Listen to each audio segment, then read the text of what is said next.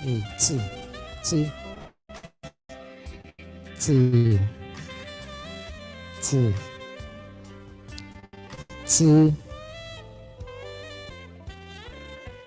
T. Check 1, T.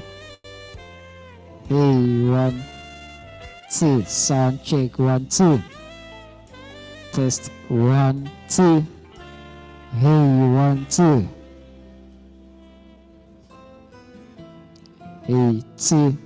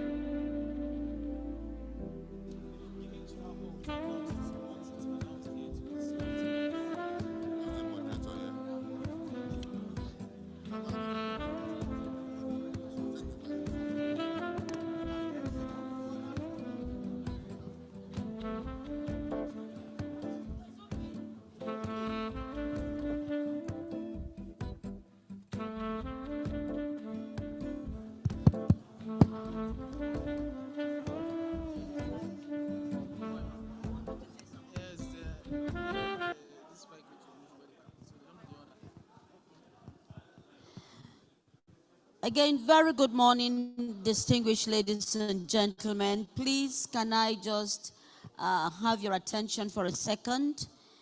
The owner of this Range Rover car, RSH 996AX, should please step out. The car or the vehicle is causing a distraction.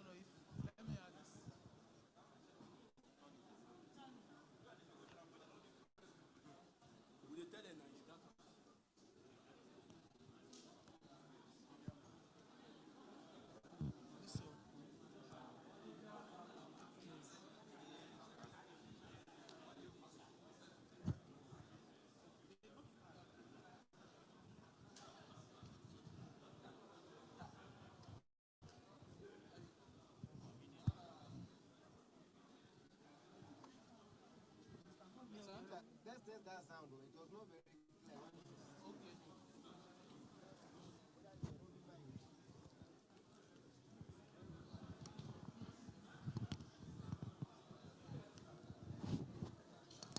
Hello, sound check 1, 2. Check 1, 2. Is it coming now? Hello, sound check 1, 2. Check 1, 2. Hello. Hello, sound check. Hello. Alpha, what is this?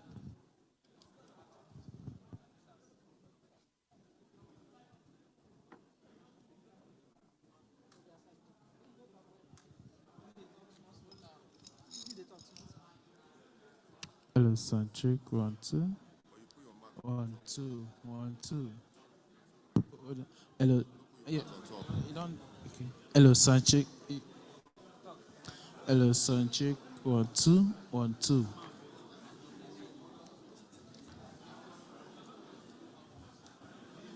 Hello, 2. Check my 1, 2. Hello, sound check. Check my 1, 2, 1, 2. Hey, 1, 2. Check all check-ins. 2, 1, 2.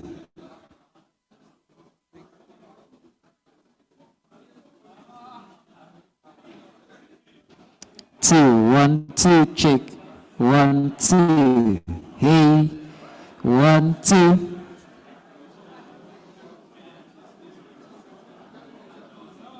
Hey, 1, 2, check 1, 2, check 1, 2.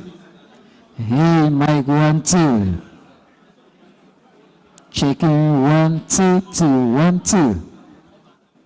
2, 2, 2, 2, 1, 2. Hey, hello 2, 1, 2.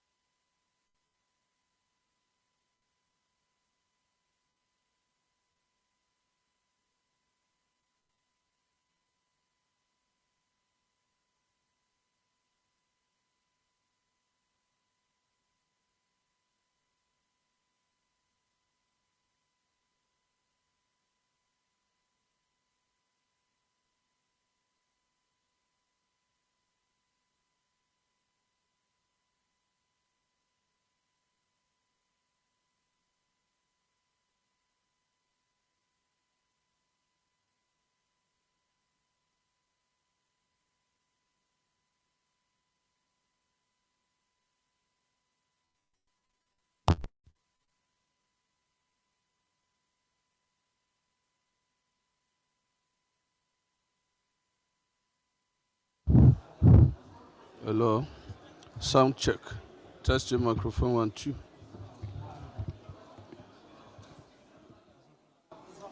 It's off there, but on it.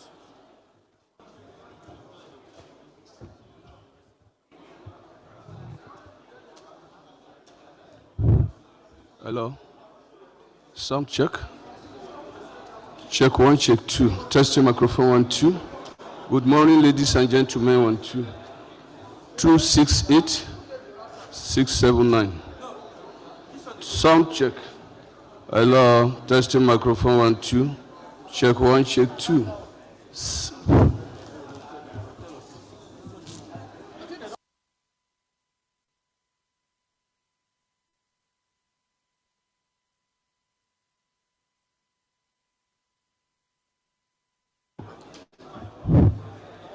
Hello. Testing microphone sound check.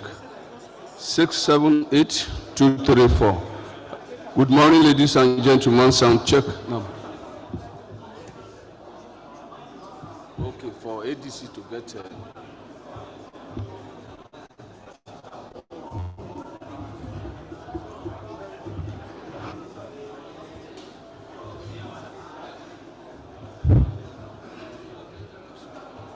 Hello, testing microphone, sound check.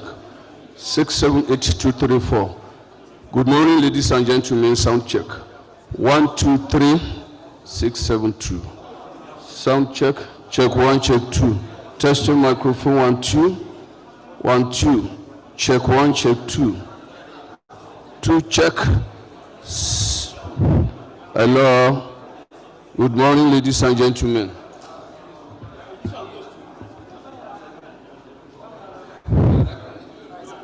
Hello, testing microphone 1, 2. Sound check 26789. Eh? 2, no. So that they will not come and jam themselves. No, where is he going to put something? He may hold something. He may hold something. This one is okay. The hall is not big now. Even though he's talking with mouth, without microphone, this people will hear back. Hello, it's okay. It's okay.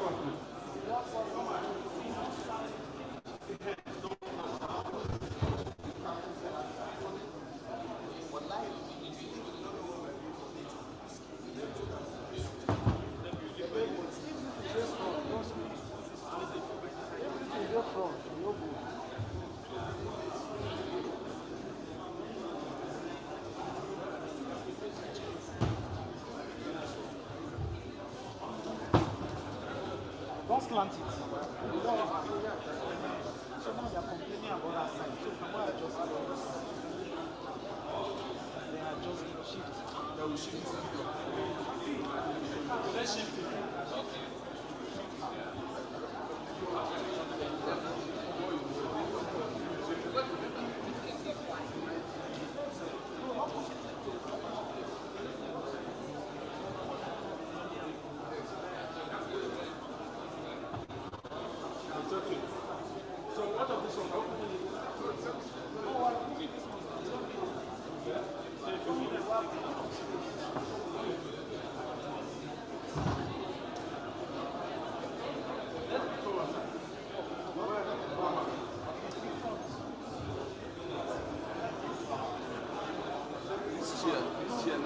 Now where is this supposed to be?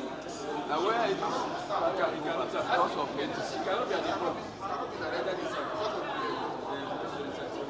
and the side. That's like, be careful with that place. That's what we want. Then at the check where it is. This one is almost sitting behind the VP. They can shift this pole. Where? We don't want it to be outside too much. But Hassan, I think we just adjust this. No, it's fine. No, make it.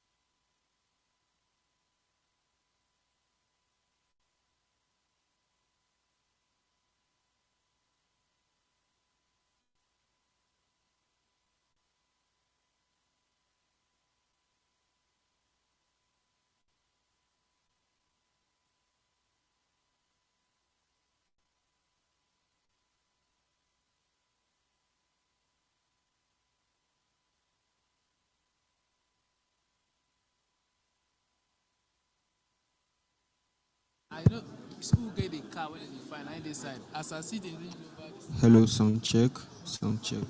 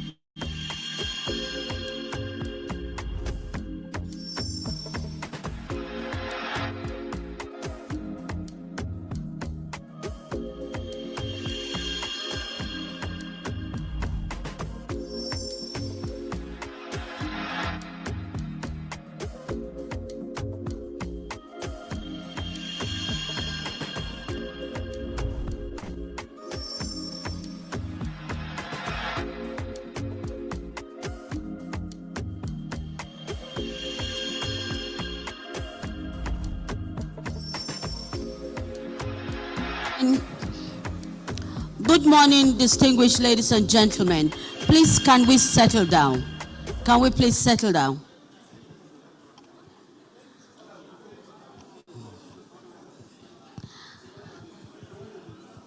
Please find a seat.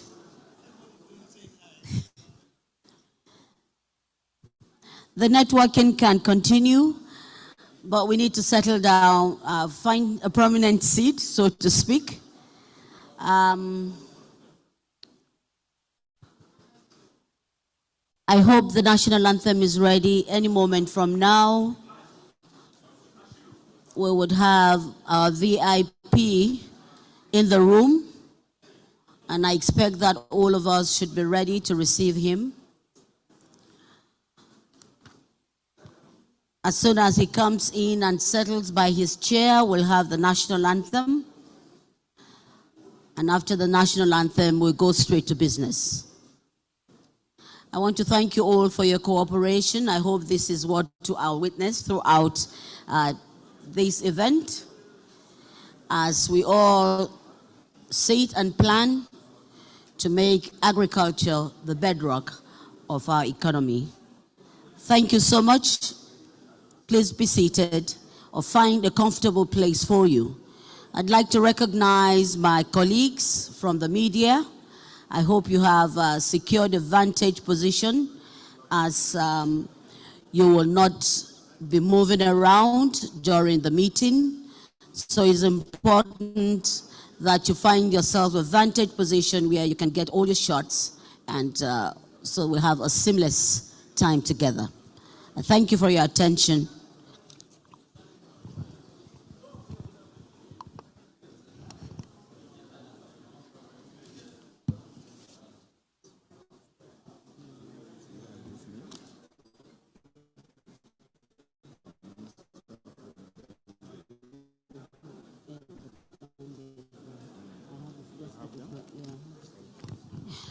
Standing, can we spread ourselves around, please? We don't want too many people clustered. Please, can you just spread yourself as far as you can? Thank you.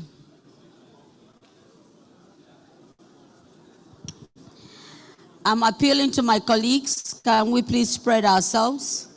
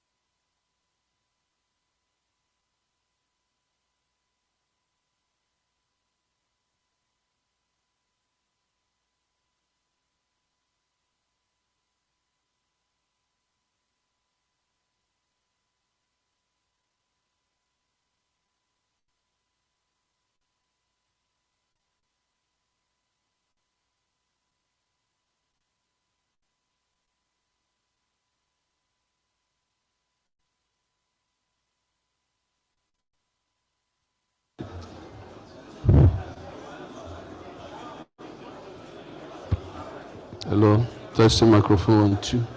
Sound check 234-892.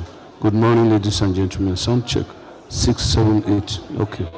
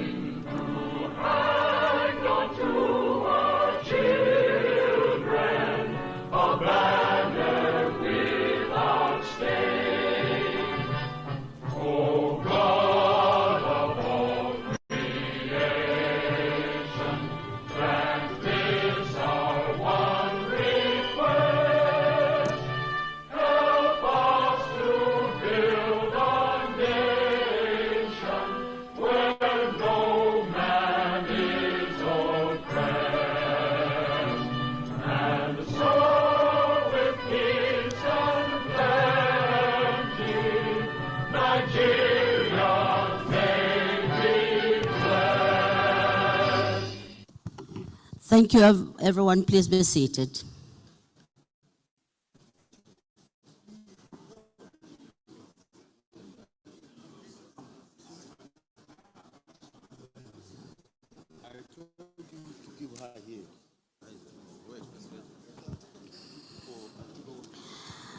Thank you all. Can we please all settle down?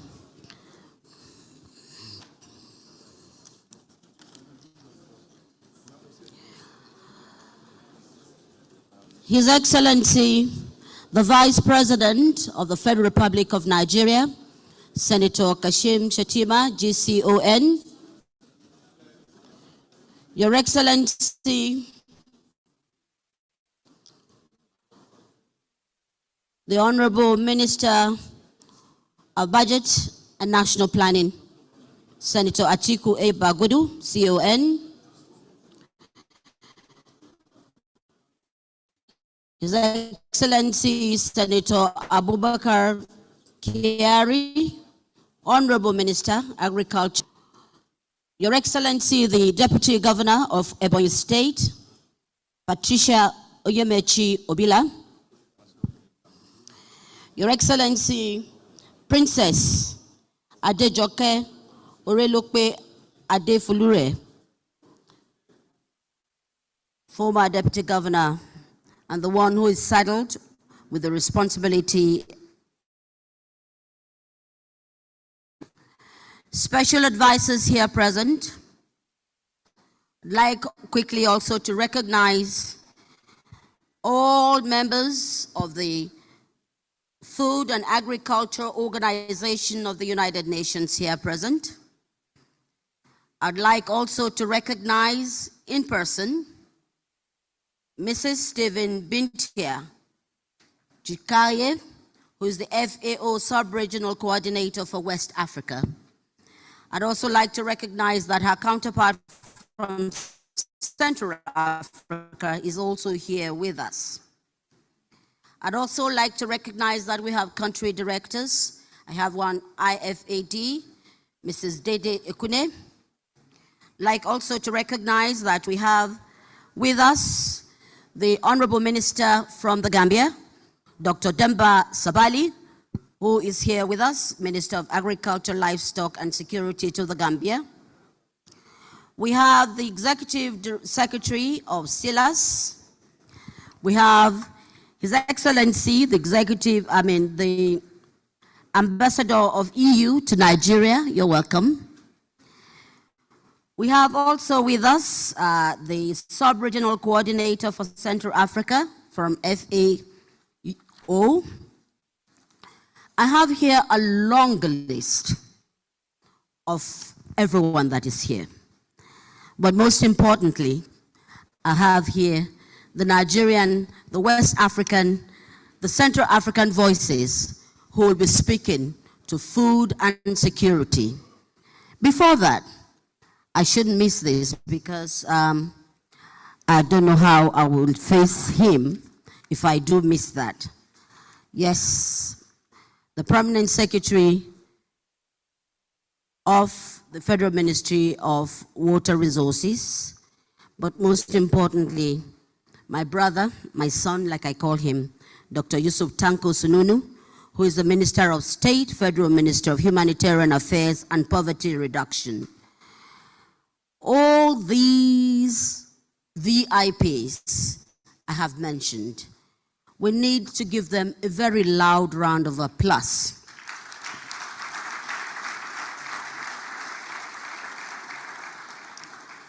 So I come to you in peace for a secured food security on behalf of the federal government of Nigeria, Food and Agriculture Organization of the United Nations, and of course, the Hand in Hand initiative. That food security is a major challenge. For those of us in Nigeria, West Africa, and the Sahel, we lay claim to a large expanse of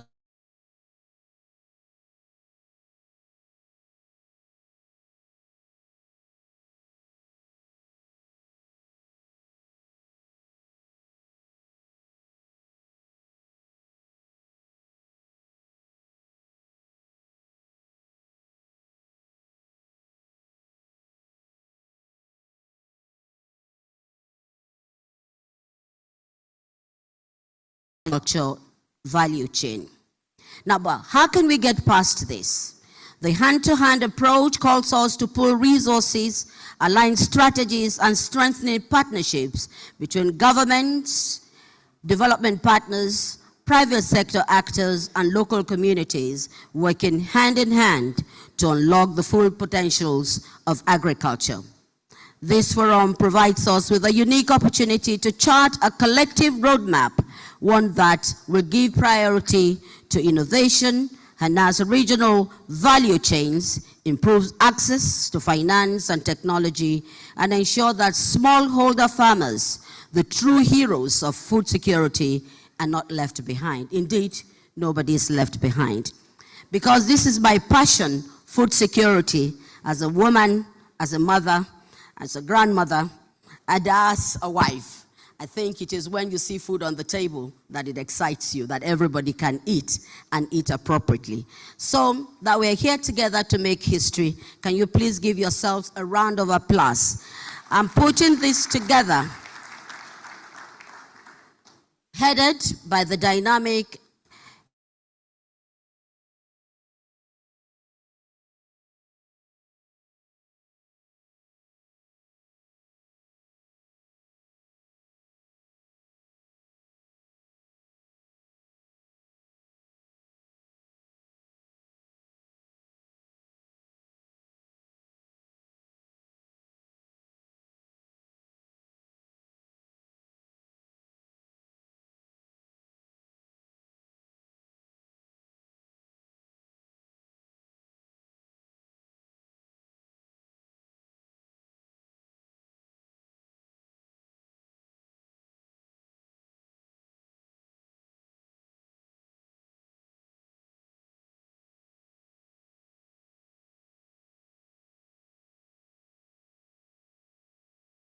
Abubakar Kiari, CUN, Honorable Minister of Water Resources, and the Honorable Minister of Budget and Economic Planning, Senator Atiku, CUN, Honorable Minister of Livestock and Development and his representative, Honorable Ministers of Agriculture and from the various countries participating to this forum, FAO sub-regional coordinators,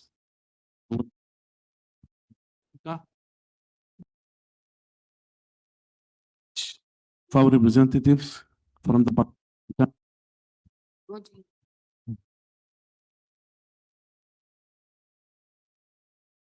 Excellencies, members of diplomatic corps, heads of development partners, international financial institutions, and private sector leaders, distinguished guests, ladies and gentlemen, and the members of the press, all protocols respected. On behalf of the Food and Agriculture Organization of the United Nations, it is my honor and privilege to welcome you all to this pivotal national hand-in-hand investment forum. Today, we gather not just to discuss, but to catalyze action, not just to plan, but to partner, and not just to invest, but to transform. The Hand in Hand initiative is an FAO evidence-based, country-led and country-owned flagship program designed to accelerate agricultural transformation and sustainable rural development. It is squarely aimed at eradicating poverty and ending hunger in all its forms and malnutrition and reducing inequalities. It is our vehicle for achieving the SDGs and is fully aligned with both the FAO strategic framework approved by our member states, including Nigeria, and Africa's own vision as outlined in the new Kampala Declaration. Your Excellencies, let me mention that in Nigeria, the Hand in Hand initiative has made remarkable strides in identifying and matching investment opportunities in agriculture with interests of private sector. Bilateral and multilateral developments and international the development of bankable investment cases across priority agricultural value chains, unlocking new pathways for food security, nutrition, job creation, and economic growth. We have worked closely with federal and state authorities to identify high-impact opportunities across critical agricultural value chains using our advanced spatial platform and data lab. We have moved from anecdote to evidence.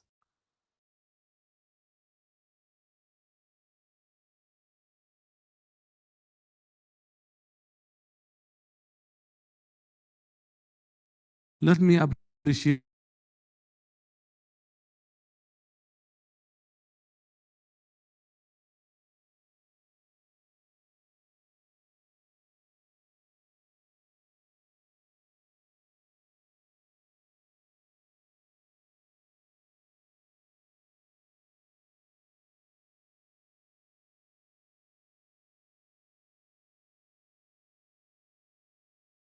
they are not just commitments on paper.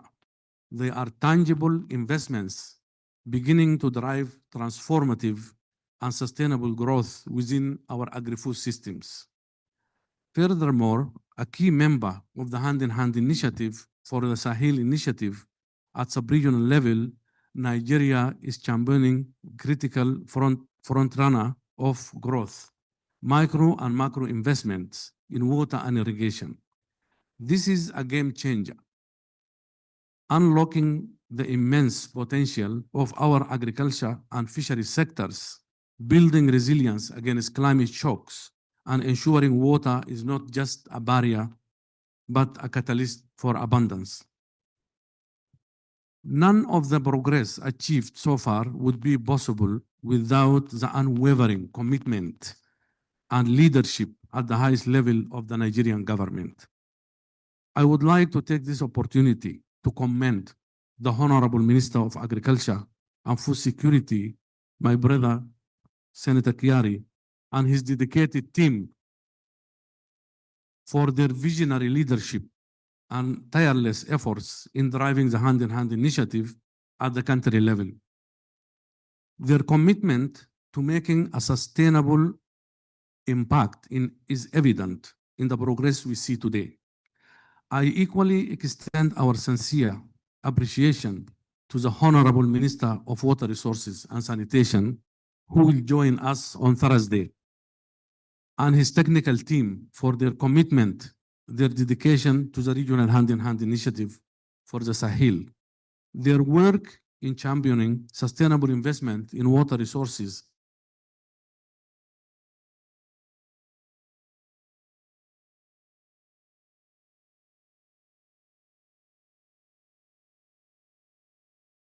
played by the Minister of Budget and Economic Planning, Honorable Abubakar, my brother here, whose guidance and coordination have been instrumental in seeing the investment process. Their support to the steering committee has helped shape a coherent and impactful investment. Thank you very much, sir. You said we have to do it right, and thank you very much. Above all, we salute the Vice President of the Federal Republic of Nigeria for his genuine commitment and advisory leadership in transforming Nigeria's agri-food systems. I was with him in 2 sessions, and he's a very patient person about agri-food systems. His passion for agriculture, food security, and nutrition is unmatched. He has been a driving force in attracting crucial investments and fostering innovation, and his continued engagements deserves our highest commendation. Thank you very much, sir. To our private sector partners who are here with us today and across the country, bilateral and multilateral development partners and international financial institutions, we thank you for your invaluable contribution and investment in Nigeria's agri-food systems. Your support in making a real difference, and we call on you to deepen your collaboration as we move forward under the banner of a renewed hope. We acknowledge also the key support from the private sector and multinational and bilateral partners. Your Excellencies, ladies and gentlemen, today is also an occasion to commend all and thank all our partners, the private sector, bilateral and multilateral development agencies, and international financial institutions. Your contributions and investments are the lifeblood of this transformation. You have believed in the vision and your engagement in building a brighter, more food secure future for all Nigerians. This forum is a strategic platform to translate our shared ambitions into concrete investment action and to follow up on our commitments in the previous years. Further, it is an opportunity to showcase bankable opportunities, secure stakeholders buy-in, and build the partnerships necessary to mobilize funding for our national and regional priorities. It also serves as a crucial stepping stone towards the Global Hand-in-Hand Investment Forum Roundtable in Rome in October 13 to 17 this year. Therefore, my call for action today is one of collaborative ambitions. Let us use this forum to strengthen our resolve to identify new opportunities and to forge the partnerships that we will answer call for a renewable hope in Nigeria's agriculture sector. Let us work hand in hand to drive the investments that will ensure increased food security, improved nutrition, better jobs, and sustainable economic growth for the people of Nigeria. Thank you, and we wish us all very fruitful deliberations. Thank you very much. Thank you. Thank you very much, Dr. Hussein Badan, who is the FAO representative in Nigeria and ECOWAS. Indeed, hand in hand, we'll move together to bring this to reality. And he has spoken to evidence-based, tangible improvements that this will bring.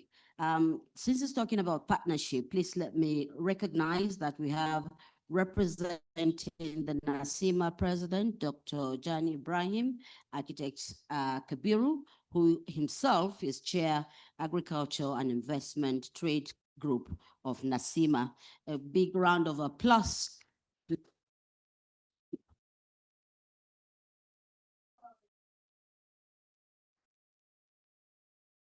The one, yeah.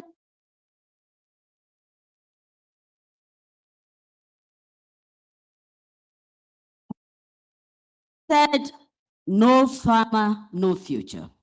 And I think here today. So let's applaud the fact that is representing all those farmers who are not here with us, but working on the land as we proceed to the. I'd like to invite now, they call him popularly Takis. I've been told I can call him Takis, and he would come and speak to us. He's an economist from the Food and Agriculture Organization. Let's welcome Takis.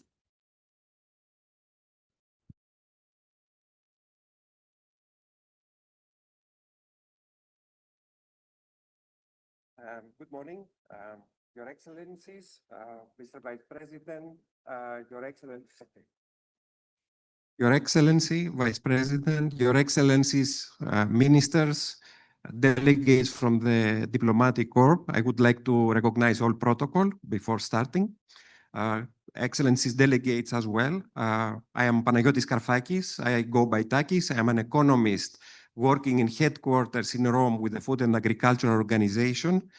And I am here to present just some simple information about the hand-in-hand initiative that also our colleague and FAO representative in Nigeria, Hussein Gadain, just introduced.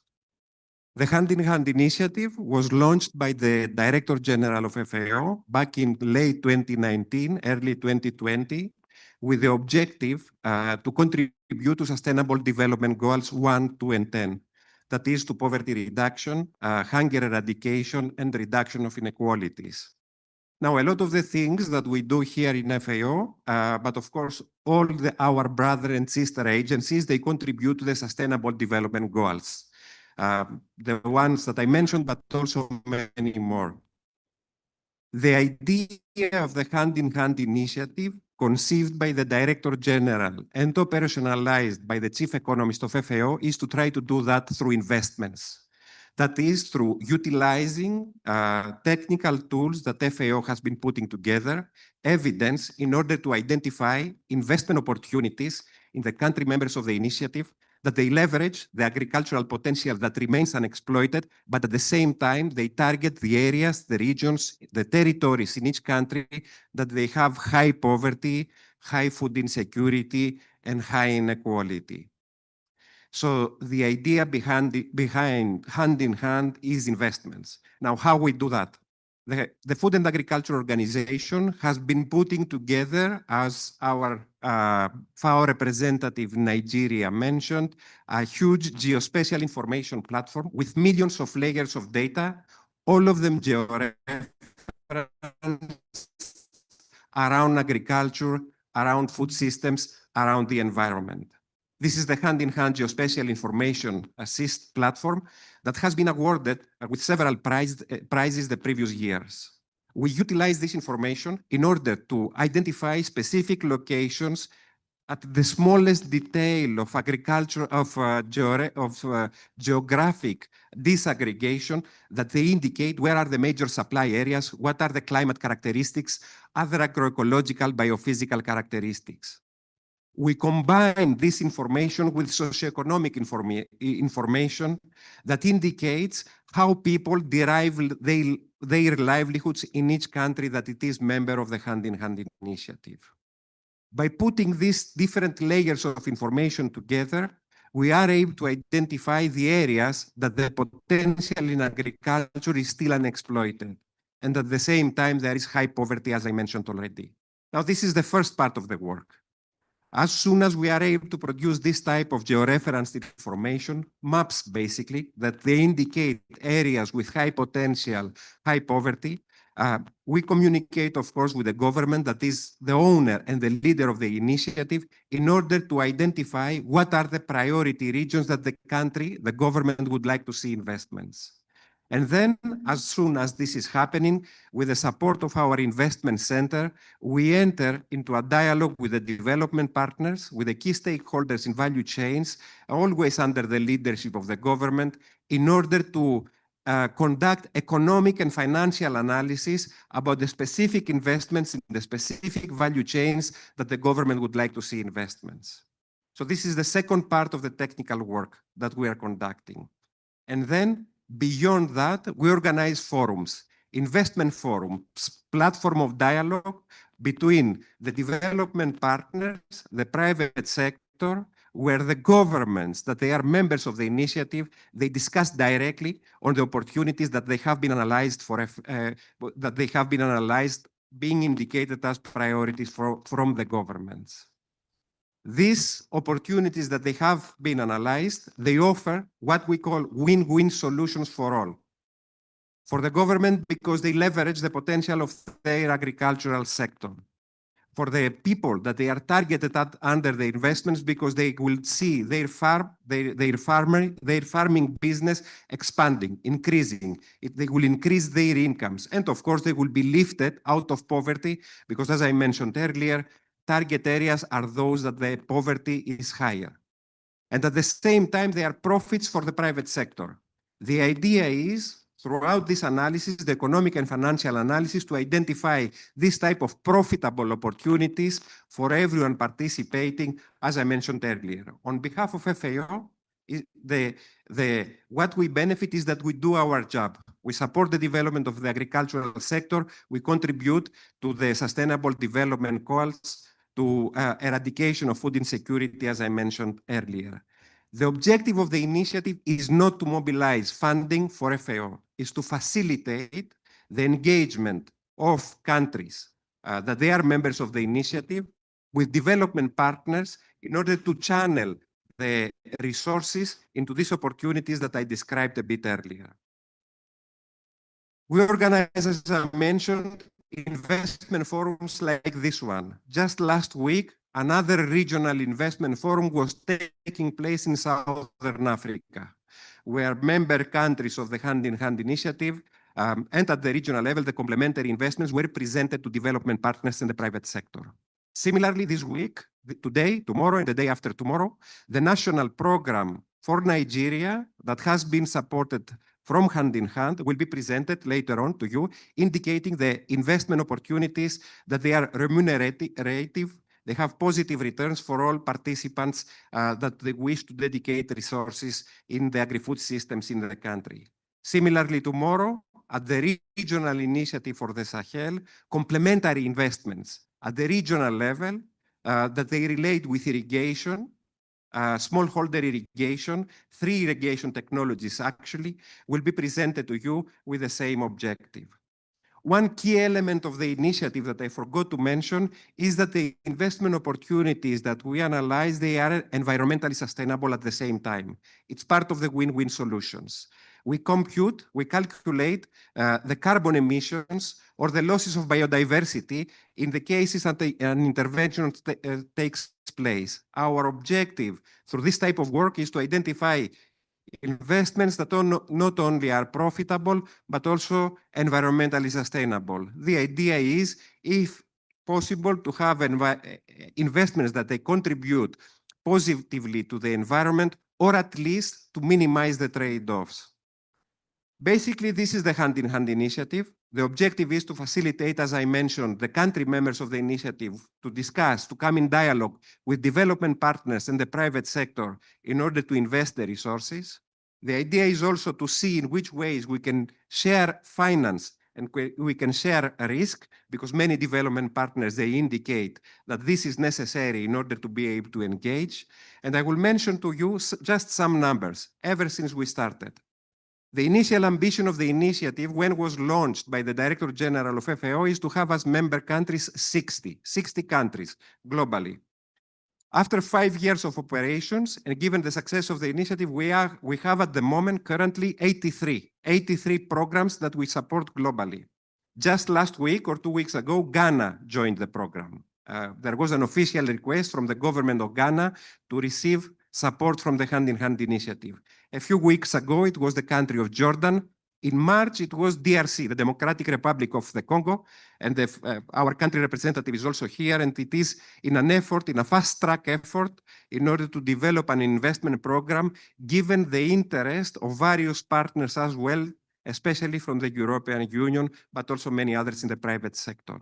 Now, of course, the number of countries willing to be members of the initiative is not a key indicator of success. The key indicator of success is how much investments we mobilize. So the idea is, started from the global investment forums that we started organizing in 2022, up until last year, 2024, the global investment forums, the countries that participated in them, they put on the table requests of investments in the region of $36 billion. This refers to a few hundred of investment cases analyzed, very concrete, very specific investment cases that share the characteristics that I gave earlier, that I delivered earlier.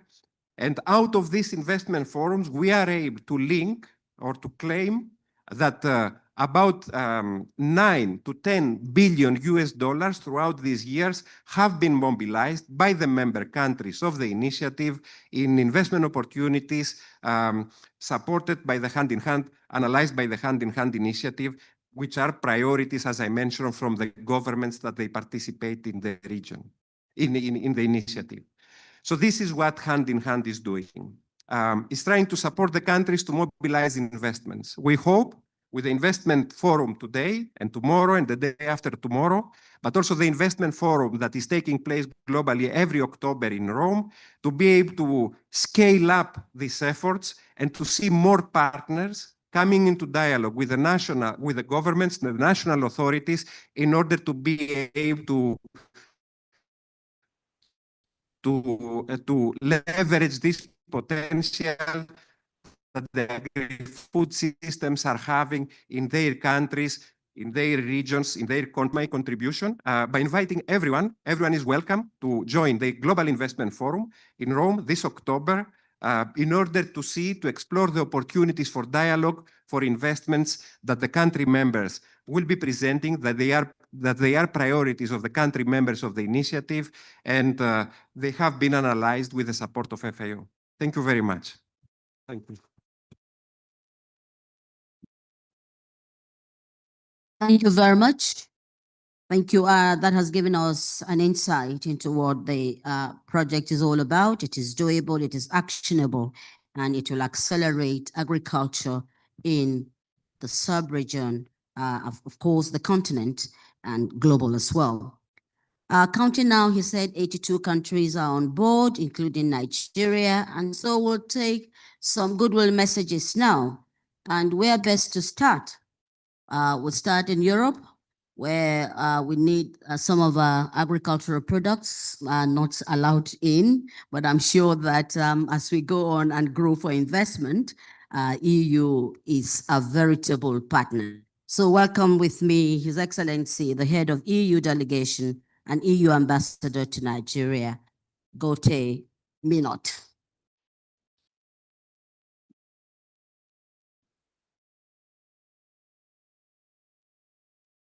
Your Excellency, Senator Kashim Shettima, GCON, Vice President of the Federal Republic of Nigeria,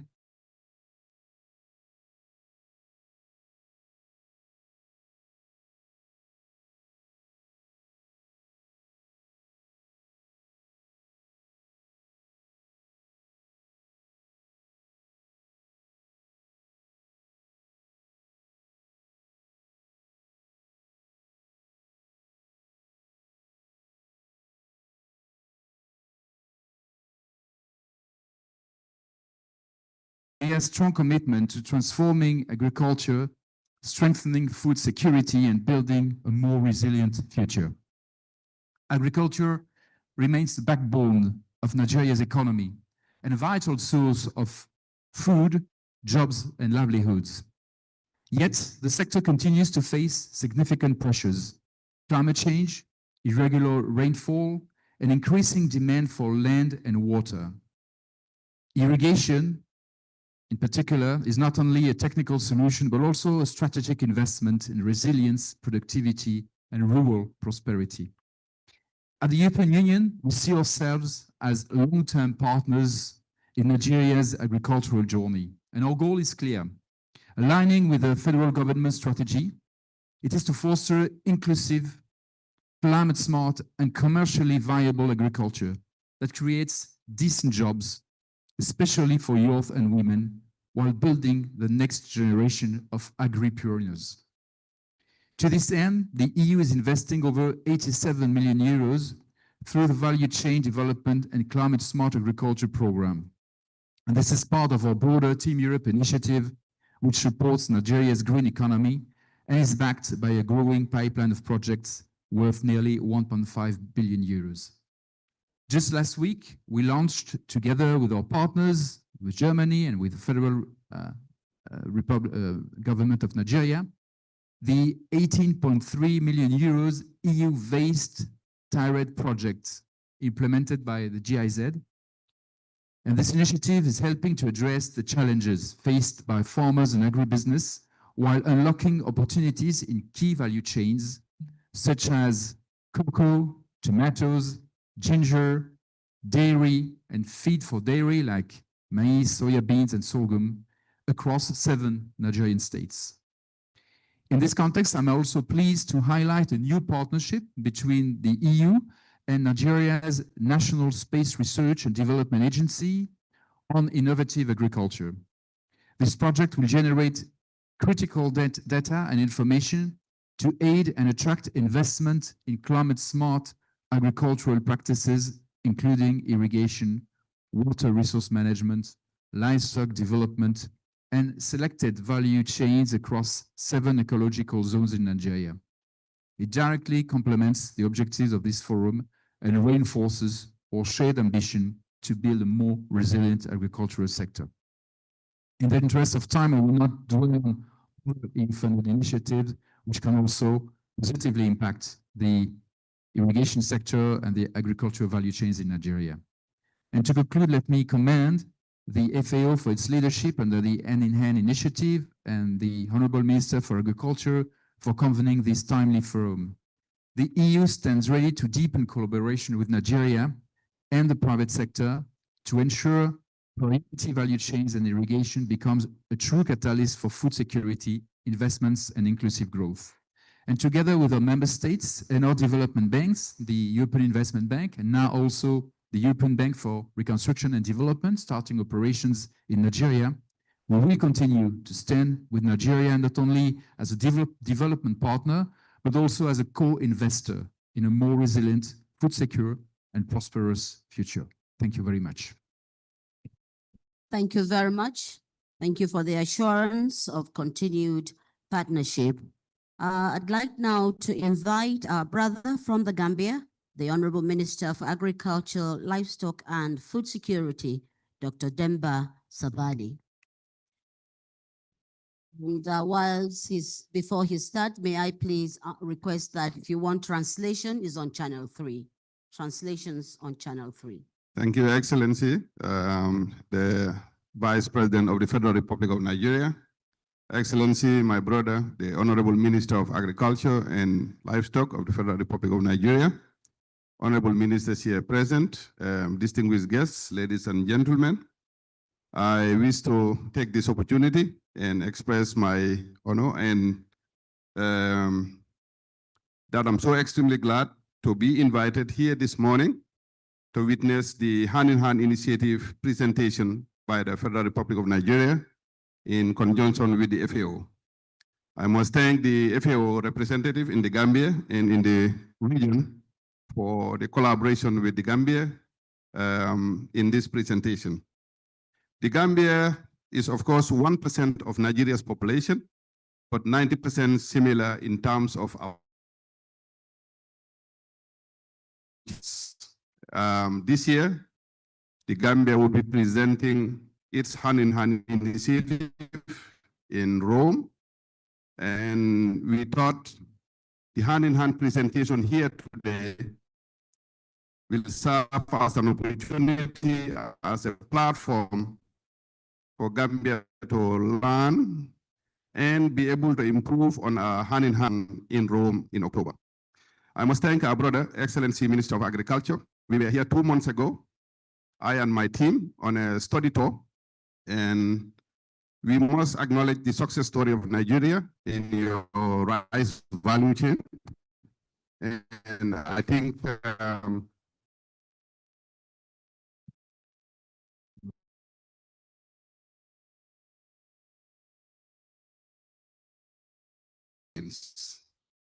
Gambia, like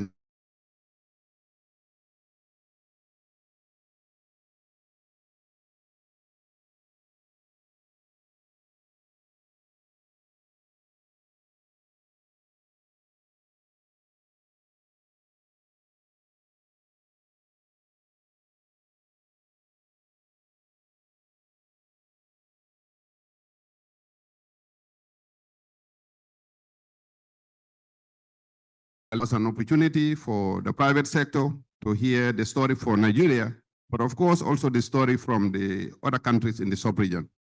On that note, I wish to thank the organizers, the FAO, and the government of the Federal Republic of Nigeria. But I will single out my Excellency brother, Senator Kayari, for his support and collaboration with the government and the people of the Gambia. And thank you very much. Thank you so very much. Your Excellency, the Vice President, Your Excellencies, very distinguished ladies and gentlemen, it's now my pleasure to call on the Minister of Budget and Economic Planning, Senator Atiku Abubakar, to please address the gathering.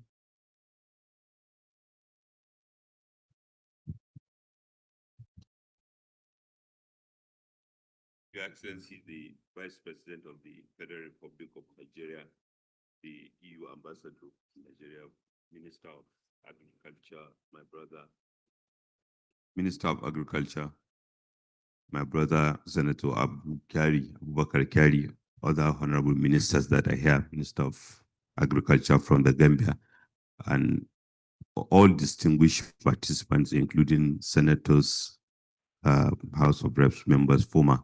Your Excellency, about a week ago, I received invitation for this event, and I called the FAO and the FAO chief in Nigeria honored me with a visit.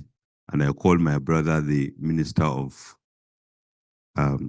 Agriculture, as well as the Minister of Water Resources, and requested that maybe our teams should meet, because this is one big opportunity, because it's taking place at a time when, pursuant to Mr. President directive and your own initiatives and leadership, we are interrogating both the absorptive capacity and drawing attention to the investment that is required in both Nigeria's agriculture and irrigation space. And it's the investment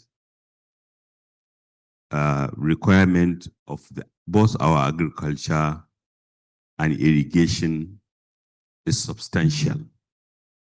And when one adds, to borrow from the Gambian Forum Agric Minister, that most of the agriculture in West Africa is similar, or in Sahelian, meaning it can absorb more capital. Your Excellency, the Vice President, as you have advocated, as you have presented, there is no country in the world that has a greater absorptive capacity for agriculture and irrigation currently than Nigeria, in all modesty. And this is easy to understand, because most of our agriculture still is rain-fed agriculture because of limitations of irrigation. And with irrigation, a second crop or even a third crop is possible. So it's sensible and economic. Our fishing communities are also still reliant on freshwater bodies that cannot hold water, sorry, cannot hold significant amount of fish. So modernization and mobilizing and getting them to move to aquaculture requires a lot of investment. The third element, animal husbandry, requires more resources, in the sense that rather than being the engine of economic opportunity, which you have recognized, this government have recognized by creating the livestock ministry, it remains underinvested and therefore a driver of conflict rather than even the driver of economic opportunity that it ought to be. Especially when one contextualizes it within the Sahelian, the broader Sahelian challenge. The biggest challenge in Sahel is underinvestment, historic and contemporary. Therefore, a forum like this that draws attention to this potential, supported by the FAO and the excellent communication skill of His Excellency, our Vice President, to say it better than I, that we need all resources of the world sensibly to come to Sahel, the Sahel, West Africa, and in fact, countries whose absorptive capacity, both because of demography and geography, will be the most profitable in terms of investment in agriculture and irrigation. Your Excellency, as I believe you will no doubt say this better, I don't want to preempt anything in your remark. Thank you for.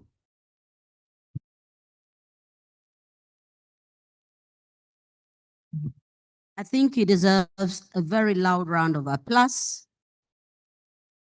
Practicality during his tenure as governor of Kebbi State is still on, and the rice is still yielding results. And so don't buy rice anywhere. Make sure you go to Kebbi State. Well, that's what agriculture is all about, the sustainability that will bring investment. And he has spoken excellently to that. We will now move on to invite the one that every speaker has mentioned his name. Before we started, I asked him, what is the one thing that you would want to speak to? And he said to me, I would want to speak to food security.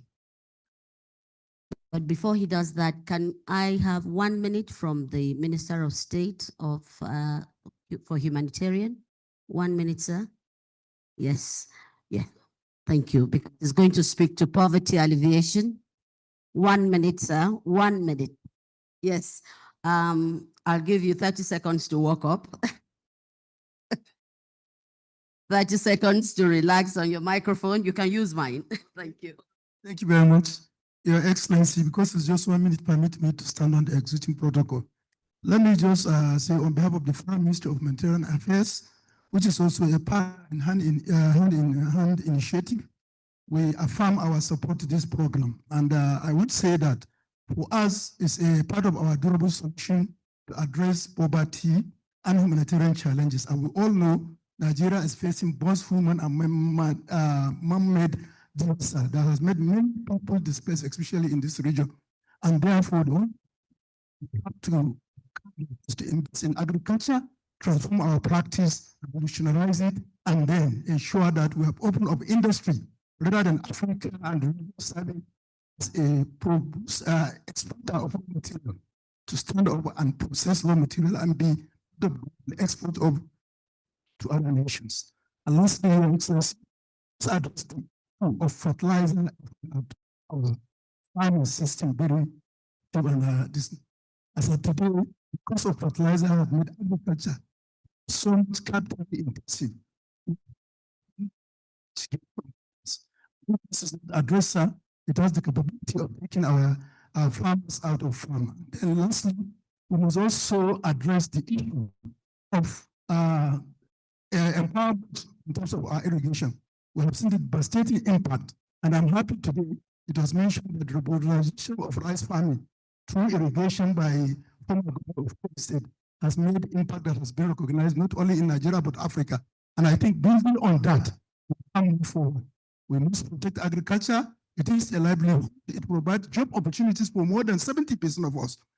In Africa, it contributes to GDP, ranging from 3% in Botswana to almost 50% in South Africa. So it has the capacity, it has the chance, and it can provide us the opportunity to address issue of insurgency, recipients, and then create job opportunity for our youth. Thank you very much for the 1 minute opportunity. Thank you so much. Thank you for the passion. And of course, we are moving ahead. So now the microphone will really transfer to, I should say, the chief host. Like I was saying, I asked him for one line to introduce himself. And he said, Muji, we just must work for food security. So I want to rename him today, the Honorable Minister of Agriculture and Food Security and Mr. Food Security himself, Senator Abubakar Kyari, CON, to address us.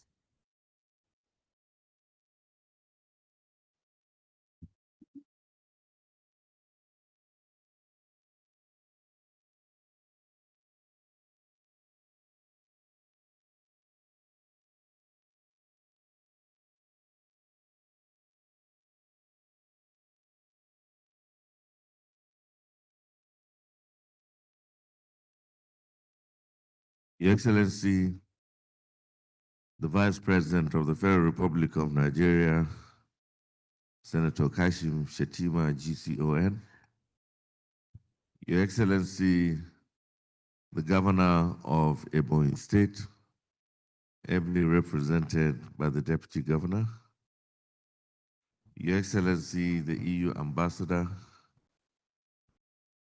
Ministers, both that of Budget and Economic Planning, my brother Alhaji Abubakar Atiku Bagudu, Your Excellency, my brother from Gambia, my partner, my very good friend, His Excellency Dr. Demba Sabali, the Minister for Agriculture from the Republic of Gambia, who this year is his third time stepping into Nigeria.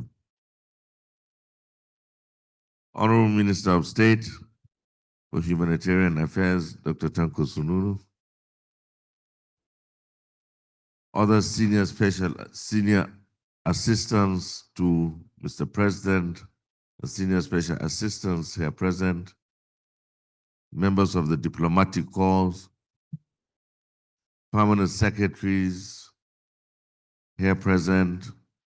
I can also see the president of the Nigerian Chamber of Commerce Industry, Nasima, here present. Captains of industry, distinguished ladies and gentlemen. I think I'm supposed to do a presentation. That's what I was, and I'm not sure if our IT people are ready for the presentation. Are you set?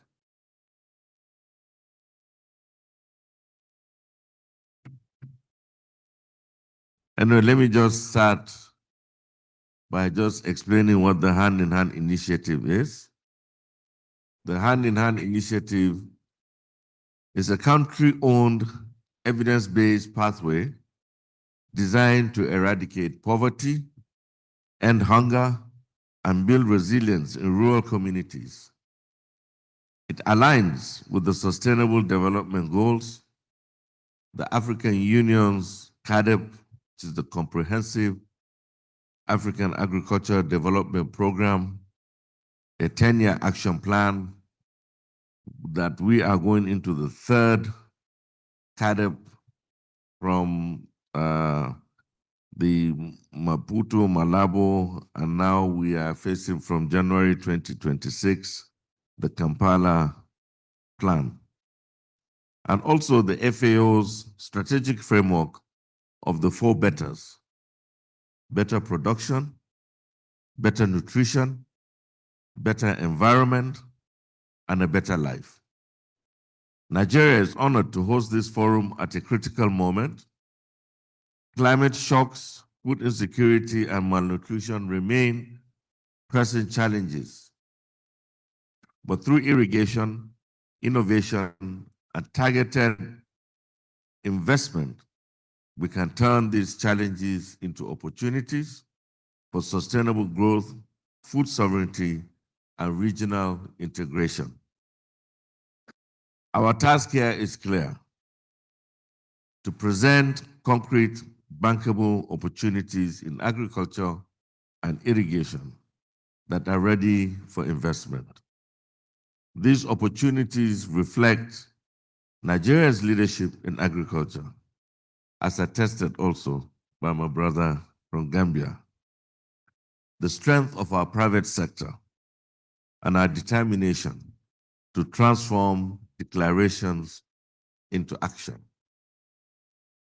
This forum is not only a national moment for Nigeria, but also a regional milestone for West Africa and the Sahel, laying foundation for our collective contribution to the Rome hand-in-hand roundtable next month.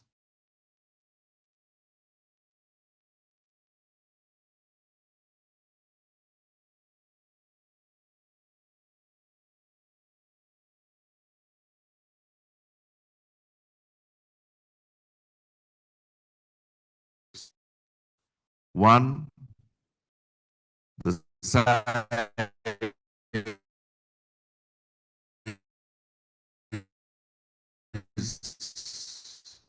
of our challenges, but equally the immense opportunities for growth. Our National Development Plan for 2021 to 2025 captures this balance and jobs, lifting 35 million Nigerians out of poverty and securing food and nutrition security.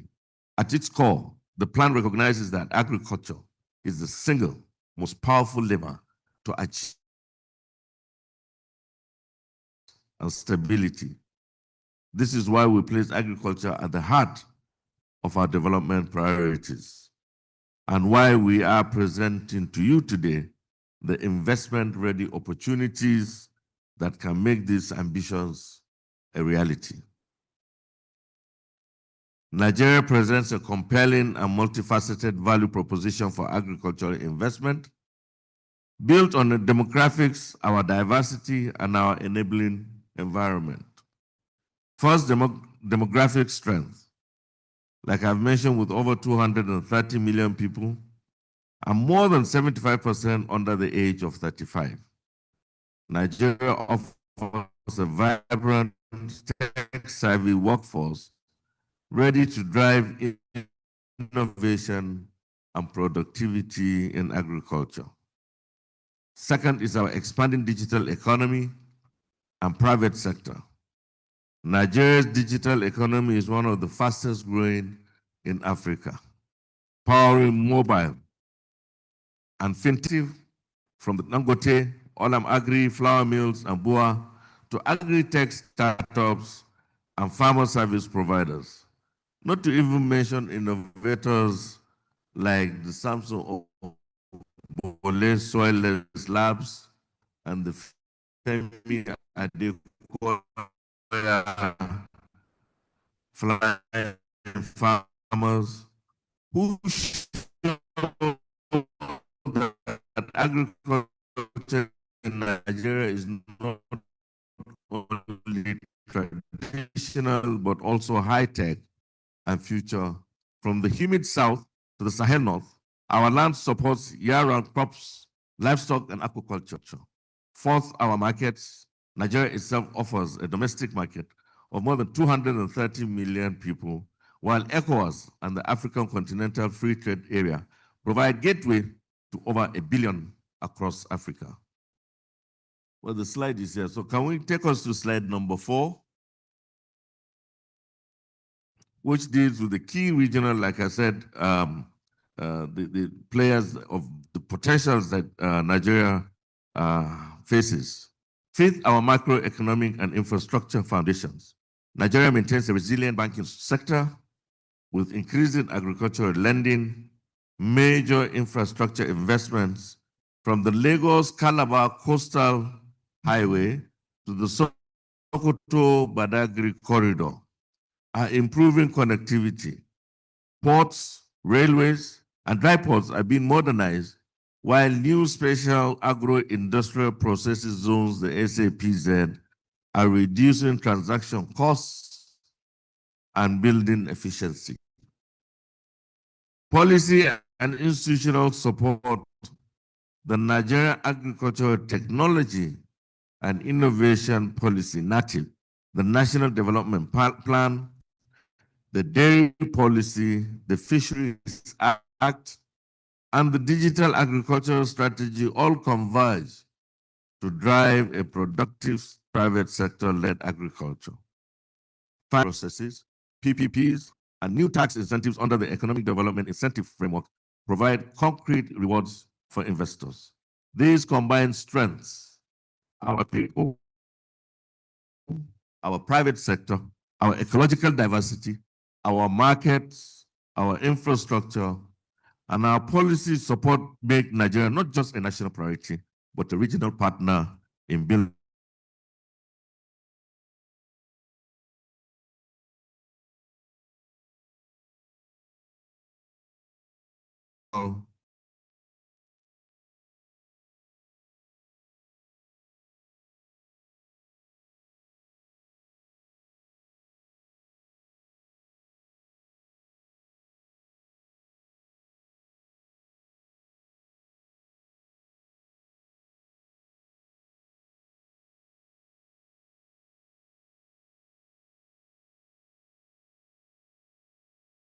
Nigeria has close to 70 million hectares of agricultural land, of which 34 million hectares are arable. Yet only 20% is currently cultivated. That leaves vast room for expansion, both in subsistence farming and in large-scale commercial agriculture. Our water resources tell a similar story. With river basins and aquifers across the country, we can irrigate more than 3 million hectares, but less than 10% of that potential is utilized today. Strategic investment in irrigation could triple yields, reduce dependency on seasonal rains, and build climate resilience. Then there's our agroecological diversity. Nigeria's very climatic zones support cereals, roots, fruits, vegetables, livestock, and aquaculture. This diversity enables regional specialization and year-round production. The demand side is equally compelling. With a population already above 230 million people, and expected, according to the World Bank, to grow to 400 million by the year 2050. For a little bit of emphasis, I would like to just mention that year 2050 is only 25 years from today. If you can recall, the year 2000, which is 25 years ago, was just about yesterday at the turn of the millennium when we were told that computers would crash because of the new century. It seemed like it was yesterday. So 2050 is tomorrow. Nigeria offers one of the largest domestic markets in Africa. Rising urbanization and incomes are driving demand for processed, nutritious, and value-added products. And beyond our borders, commodities such as cocoa, sesame, cashew, ginger are already enjoying strong export demand, not only from ECOWAS, but from the African Continental Free Trade Area markets. But alongside these trends, we must also confront our challenges. Post-harvest losses that exceeds almost 40% in some value chains because of a weak storage facilities, transport, and processing infrastructure. Smallholder farmers and agripreneurs face limited access to affordable credit. Productivity is held back by gaps in seeds, fertilizers, and mechanization. Insecurity and climate shocks also disrupt access to farmland and threaten production cycles. Government is responding decisively. We are investing in special agro-industrial processing zones to cut post-harvest losses and add value. We are expanding cold chain logistics, mobile processing, and warehouse receipt systems, while de-risking agricultural investment through the National Agricultural Development Fund, and recently Mr. President's recapitalization of the Bank of Agriculture. We are improving access to affordable credit.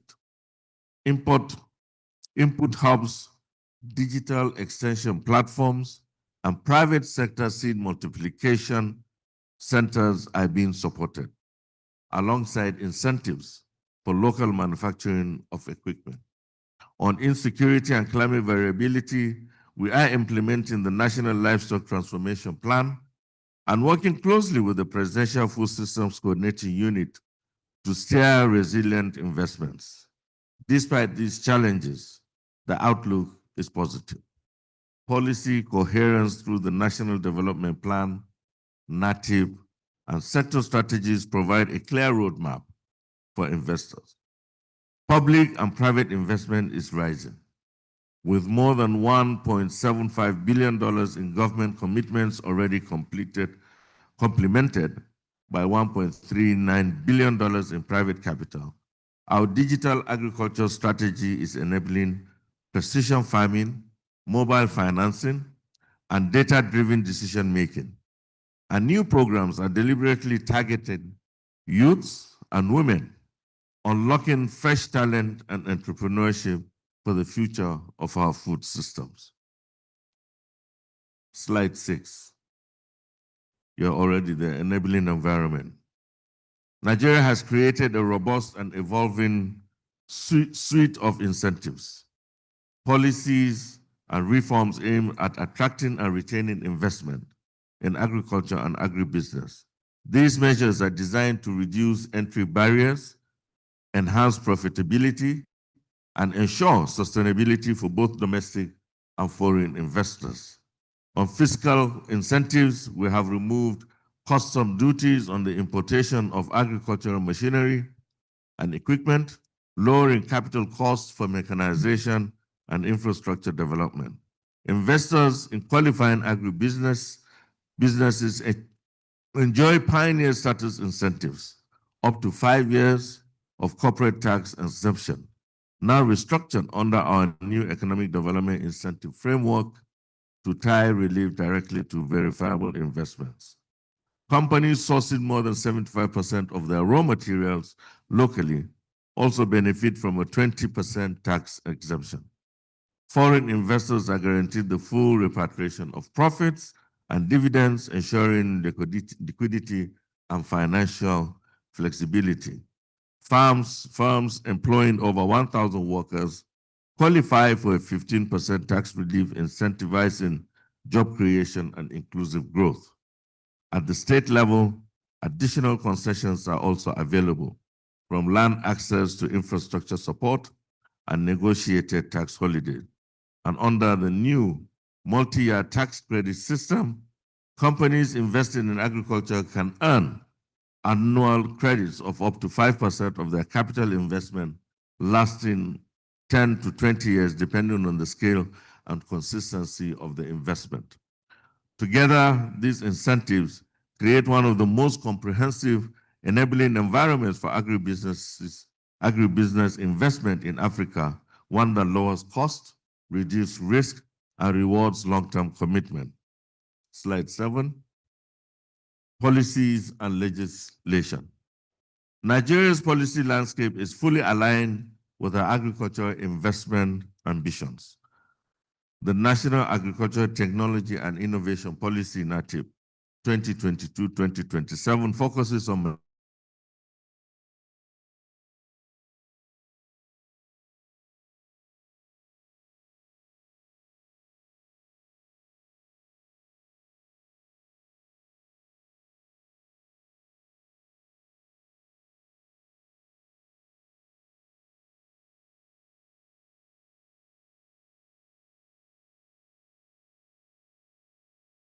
Nigeria's demographic provides one of the largest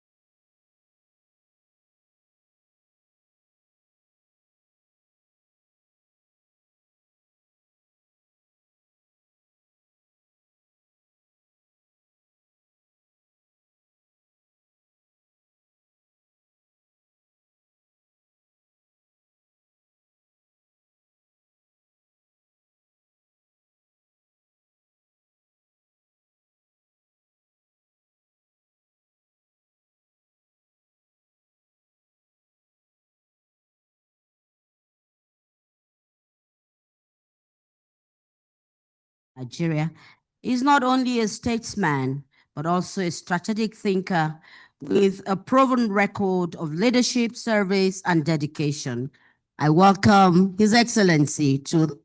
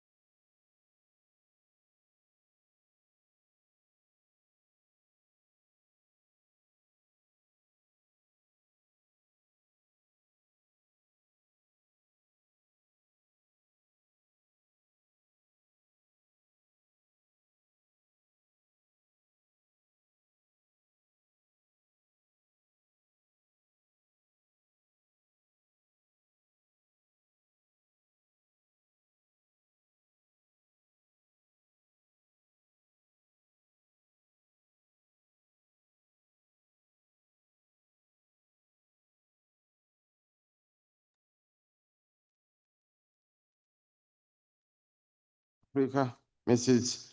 Bintia Stephen Chichaya, APO United Nations representative in Nigeria and Economic Community of West Africa, said Hussein Gadein El Taib, the Executive Secretary of Permanent Interstate Committee for Drought Control in the Sahel, Dr. Abdullahi Mohammadou, Managing Director, Chief Executive Officer of Africa Exchange Commodities for Nigeria, Mr. Kinka Kintunde, Senior government agencies, heads of government agencies and interministerial departments, permanent secretaries, participants from across the West African region and the Sahel, development partners present here.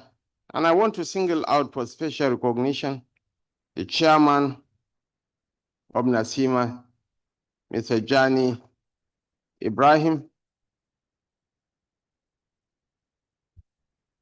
and two elder statesmen, Senator Sabo Mohammed Nakudu, the proprietor of Nakudu Farms, and Honorable Farooq Adamu Aliu, the managing director, chief carpenter and managing director of Malam Alu Farms in Jigawa State, members of the fourth estate of the Rim, honored guests, distinguished ladies and gentlemen.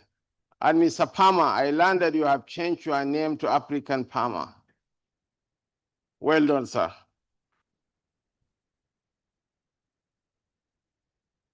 Nothing unifies humanity as much as hunger. It is a great equalizer that reveals our vulnerabilities and the shared fragility of our existence. Hunger strips away our differences and confronts us with the reality that food is not merely a matter of survival. It is a matter of global security. Every threat to food availability is an invitation to stand together, to compare notes and to find collective means of scaling up production to meet the demands of our growing populations. This forum is a proof of that promise, and I'm honored to join you today on this road to abundance.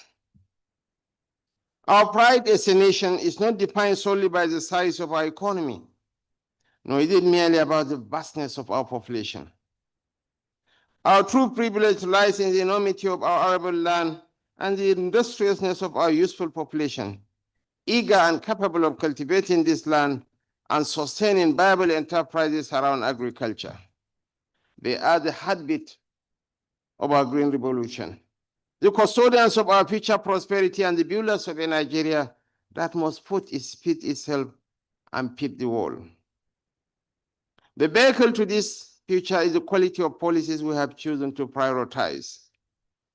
At the top of these interventions stands our National Development Plan 2021 to 2025, which has set forth ambitious but achievable targets.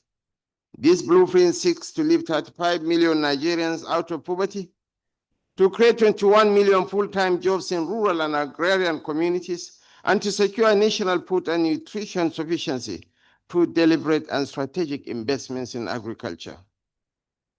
Your Excellencies, distinguished ladies and gentlemen, our national investment portfolio is guided by the priorities we share under the APO's hand-in-hand initiative. We asserted this commitment in 2023 and again in 2024 during the World Food Forum in Rome. This aspiration is our flagship, evidence-based program designed to accelerate agricultural transformation, eradicate poverty, and eliminate hunger and malnutrition. We cannot claim success unless our national priorities are primarily aligned with the global sustainable development goals. Our investment strategy rests on three solid pillars. First, every investment case is aligned with our national priorities of job creation, poverty reduction, and absolute food security. Second, we have re-engineered the enabling environment to attract and sustain capital by reforming policies and regulations, improving the ease of doing business through single window platforms for land registration, strengthening our investment promotion agencies, and deepening public-private partnerships to deliver critical infrastructure. Third, and most crucially, we have built a portfolio of bankable investment cases that are rooted in practical reality. These span stable crops such as cassava, rice, and maize. Cassava, one of my brothers, Hakim Shagaya, your brother Kabir, is very active in the cassava ecosystem. They have the largest cassava farm in the world in Ekiti State. The value proposition Nigeria offers for agricultural investment is not an exercise in theory. It is an open invitation backed by evidence. Our agroecological diversity, emphasized by the Minister of Agriculture, stretches from the humid forests of the south to the savannas and the Sahel of the north, enabling year-round cultivation of a wide array of crops and livestock. Our land is so rich that if money can be grown, there are certain parts of this country that you can grow money. A case in point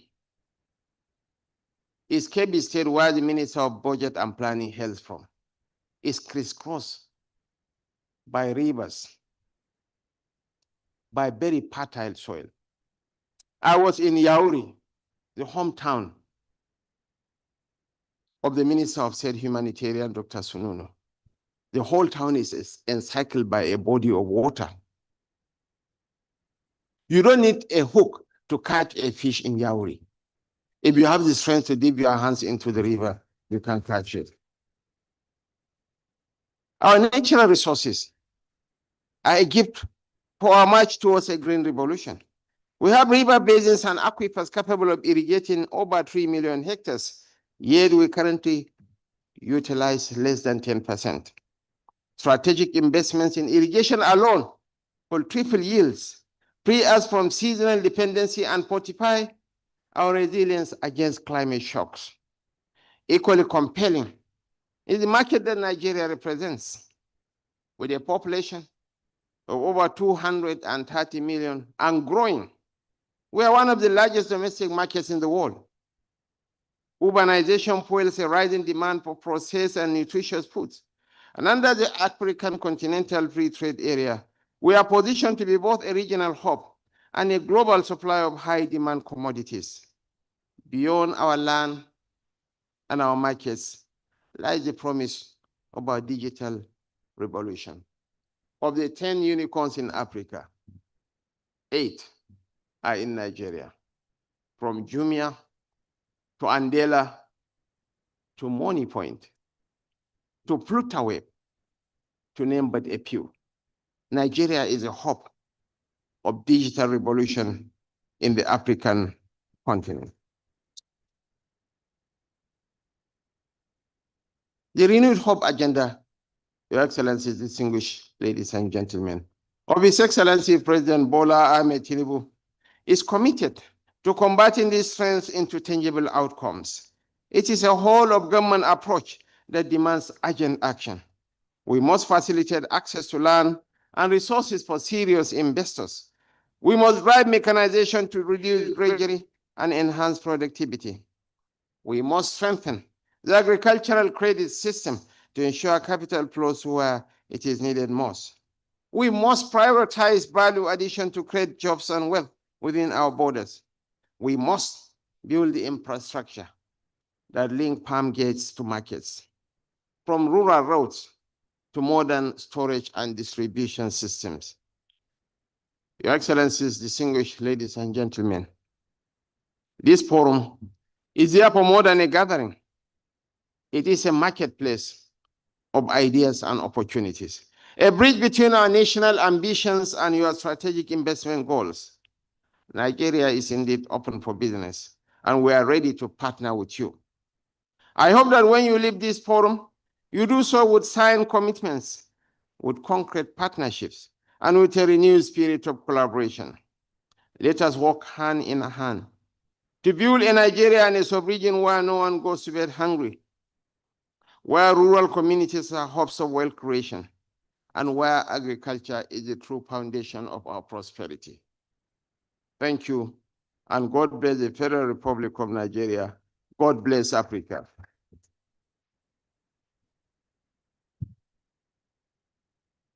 What more to say? I concur to all that His Excellency the Vice President has articulated. One more very loud round of appreciation. Thank you. Thank you very much, Your Excellency. At this moment, I'd like to call for a group photograph. Members of this side of the hall who will be joined by the SDGs.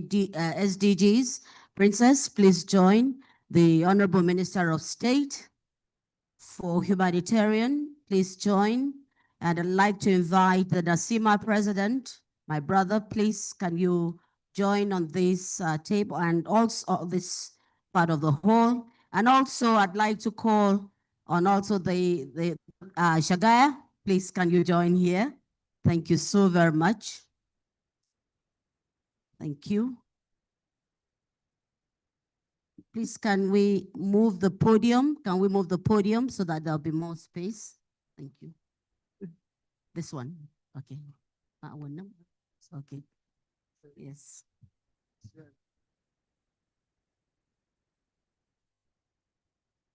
Thank you very much. Can you move it further?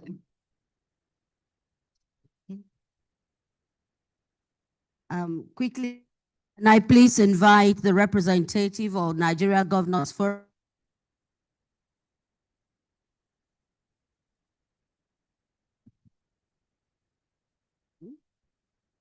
Yes, maybe we'll stop these members of the National Assembly that are here. Thank you. After this session, I'd like to invite members of the National Assembly that are here. The honorables, please.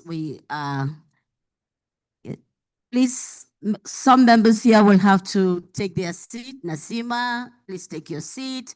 Malam Shagaya, and of course, representing the governors, while we have members of the National Assembly to join. Ifad, I'd like to call on Ifad as well. Yeah? Okay. All right. Ifad, thank you.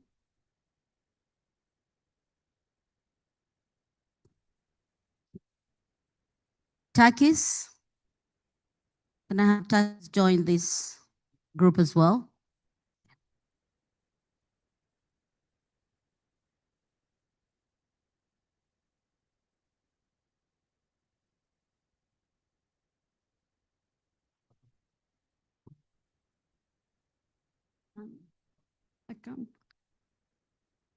Thank you very much. Yes, no more pictures. Can we have the national anthem, please? National anthem, please.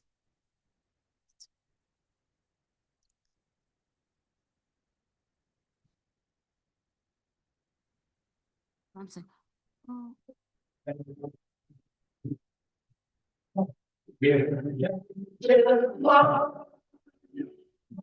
Tribe and tongue may differ, in brotherhood we stand. By gentle and proud to serve our sovereign motherland. Our good shall be a symbol. Truth and justice reign. So battle, that this become thanksgiving.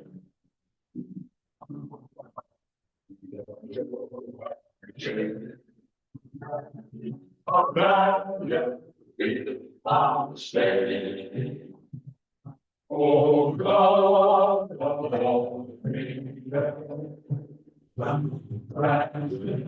our wandering one, what to build of nation, with no man in his own prayer.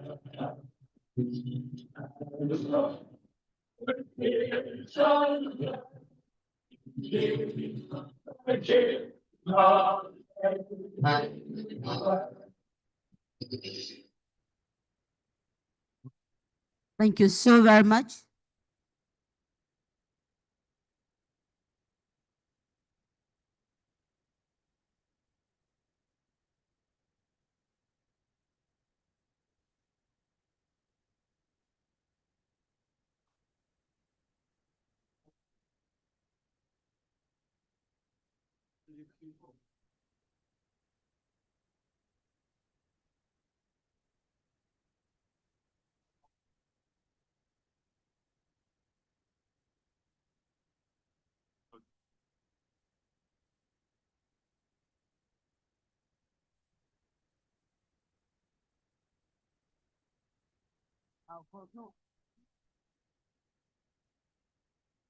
Thank you very much. I think we'll break for about 15 minutes for tea, and the program continues.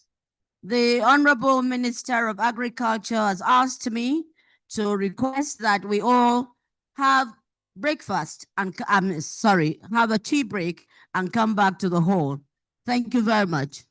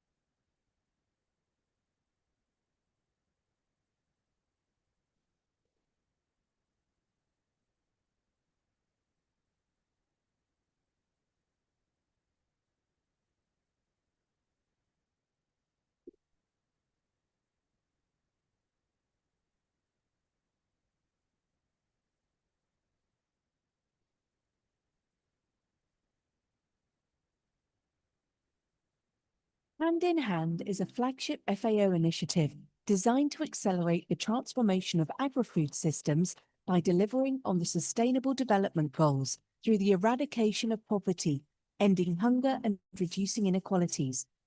With 66 countries already members, the initiative has become a beacon of hope for millions, targeting regions of the world where poverty and hunger are at their highest.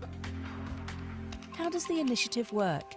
It uses a territorial approach, a geospatial platform with advanced data and analysis, innovative solutions, and the mobilization of financing.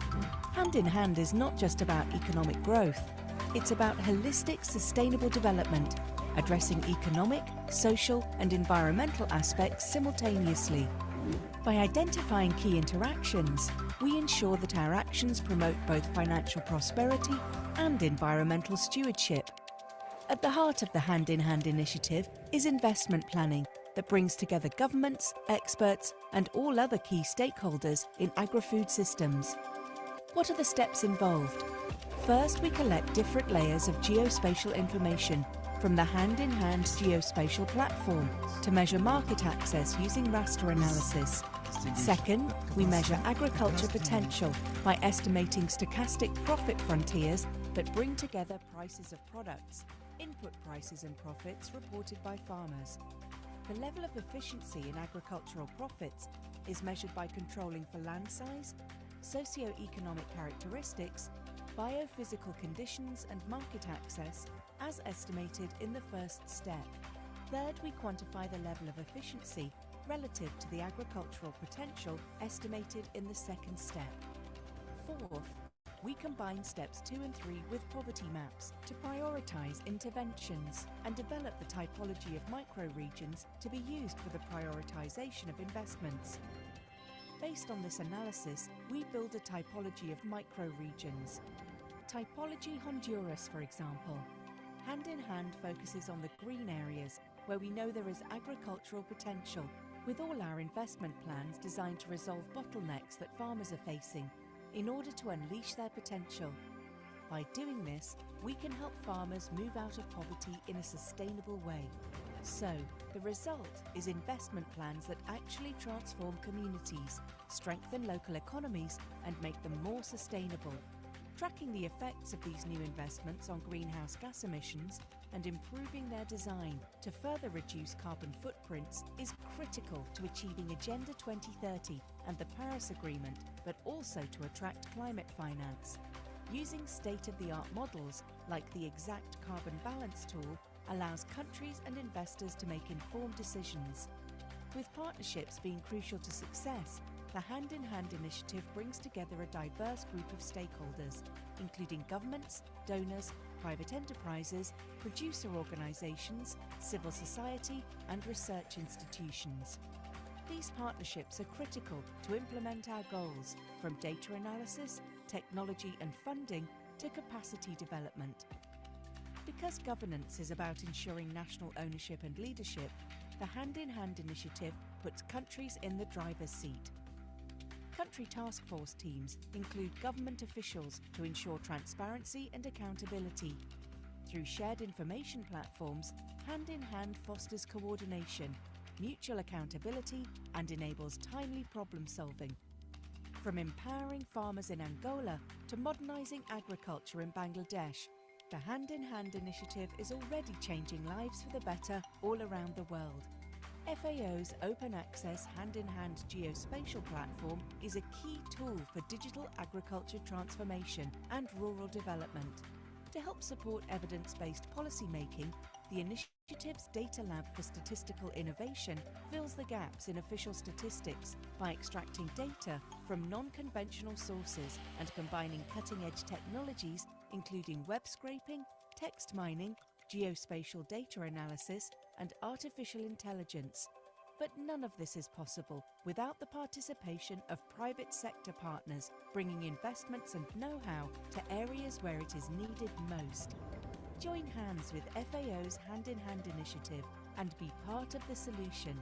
Together, we can eradicate poverty, end hunger, and create a brighter future for all, leaving no one behind.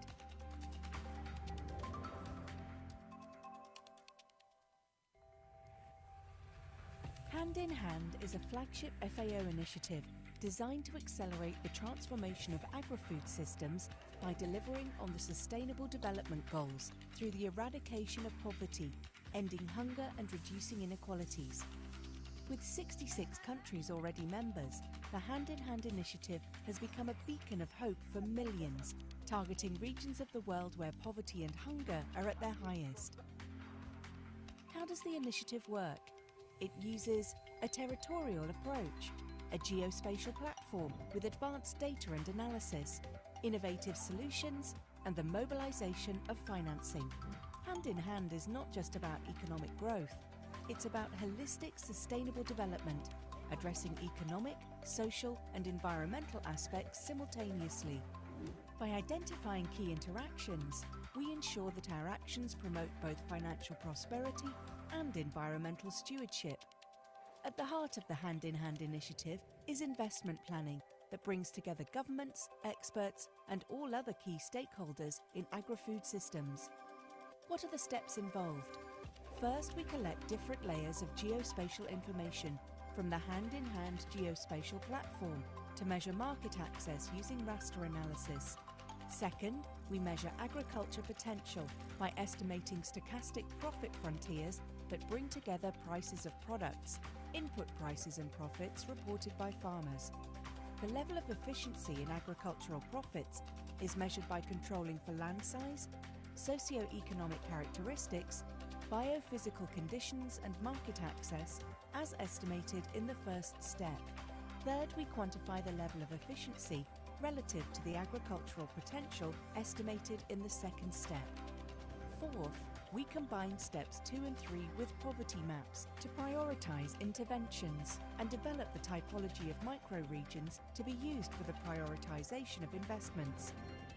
Based on this analysis, we build a typology of microregions. Typology Honduras, for example.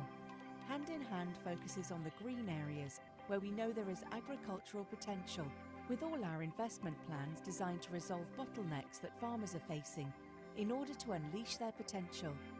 By doing this, we can help farmers move out of poverty in a sustainable way.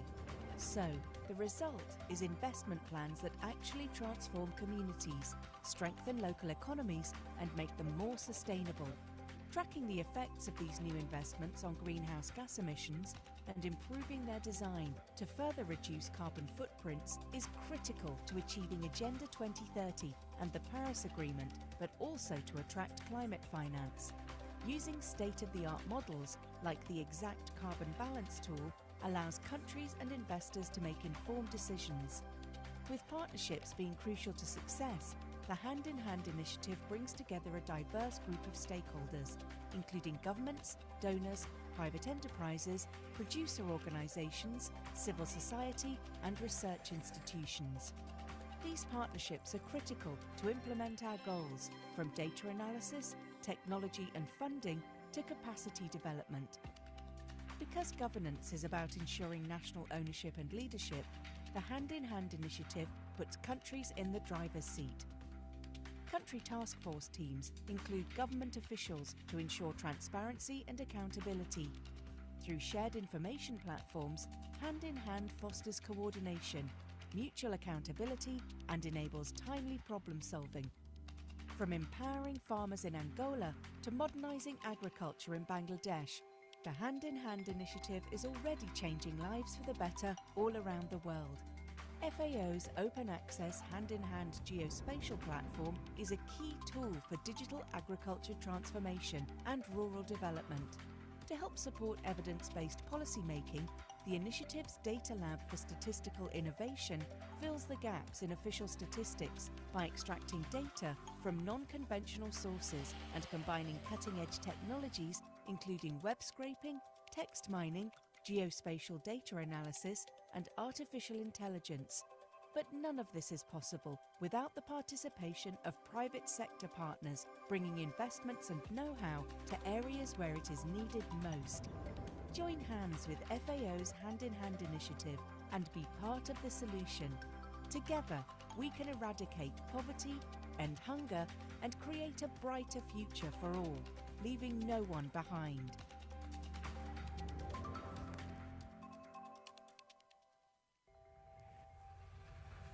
Hand in Hand is a flagship FAO initiative designed to accelerate the transformation of agri-food systems by delivering on the Sustainable Development Goals through the eradication of poverty, ending hunger and reducing inequalities. With 66 countries already members, the Hand in Hand initiative has become a beacon of hope for millions, targeting regions of the world where poverty and hunger are at their highest. How does the initiative work? It uses a territorial approach, a geospatial platform with advanced data and analysis, innovative solutions, and the mobilization of financing. Hand in Hand is not just about economic growth, it's about holistic sustainable development, addressing economic, social, and environmental aspects simultaneously. By identifying key interactions, we ensure that our actions promote both financial prosperity and environmental stewardship. At the heart of the Hand in Hand initiative is investment planning that brings together governments, experts, and all other key stakeholders in agri-food systems. What are the steps involved? First, we collect different layers of geospatial information from the Hand in Hand geospatial platform to measure market access using raster analysis. Second, we measure agriculture potential by estimating stochastic profit frontiers that bring together prices of products, input prices and profits reported by farmers. The level of efficiency in agricultural profits is measured by controlling for land size, socio-economic characteristics, biophysical conditions and market access as estimated in the first step. Third, we quantify the level of efficiency relative to the agricultural potential estimated in the second step. Fourth, we combine steps 2 and 3 with poverty maps to prioritize interventions and develop the typology of microregions to be used for the prioritization of investments. Based on this analysis, we build a typology of microregions. Typology Honduras, for example. Hand in Hand focuses on the green areas where we know there is agricultural potential, with all our investment plans designed to resolve bottlenecks that farmers are facing in order to unleash their potential. By doing this, we can help farmers move out of poverty in a sustainable way. So, the result is investment plans that actually transform communities, strengthen local economies, and make them more sustainable. Tracking the effects of these new investments on greenhouse gas emissions and improving their design to further reduce carbon footprints is critical to achieving Agenda 2030 and the Paris Agreement, but also to attract climate finance. Using state-of-the-art models like the Exact Carbon Balance tool allows countries and investors to make informed decisions. With partnerships being crucial to success, the Hand in Hand initiative brings together a diverse group of stakeholders, including governments, donors, private enterprises, producer organizations, civil society, and research institutions. These partnerships are critical to implement our goals, from data analysis, technology and funding, to capacity development. Because governance is about ensuring national ownership and leadership, the Hand in Hand initiative puts countries in the driver's seat. Country task force teams include government officials to ensure transparency and accountability. Through shared information platforms, Hand in Hand fosters coordination, mutual accountability, and enables timely problem solving. From empowering farmers in Angola to modernizing agriculture in Bangladesh, the Hand in Hand initiative is already changing lives for the better all around the world. FAO's open access Hand in Hand geospatial platform is a key tool for digital agriculture transformation and rural development. To help support evidence-based policymaking, the initiative's Data Lab for Statistical Innovation fills the gaps in official statistics by extracting data from non-conventional sources and combining cutting-edge technologies including web scraping, text mining, geospatial data analysis, and artificial intelligence. But none of this is possible without the participation of private sector partners, bringing investments and know-how to areas where it is needed most. Join hands with FAO's Hand in Hand initiative and be part of the solution. Together, we can eradicate poverty, end hunger, and create a brighter future for all, leaving no one behind.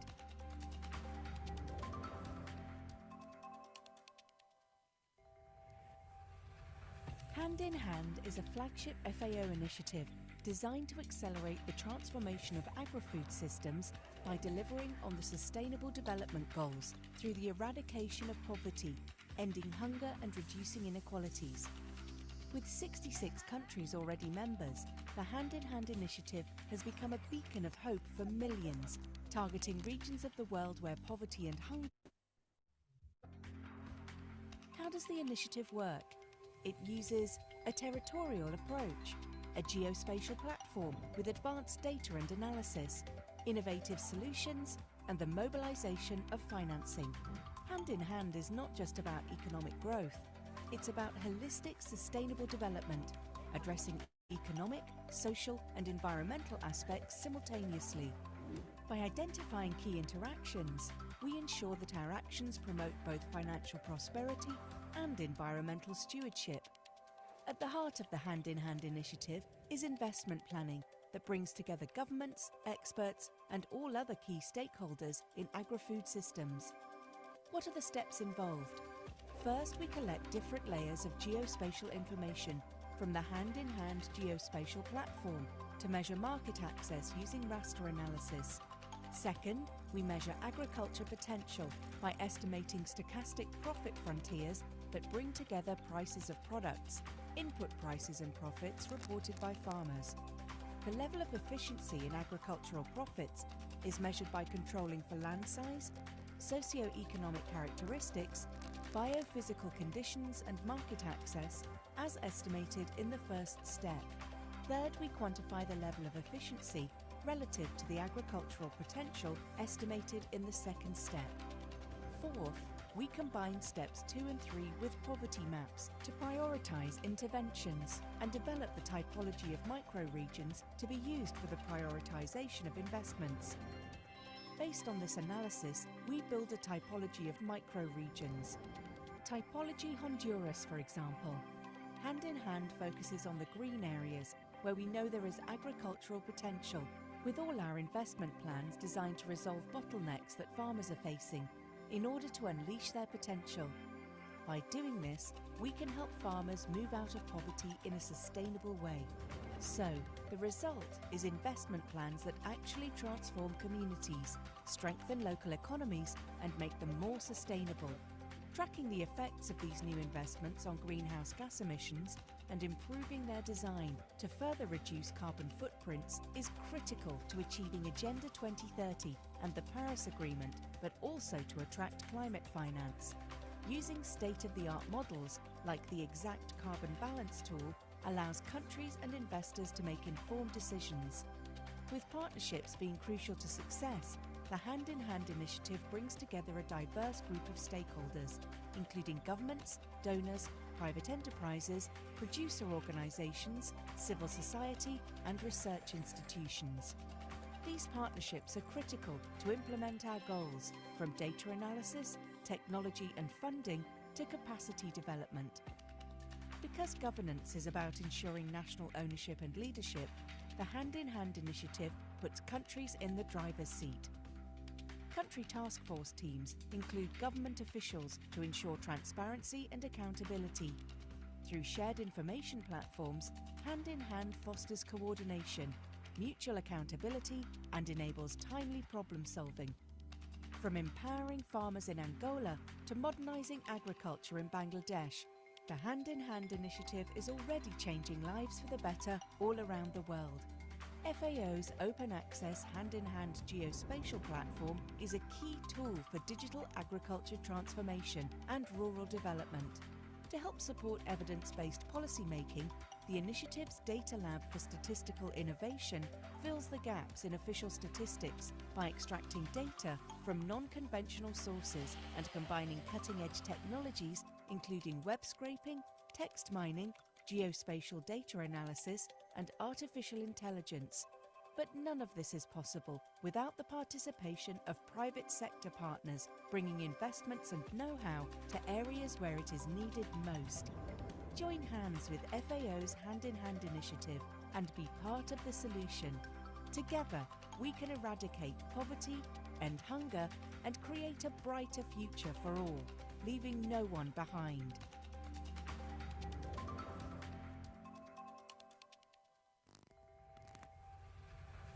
Hand in Hand is a flagship FAO initiative designed to accelerate the transformation of agri-food systems by delivering on the Sustainable Development Goals through the eradication of poverty, ending hunger and reducing inequalities. With 66 countries already members, the Hand in Hand initiative has become a beacon of hope for millions, targeting regions of the world where poverty and hunger are at their highest. How does the initiative work? It uses a territorial approach, a geospatial platform with advanced data and analysis, innovative solutions, and the mobilization of financing. Hand in Hand is not just about economic growth, it's about holistic sustainable development, addressing economic, social, and environmental aspects simultaneously. By identifying key interactions, we ensure that our actions promote both financial prosperity and environmental stewardship. At the heart of the Hand in Hand initiative is investment planning that brings together governments, experts, and all other key stakeholders in agri-food systems. What are the steps involved? First, we collect different layers of geospatial information from the Hand in Hand geospatial platform to measure market access using raster analysis. Second, we measure agriculture potential by estimating stochastic profit frontiers that bring together prices of products, input prices and profits reported by farmers. The level of efficiency in agricultural profits is measured by controlling for land size, socio-economic characteristics, biophysical conditions and market access as estimated in the first step. Third, we quantify the level of efficiency relative to the agricultural potential estimated in the second step. Fourth, we combine steps 2 and 3 with poverty maps to prioritize interventions and develop the typology of microregions to be used for the prioritization of investments. Based on this analysis, we build a typology of microregions. Typology Honduras, for example.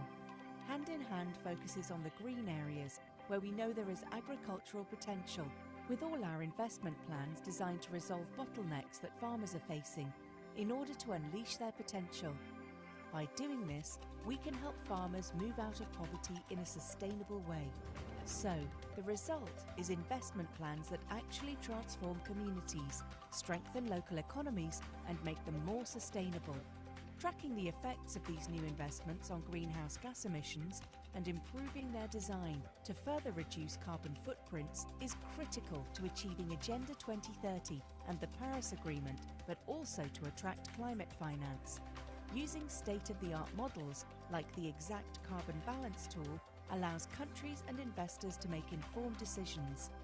With partnerships being crucial to success, the Hand in Hand initiative brings together a diverse group of stakeholders, including governments, donors, private enterprises, producer organizations, civil society, and research institutions.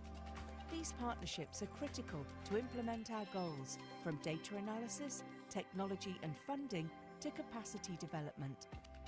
Because governance is about ensuring national ownership and leadership, the Hand in Hand initiative puts countries in the driver's seat. Country task force teams include government officials to ensure transparency and accountability. Through shared information platforms, Hand in Hand fosters coordination, mutual accountability, and enables timely problem solving. From empowering farmers in Angola to modernizing agriculture in Bangladesh, the Hand in Hand initiative is already changing lives for the better all around the world. FAO's open access Hand in Hand geospatial platform is a key tool for digital agriculture transformation and rural development. To help support evidence-based policymaking, the initiative's Data Lab for Statistical Innovation fills the gaps in official statistics by extracting data from non-conventional sources and combining cutting-edge technologies including web scraping, text mining, geospatial data analysis, and artificial intelligence. But none of this is possible without the participation of private sector partners, bringing investments and know-how to areas where it is needed most. Join hands with FAO's Hand in Hand initiative and be part of the solution. Together, we can eradicate poverty, end hunger, and create a brighter future for all, leaving no one behind.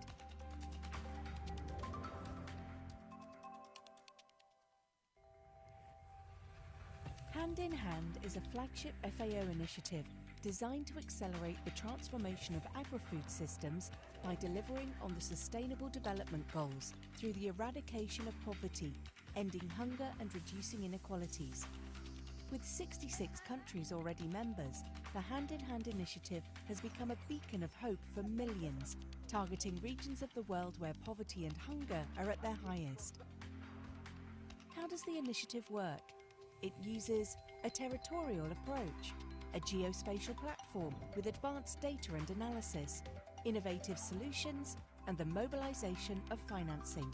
Hand in Hand is not just about economic growth, it's about holistic sustainable development, addressing economic, social, and environmental aspects simultaneously. By identifying key interactions, we ensure that our actions promote both financial prosperity and environmental stewardship. At the heart of the Hand in Hand initiative is investment planning that brings together governments, experts, and all other key stakeholders in agri-food systems. What are the steps involved? First, we collect different layers of geospatial information from the Hand in Hand geospatial platform to measure market access using raster analysis. Second, we measure agriculture potential by estimating stochastic profit frontiers that bring together prices of products, input prices and profits reported by farmers. The level of efficiency in agricultural profits is measured by controlling for land size, socio-economic characteristics, biophysical conditions and market access as estimated in the first step. Third, we quantify the level of efficiency relative to the agricultural potential estimated in the second step. Fourth, we combine steps 2 and 3 with poverty maps to prioritize interventions and develop the typology of microregions to be used for the prioritization of investments. Based on this analysis, we build a typology of microregions. Typology Honduras, for example. Hand in Hand focuses on the green areas where we know there is agricultural potential, with all our investment plans designed to resolve bottlenecks that farmers are facing in order to unleash their potential. By doing this, we can help farmers move out of poverty in a sustainable way. So, the result is investment plans that actually transform communities, strengthen local economies, and make them more sustainable. Tracking the effects of these new investments on greenhouse gas emissions and improving their design to further reduce carbon footprints is critical to achieving Agenda 2030 and the Paris Agreement, but also to attract climate finance. Using state-of-the-art models like the Exact Carbon Balance tool allows countries and investors to make informed decisions. With partnerships being crucial to success, the Hand in Hand initiative brings together a diverse group of stakeholders, including governments, donors, private enterprises, producer organizations, civil society, and research institutions. These partnerships are critical to implement our goals, from data analysis, technology and funding, to capacity development. Because governance is about ensuring national ownership and leadership, the Hand in Hand initiative puts countries in the driver's seat. Country task force teams include government officials to ensure transparency and accountability. Through shared information platforms, Hand in Hand fosters coordination, mutual accountability, and enables timely problem solving. From empowering farmers in Angola to modernizing agriculture in Bangladesh, the Hand in Hand initiative is already changing lives for the better all around the world. FAO's open access Hand in Hand geospatial platform is a key tool for digital agriculture transformation and rural development. To help support evidence-based policy making, the initiative's Data Lab for Statistical Innovation fills the gaps in official statistics by extracting data from non-conventional sources and combining cutting-edge technologies, including web scraping, text mining, geospatial data analysis, and artificial intelligence. But none of this is possible without the participation of private sector partners, bringing investments and know-how to areas where it is needed most. Join hands with FAO's Hand in Hand initiative and be part of the solution. Together, we can eradicate poverty and hunger and create a brighter future for all, leaving no one behind.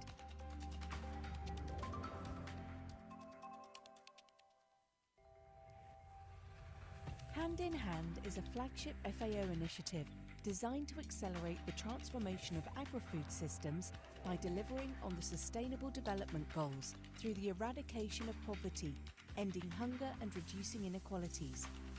With 66 countries already members, the Hand in Hand initiative has become a beacon of hope for millions, targeting regions of the world where poverty and hunger are at their highest. How does the initiative work? It uses a territorial approach, a geospatial platform with advanced data and analysis, innovative solutions, and the mobilization of financing. Hand in Hand is not just about economic growth, it's about holistic sustainable development, addressing economic, social, and environmental aspects simultaneously.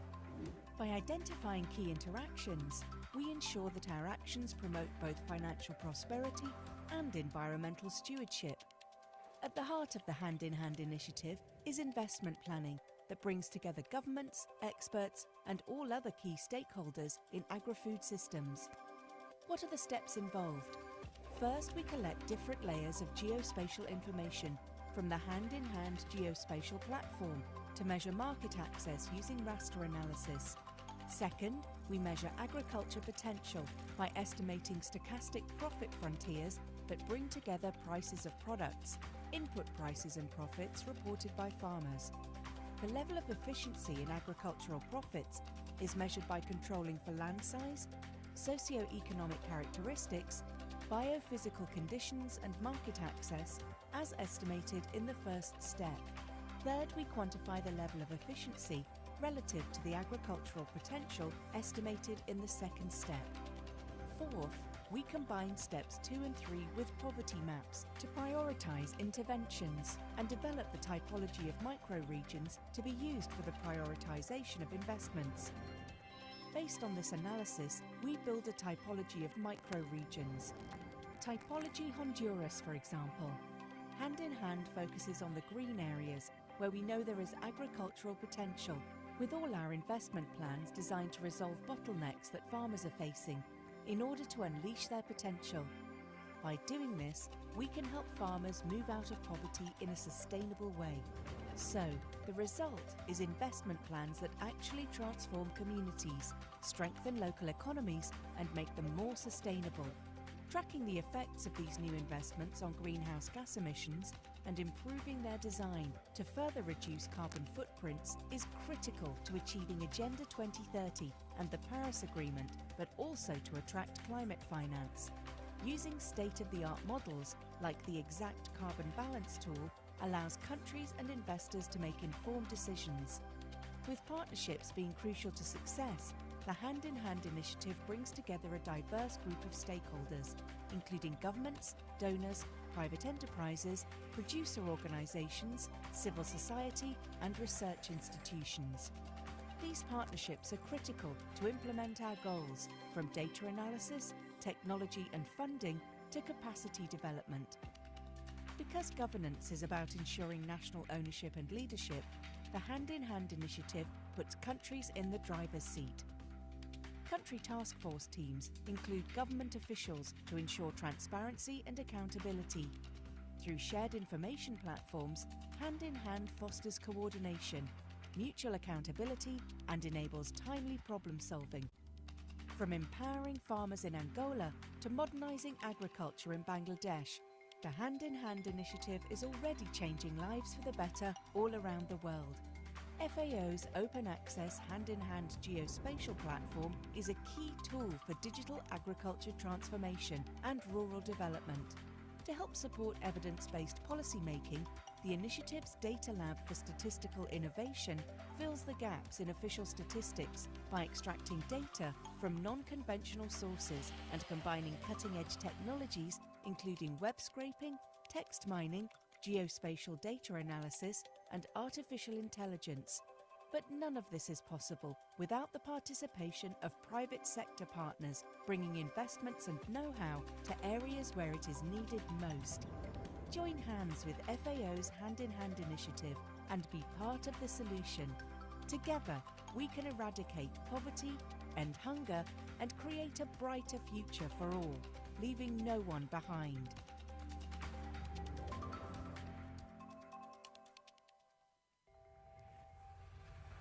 Hand in Hand is a flagship FAO initiative designed to accelerate the transformation of agri-food systems by delivering on the Sustainable Development Goals through the eradication of poverty, ending hunger and reducing inequalities. With 66 countries already members, the Hand in Hand initiative has become a beacon of hope for millions, targeting regions of the world where poverty and hunger are at their highest.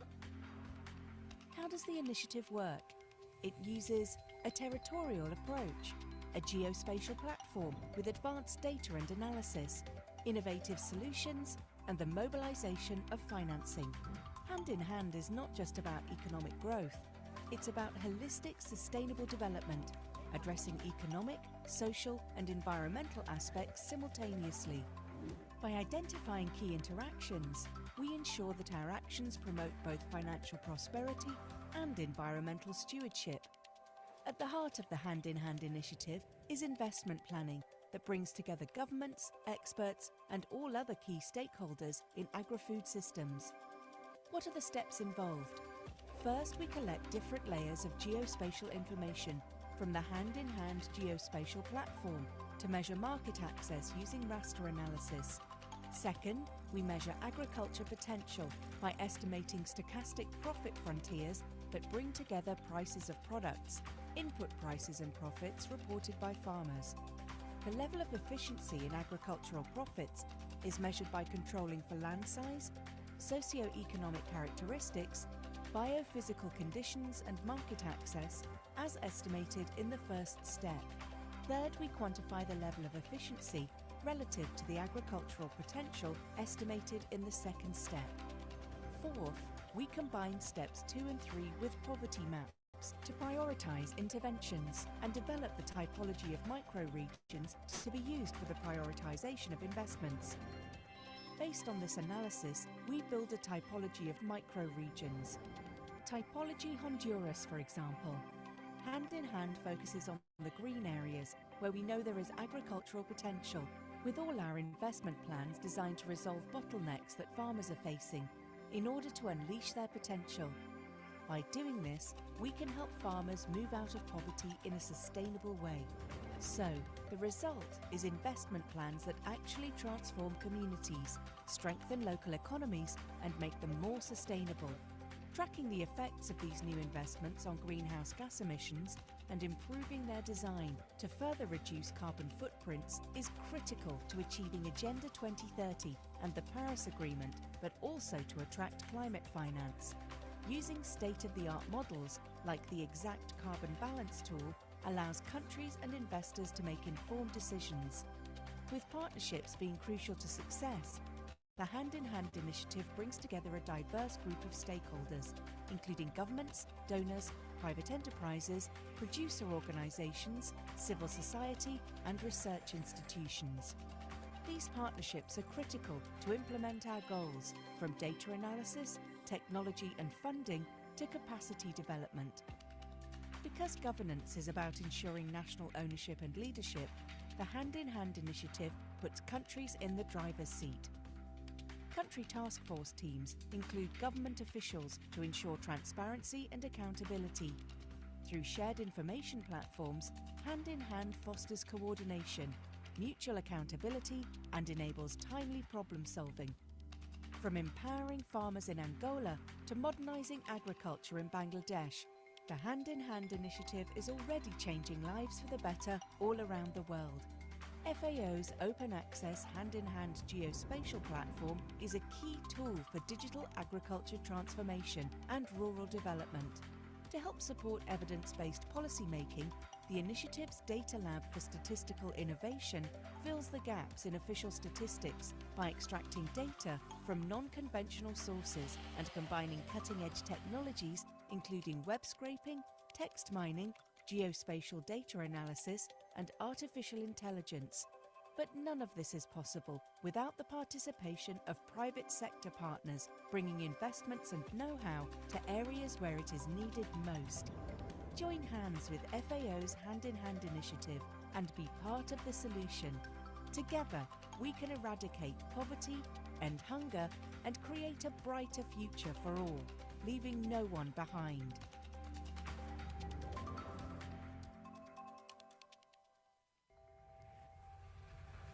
Hand in Hand is a flagship FAO initiative designed to accelerate the transformation of agri-food systems by delivering on the Sustainable Development Goals through the eradication of poverty, ending hunger and reducing inequalities. With 66 countries already members, the Hand in Hand initiative has become a beacon of hope for millions, targeting regions of the world where poverty and hunger are at their highest. How does the initiative work? It uses a territorial approach, a geospatial platform with advanced data and analysis, innovative solutions, and the mobilization of financing. Hand in Hand is not just about economic growth, it's about holistic sustainable development, addressing economic, social, and environmental aspects simultaneously. By identifying key interactions, we ensure that our actions promote both financial prosperity and environmental stewardship.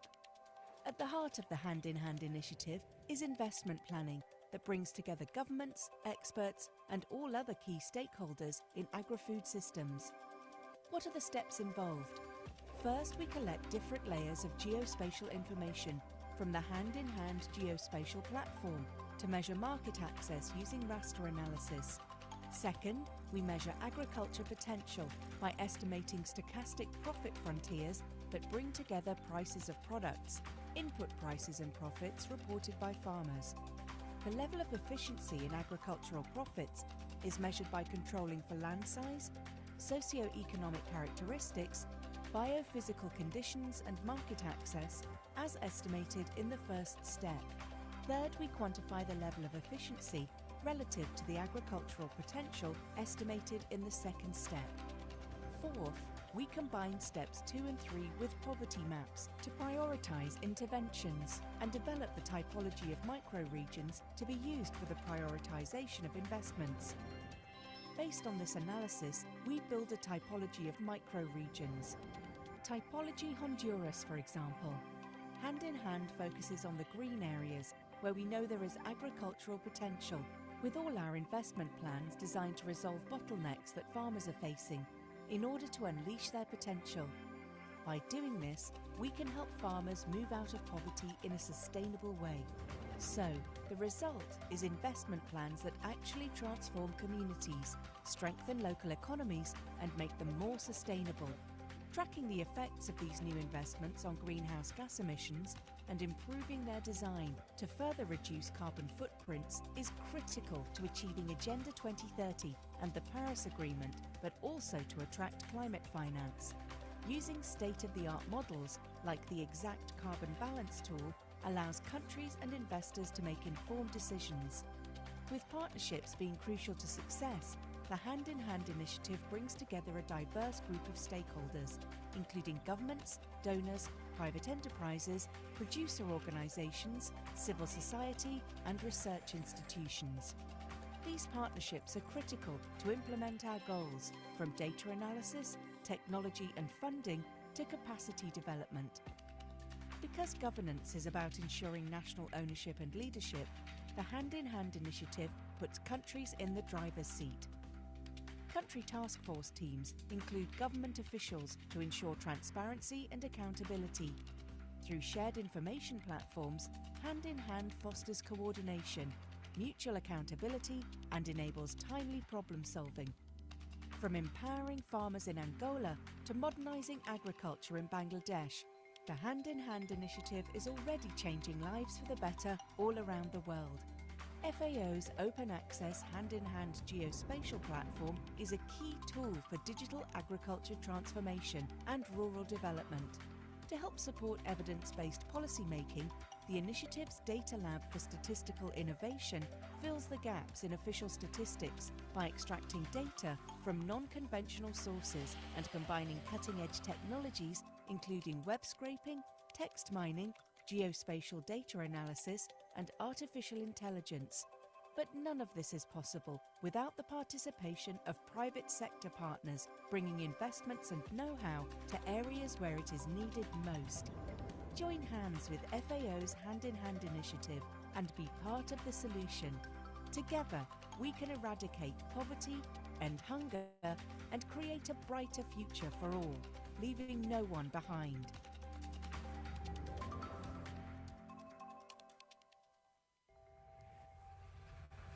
Hand in Hand is a flagship FAO initiative designed to accelerate the transformation of agri-food systems by delivering on the Sustainable Development Goals through the eradication of poverty, ending hunger and reducing inequalities. With 66 countries already members, the Hand in Hand initiative has become a beacon of hope for millions, targeting regions of the world where poverty and hunger are at their highest.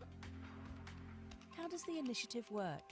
It uses a territorial approach, a geospatial platform with advanced data and analysis, innovative solutions, and the mobilization of financing. Hand in Hand is not just about economic growth, it's about holistic sustainable development, addressing economic, social, and environmental aspects simultaneously. By identifying key interactions, we ensure that our actions promote both financial prosperity and environmental stewardship. At the heart of the Hand in Hand initiative is investment planning that brings together governments, experts, and all other key stakeholders in agri-food systems. What are the steps involved? First, we collect different layers of geospatial information from the Hand in Hand geospatial platform to measure market access using raster analysis. Second, we measure agriculture potential by estimating stochastic profit frontiers that bring together prices of products, input prices and profits reported by farmers. The level of efficiency in agricultural profits is measured by controlling for land size, socio-economic characteristics, biophysical conditions and market access as estimated in the first step. Third, we quantify the level of efficiency relative to the agricultural potential estimated in the second step. Fourth, we combine steps 2 and 3 with poverty maps to prioritize interventions and develop the typology of microregions to be used for the prioritization of investments. Based on this analysis, we build a typology of microregions. Typology Honduras, for example. Hand in Hand focuses on the green areas where we know there is agricultural potential, with all our investment plans designed to resolve bottlenecks that farmers are facing in order to unleash their potential. By doing this, we can help farmers move out of poverty in a sustainable way. So, the result is investment plans that actually transform communities, strengthen local economies, and make them more sustainable. Tracking the effects of these new investments on greenhouse gas emissions and improving their design to further reduce carbon footprints is critical to achieving Agenda 2030 and the Paris Agreement, but also to attract climate finance. Using state-of-the-art models like the exact carbon balance tool allows countries and investors to make Good informed afternoon. decisions. With partnerships being Kindly crucial to take your success, seats. the Hand in Hand initiative brings together a diverse group of stakeholders, including governments, donors, private enterprises, producers, organizations, civil society, and research institutions. Okay, no problem. Sit here. You don't want to sit in the big seat? Thank you. Can we all please be seated?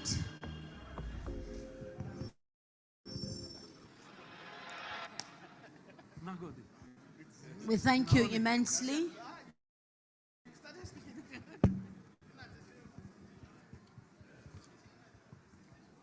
Colleagues, please take your seats. Can we please take our seats and settle down?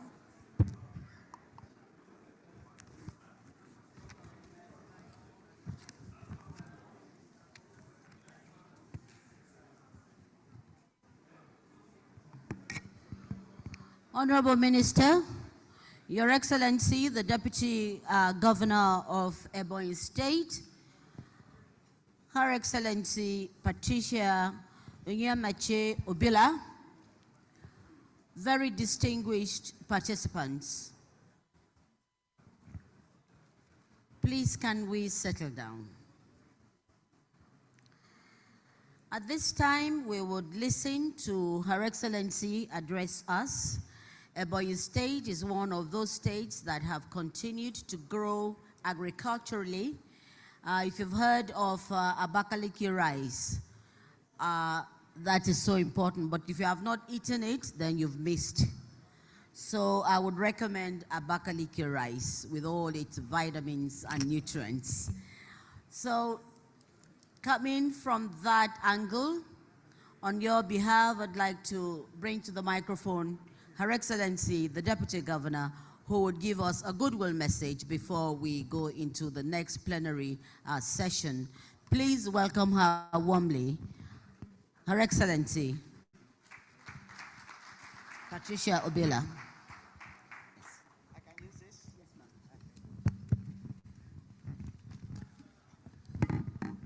Your Excellency,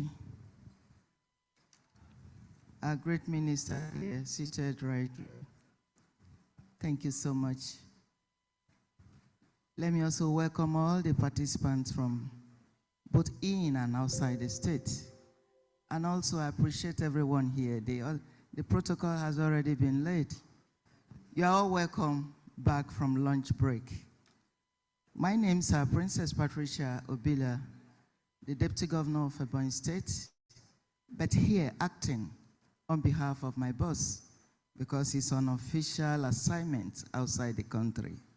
I hope I'm welcomed. Give me a round of applause now.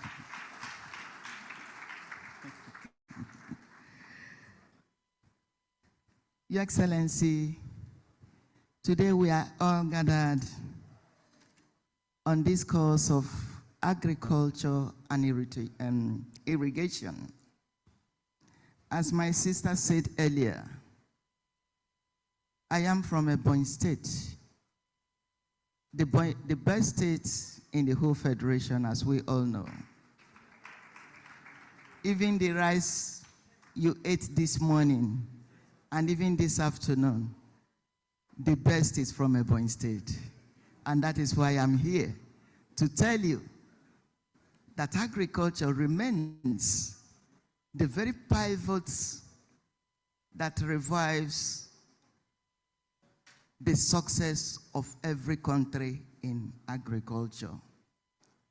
Sir, I want to tell you that this program we have gathered here today is very, very important.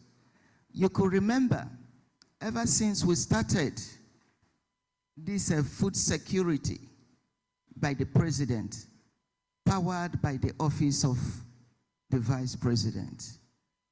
If you go to our various markets, if you go to every nook and cranny in this federation, at least we can see the effect of agriculture. People are now smiling home with lots of food just because of that initiative. And I want to thank everybody for that. Because without agriculture, there is nothing we can do. Agriculture still remains the hope of the common man out there.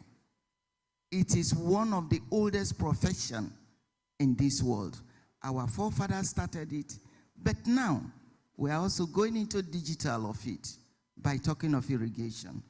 When we talk of irrigation, we have two ways of irrigation. We have natural one, we have man-made type, but still, all of them are geared at improving the product of agriculture. Because I named the two of them as brothers and sisters. If you talk of agriculture without irrigation, you go nowhere. Because what you will even produce will be so minimal that it will not even go a long way. So, sir, as we have said earlier, I want everybody to take this lecture or forum as a very important one, because we have a lot to derive as a nation, and even some of our brothers and sisters that came from other states or other countries. One, if you look at the benefits we are going to derive from all these ones, one, it calls for brainstorming of collective ideas. By the time we finish interacting, there must be one or two things I will learn from you that you are practicing in your own area. And that one alone is part of education. And when I get home, I will know that this is what I learned from my brother, and I will practice it. It's a means of learning. Also, when we talk of agriculture, we have a lot of things to derive. stroke the irrigation. We talk of employment. One person cannot do it. You cannot be the head, the tail, and the middle. It creates room for also employment. And apart from that, we are talking of the market. Gone are the days that we are just on subsistence farming. We are going global. Just like my own Ebonyi State, we are feeding the whole world.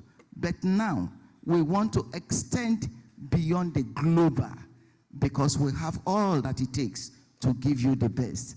On this note, I don't want to talk too much, but I'm just trying to thank everybody on behalf of my good people of Ebonyi State that are seated here with me, and also my boss that is outside the country. Ebonyi State, we are highly determined and committed to taking this course to the highest progressive level because we know we want to feed the whole world. As we are seated, I implore everybody, be seated quietly and learn from me. I know you must have learned one or two things from me. And also, if I'm seated there, I'm also going to learn from you. I wish all of us a happy celebration. It shall be well with us in Jesus' name. Amen. Thank you so much. Thank you very much, Your Excellency. Ebonyi State, ambition to feed the world. May God grant that ambition into fruition. I didn't hear amen. It's so un-Nigerian.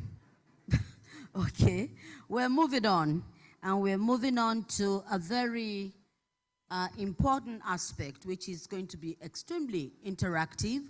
So I would want one house that we're able to listen in and be able to come up with sustainable discussions going forward.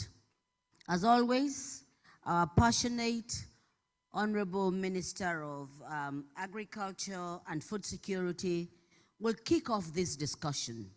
You know his passion, and you know that for him, it must be evidence-based. So on behalf of all of us, I'd like now to bring on the Honorable Minister, who will kick off the conversation on investment opportunities and key value chains. He's going to be speaking on tomatoes, maize, cassava value chains, and of course, all that we as a people can scale up investing for food security. Honorable Minister, sir.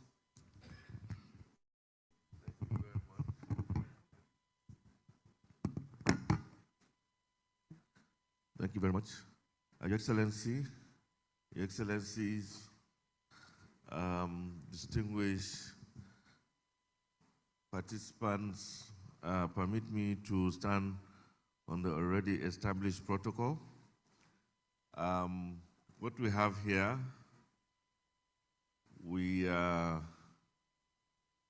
it's the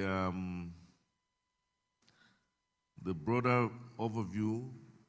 I presented a broader overview earlier this morning. And this is a series of strategic, data-driven investment cases that reflects Nigeria's unwavering commitment to agricultural transformation and inclusive economic growth. These cases that we have today is tomato, cassava, and maize, and are designed to attract investment, unlock productivity, and strengthen food security for our people.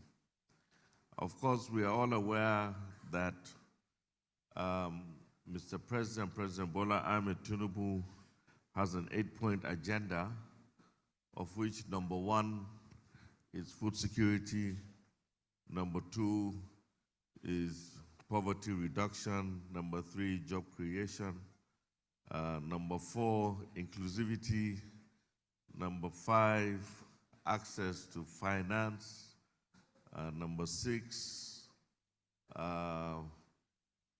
rule of law, number 7, anti-corruption, and number 8, security.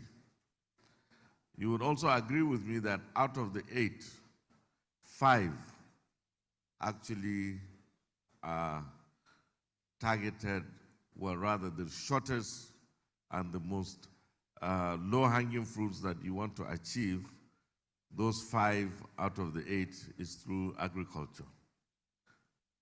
So let me start by, I have a slide here, which is investment case number 1.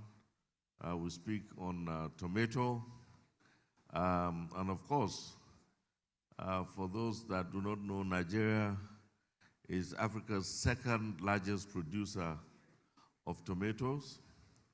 Yet the sector faces inefficiencies that turn abundance into scarcity. Because over 40% of what we produce, especially in tomato, is lost post-harvest. And only 20% is processed, despite strong domestic demand and export potential. This gap is an opportunity for investors to take. With a planned investment of $869 million US, we aim to expand tomato cultivation across 72,000 hectares. And you could see there we have for Kano, 35,000, Bauchi, 23,000 hectares, and Borno, 14,000 hectares. Our yields will be raised from the current 5 to 10 tons per hectare to 20 to 30 tons per hectare, using improved seeds, varieties, and modern agronomic practices. Post-harvest losses will be cut in half through cold chain development and mobile processing units. This program will directly benefit 36,000 farmers and directly impact more than, benefit 36 farmers and indirectly impact more than 246,000 individuals through job creation and value chain participation. It will also establish seed multiplication centers for high quality inputs, clean energy, powered processing plants, including mobile units for rural areas, and stronger national institutions for quality assurance and agricultural research. Move to the next slide, please. As we all know, tomato is a staple in Nigerian cuisine and one of the most consumed vegetables in the country, making it a high-demand crop with strong investment potential.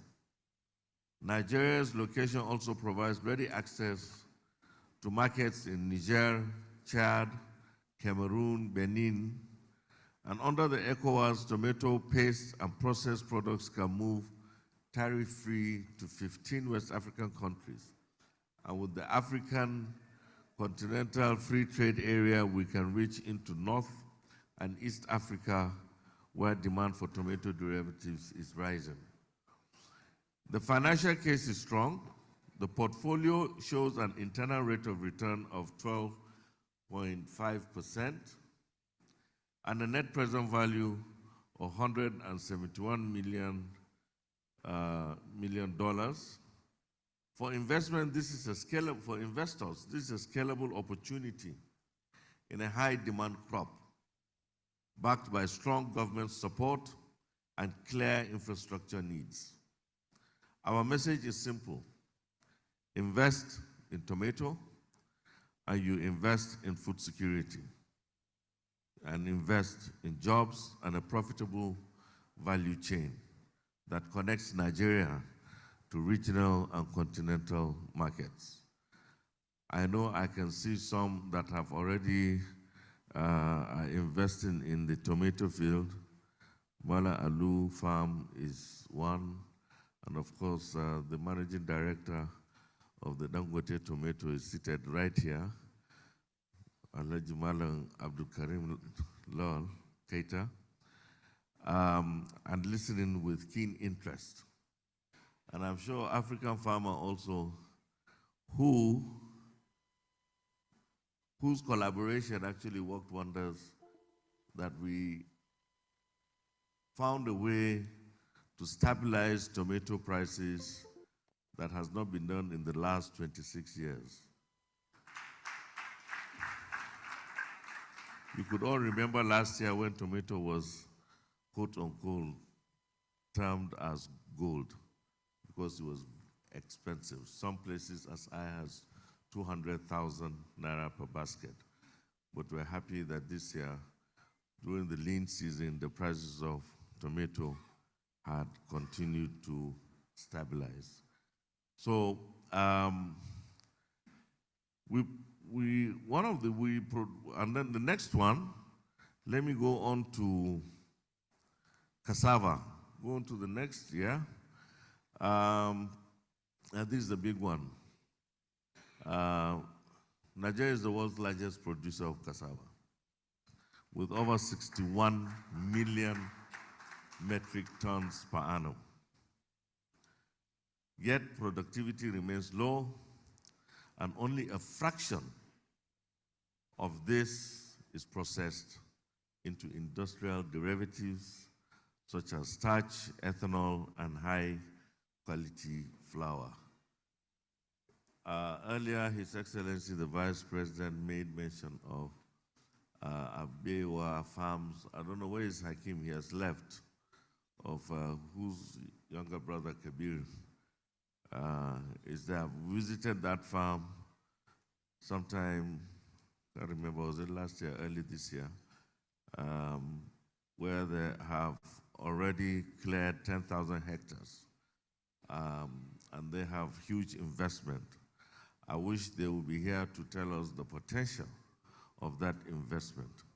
But here we are with a planned investment of $382 million.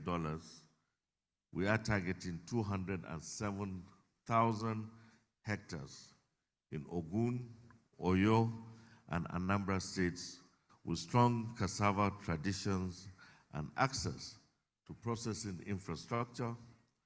And the yields we intend to rise to over 23 tons per hectare from what we have presently between 10 to 15 tons per hectare.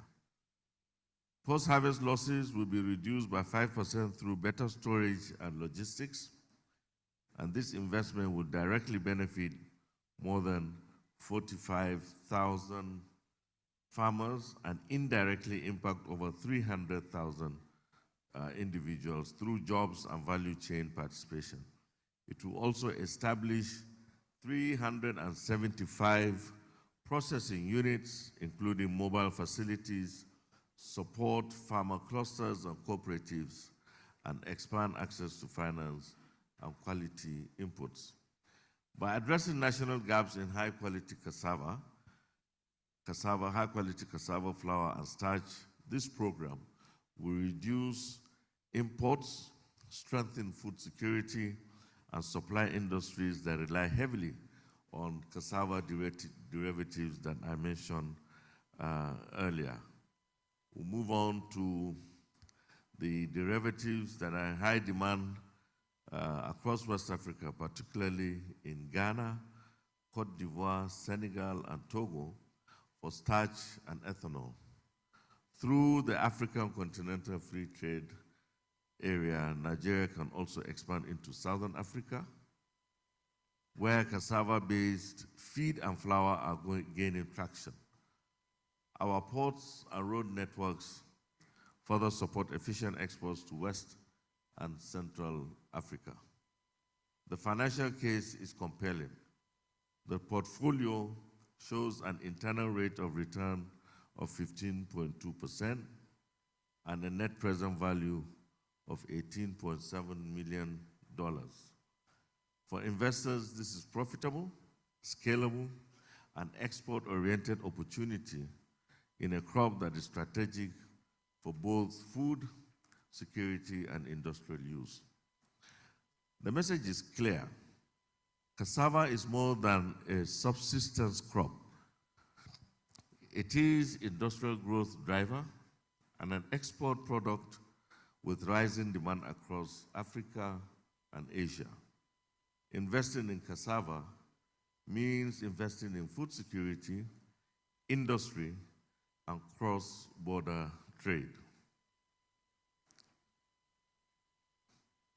Next one, the next investment case is that of maize. Maize is Nigeria's most consumed cereal and critical crop for food, animal feed, and industrial products. Yet, despite being a major producer, Nigeria faces a huge production gap of over 5 million metric tons, driven by rising demand and limited productivity. With a planned investment of $1 billion, we will cultivate 1 million hectares in Katsina, Kaduna, and Oyo states. Those are regions with very strong maize potential and direct access to markets. Yields will increase to 3.5 tons per hectare under rain-fed conditions, and post-harvest losses will be reduced by 3% through better storage and drying technologies. This program will directly benefit 420,000 farmers and indirectly impact close to 3 million people. Key interventions include establishing input hubs and one-stop centers for seeds, fertilizers, and extension services. Let me talk about seeds, especially in that of maize. We need high-quality seeds that are climate smart, climate resilient. Like I mentioned earlier, our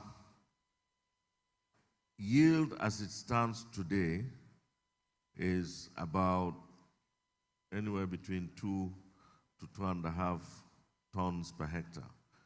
We just imagine if we could just, like Anna said, we have a gap of about 5 million tons every year. If we can just tweak and get high quality seeds that can just improve even by 50%, that will raise us to, that will cover our gap, our 5 million tons gap by the time you do maybe 1 million hectares. You can get additional 1.5 million tons from that alone. So, and like we have said, demand for maize also comes from animal feed. Last year we also had a challenge. You remember when poultry farmers were complaining that feed was on the high side, and it was generally, and that was because there was so much competition between animal feed, maize for animal feed, and also for human consumption. I see the president of the Nigeria Agribusiness Group, who was once the national president of the Poultry Farmers Association, looking at me. You will say something about maize because you are also a farmer. So let's move on to slide 7, which is the maize markets, which extends beyond Nigeria's borders. We're already a key supplier of maize to Niger, Mali, Burkina Faso, particularly for animal feed. And under the AFCFTA, Nigeria can expand further into East Africa, where poultry and aquaculture industries are driving demand for maize-based feed. With growing domestic feed industry, Nigeria is also positioned to serve both national and regional markets as a hub for feed production and export. The financial outlook is very strong. The maize portfolio demonstrates an internal rate of return of 18.7%, net present value of $75.6 million US. And so for investors, the takeaway is very clear. Maize is a high volume, high demand crop with powerful linkages to Nigeria's livestock and poultry sectors. Investing here actually strengthens not only food security, supports also industrial growth and positions Nigeria as a regional hub for animal feed. Next slide. Well, when you look at the tables here, this is just not an investment in agriculture. It is an investment in food security, in economic resilience, and in sustainable development across Africa.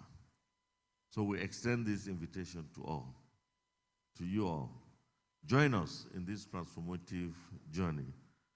Together, let us unlock Nigeria's agricultural potential, build resilient food systems, and deliver on the promise of the hand-in-hand initiative. Let us invest in the renewed hope. Let us invest in Nigeria. Thank you for listening.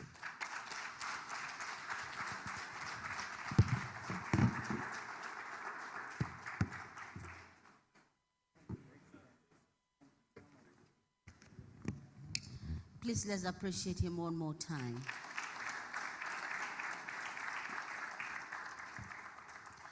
I think we've just got free lecture on moving agriculture forward. And I'm thinking of reverting my career, I hope not too late, to become a farmer. Okay. I have some people who are nodding to this, so the seriousness of this is the food security and the economic backing that it gives. And his presentation is now opened for discussion.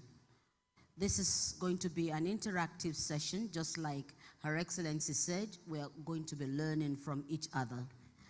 So if you have questions, observations, you want clarification,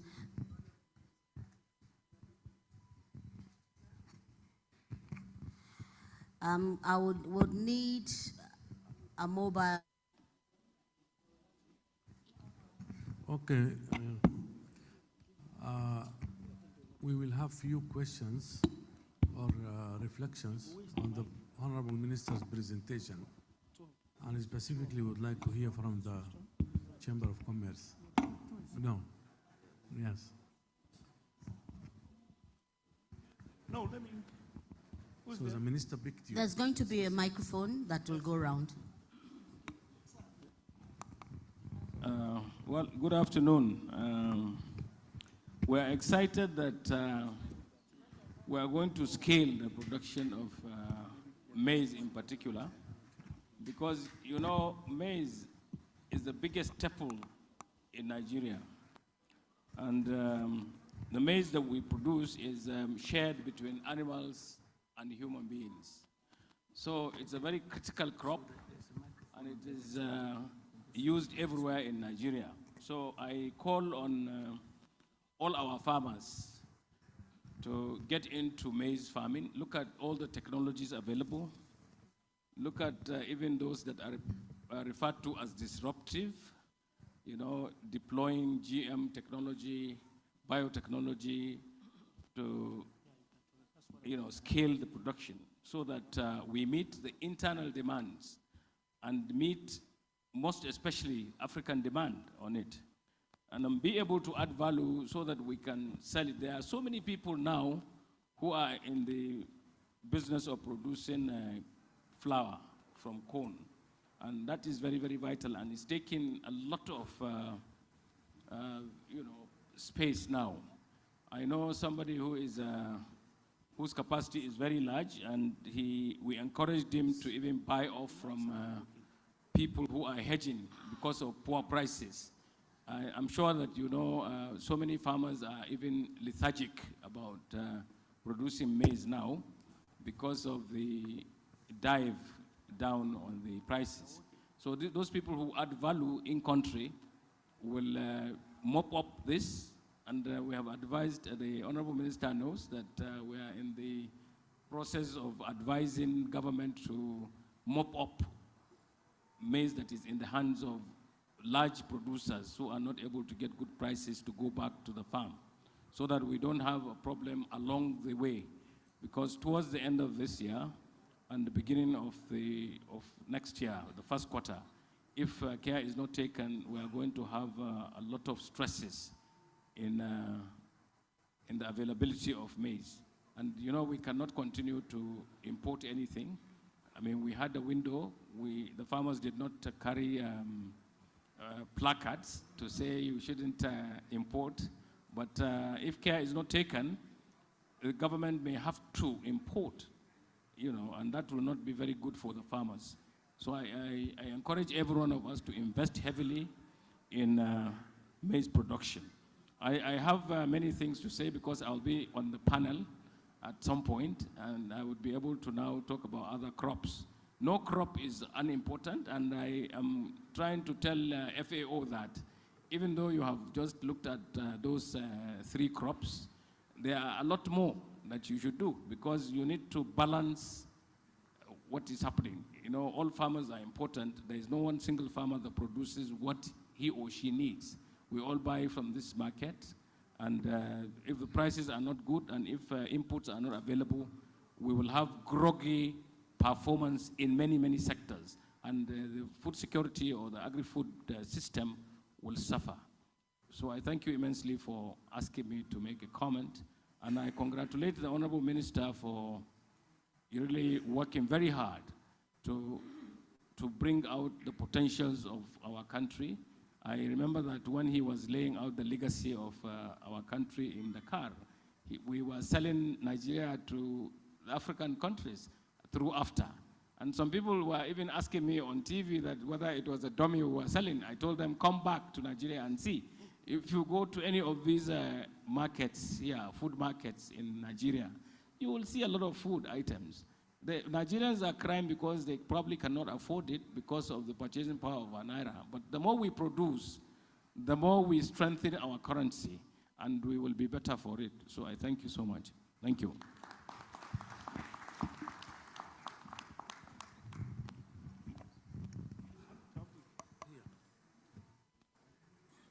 Please, you can speak to the mic table.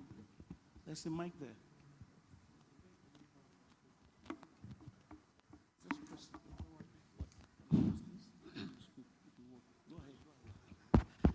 Thank you very much, Madam Chairperson. I want to crave on indulgence to turn on the already established protocol to say Assalamu alaikum to everybody.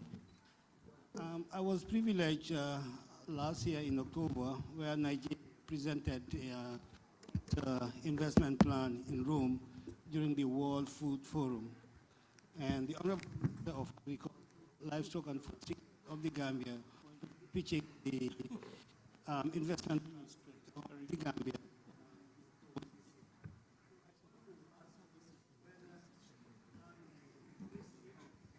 Of Nigeria been reached or has been reached by the investor, the post investment plan presentation, so that we could also learn from it. Like I said, my minister would be pitching our investment plan this October. Thank you very much.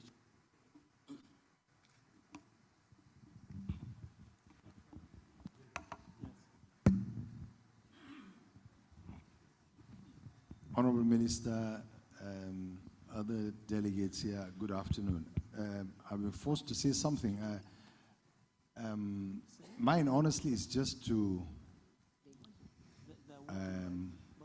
really congratulate the government of the day in trying as much as possible to bring us, the farmers. I'm going to stop talking until the minister and the FO. So can I continue? You wanted me to speak, so okay. Yeah, once more, thank you very much for the opportunity. I said I honestly would like to use this medium to congratulate our government, the government of President Tinubu, and our able Minister of Agric, who, as yesterday, he was on my farm, actually, part of the sensitization going around the country to encourage us to try to feed this country. The minister spoke about tomatoes a little while ago. I'm proud to say probably the tomatoes you're eating today in Abuja comes from our farm in Jigawa State. And this is all due to the assistance of the government of this country, how they encourage us to do more. And we're doing more. In fact, there is a shop in this town that sells our tomato. They put a label, product of Spain. We don't care. As far as we're concerned, they will pay us, so let them put whatever product whatever name they want to put. But just to say that in this country, the government is doing well to assist and help us to produce whatever can be sold anywhere in the world. So FAO, let me use this opportunity to extend invitation, and also to my brother Fulani Man, the minister from Gambia. I'm sure he looks a Fulani. I'm sure you're a husband like me. I extend invitation to visit our village, to see what we're doing, so that I can come to Gambia to also invest. Thank you.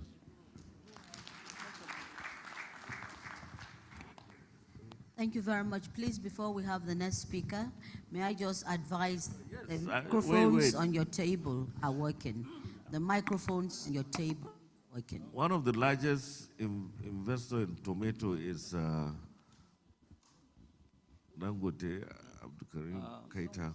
That's MD of the Dangote Tomato. Honorable Minister, sir, I feel quite elated about this tomato issue, because, like you rightly know, we have the largest tomato processing factory in the country. It has the capacity to process 1,200 metric tons of fresh tomato a day. That's about 40 trailer loads of tomato every day. But apparently the tomato is not there. And why is it not there? Because the yield from the farmers is very low. So we need this intervention to see how the yield could be jacked up.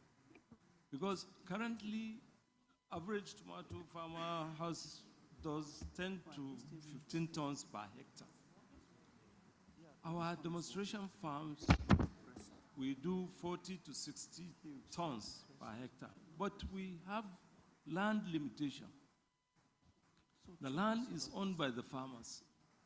You can't buy the land off them because you are driving them into unemployment. But they can also not produce to meet your demand. So we need this intervention, seriously. Tomato is the highest vegetable used daily in this country. But unfortunately,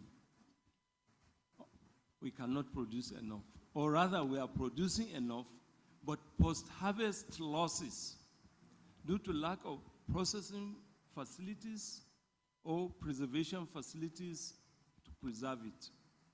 So there's need for investors to come into this value chain, to jack up the processing facilities so that the farmers can reduce this post-harvest loss. Apparently, our factory is shut down. Now, for the past 3 years, we've not run. Why? Because of massive importation of tomato paste from China especially and other countries. And all this tomato paste we are eating here now is substandard tomato. No tomato paste carries more than 10 to 15% actual tomato paste. The rest is starch, coloring, and aroma. That's what we consume. What we produce locally at our factory is 100% pure tomato concentrate. Because even if we want to adulterate We cannot, because the starch you have to import it to. You have to look for forex. So tomato, we can all grow tomato in our backyards in this country. And believe me, you, Honorable Minister, if today the government will say no more importation of tomato paste into this country, within 3 months, I assure you, most Nigerians will go into tomato farming. And before you know it, we will be looking for export market for tomato. So I'm very happy, FAO. We had some discussions last year in Rome, and you promised to follow up with us when we come back to Nigeria, and till today, nothing has happened. Your Excellency, Honorable Minister, you are in Rome last year too. And we were very hopeful that with the FAO intervention, I think we are going to get out of the woods, but we are still waiting.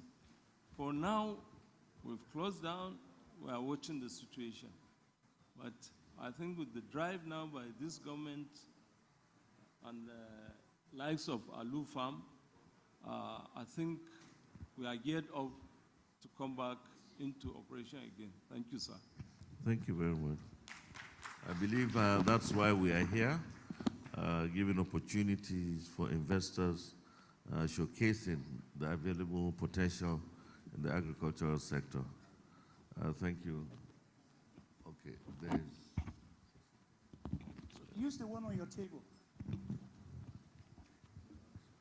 Hello, can you hear me now? Yes. Thank you for the opportunity, Honorable Minister, and the delegations from different countries. My name is Ruby Ross. I am a Filipino. My question relates to more on the pests and diseases relating to maize, tomato, and I would like to include even ginger, which is, you have the best ginger in Nigeria, in the world. So you'll find out that pests and diseases accounts a big chunk of percentage in the losses or in the low yield of the farmers. And we are looking at that sometimes farmers are just confused on what they need to put or to use in the farms. Thereby, we are, instead of increasing our yield, the pests and diseases are affecting the yield of the farmers, right? And so my question is, for pests and diseases like, let's say, fall armyworm for maize, tuta absoluta for tomatoes, these are the recent ones though, and the ones that are too stubborn to deal with, you'll find out that most farmers will go into greenhouse farming because the soil has a lot of blight issues. What is the support that, or partnership that FAO or maybe other stakeholders here that we can do on the aspect of pushing microbiome technology or the utilization of probiotics for soil health? Because the soil health, taking care of the soil, managing the soil, amounts to really a lot in the production of these things. So as a founder of a venture in the microbiome technology, we've been really pushing, and sometime last year we've also been able to come up with a lot of milestone with the Army Ranch. In the Nigerian Army Ranch, we have a demo there on tomatoes as well. So being here in this event today, we're just looking at how we could scale this solution, sir, and we will continue to pitch it because Nigeria is really the best place to do this, tomatoes, maize, and the presentation that the Honorable Minister did. But you'll find out that the problems are mostly in the microbiological level. And so innovators like us and our partners, what are the partnerships that FAO and other delegations here that we can do together so that we could really bring this innovation to a scale? Thank you.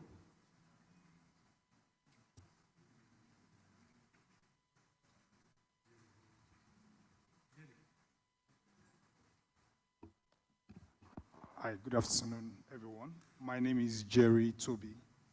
I want to say a very big thank you for this opportunity. I want to say I represent actually the youth voices and to give accolade. Can you hear me? Yeah, thank you. I want to first and foremost appreciate the Honorable Minister of Agriculture and Food Security for the great presentation he has actually presented to everyone here and also to the investors and the private sector. I want to say this because when we see a pitch like this, it's because the Honorable Minister is actually intentional about the growth of this agricultural industry. And one of the things I can tell you is interest in the youth development. I was one of the privileged young person. He visited his facility where he saw quite a number of young population doing great stuff within the agricultural ecosystem, from processing to value addition to quite a number of things. And I want to talk specifically about cassava. Cassava has quite more than 1,000, I've counted over 100 stuff here that I can see what cassava has opportunity for, from starch to cosmetic to alcohol to glucose to bread to a number of things, tapioca and everything. One of the things I think investors out here should look at is the potential, if this investment comes in, how it's going to benefit young people, because you're going to engage more than 70% of the population. Investment into value addition, investment into processing, into logistics, into all these things. So it's actually a massive, massive opportunity to actually look into. And I'm here to just speak on behalf of this, on the young guys in the field, and also to appreciate the ministry, the FAO, and everyone here to say that investment into agriculture is investment into the future, investment into the young people like us that want to make impacts in our country and make impacts in the globe. Thank you very much.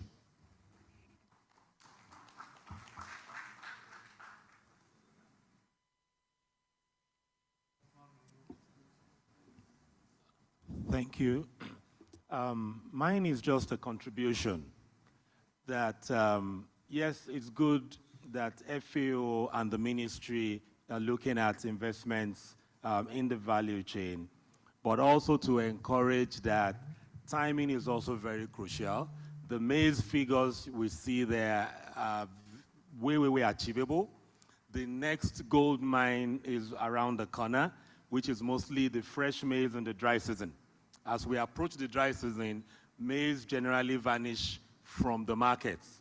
And so as we have this conversation around irrigation and the presentation around maize, it will be good to just let everybody know that don't wait till next year or upper year.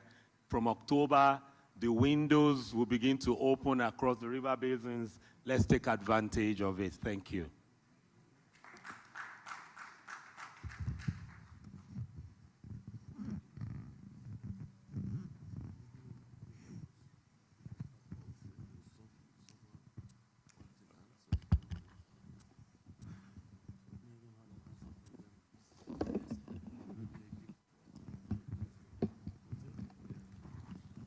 Good afternoon, everyone.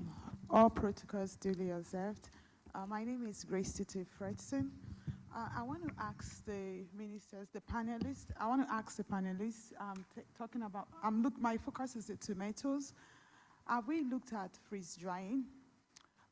With freeze drying, tomatoes has the validity of 20 years. That's freeze drying to powder using osmosis process. I think in US, me and some of our executives will be in US, we intend to visit a company that does freeze drying to learn about it. Yes, it takes a lot of power, but we can also look at solar system to power that so that we don't erode for the processors, erode the profit margin. But I feel with freeze drying, we introduce it, then we stylishly phase out the pasting of tomatoes. With freeze drying, we tackled post-harvest loss by 40%. We've done the arithmetic, quickly tackled the post-harvest losses by 40%, and then we have tomatoes being valid for 20 years when well packaged. I think the development partners and the ministry should start looking into this. Our organization, the Nigerian Women in Agricultural Business Cooperative Society, we already have the concept. We can work to give all documentation to support this aspect. Thank you.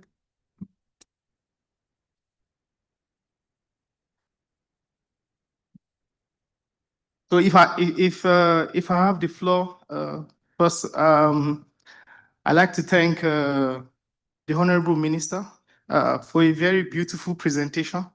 During the break, I approached him and again, my name is Hugh Briggs. I work with the European Union, so I lead agriculture. I manage agricultural portfolio for Nigeria and West Africa. And from the presentation from the Honorable Minister, it looks very, very interesting. And I'm having some conversation with my FAO colleague here to say most of the value chains that have been identified in the Minister's presentation also aligns with the European Union priorities for Nigeria. When the ambassador was speaking earlier today, he mentioned the new EU-based tariff project that will cover Kebbi, Kano, Kaduna, Plateau, Oyo, Ondo, as well as also Cross River. Again, these are just the priority states, which I've also seen reflect in the Honorable Minister's presentation.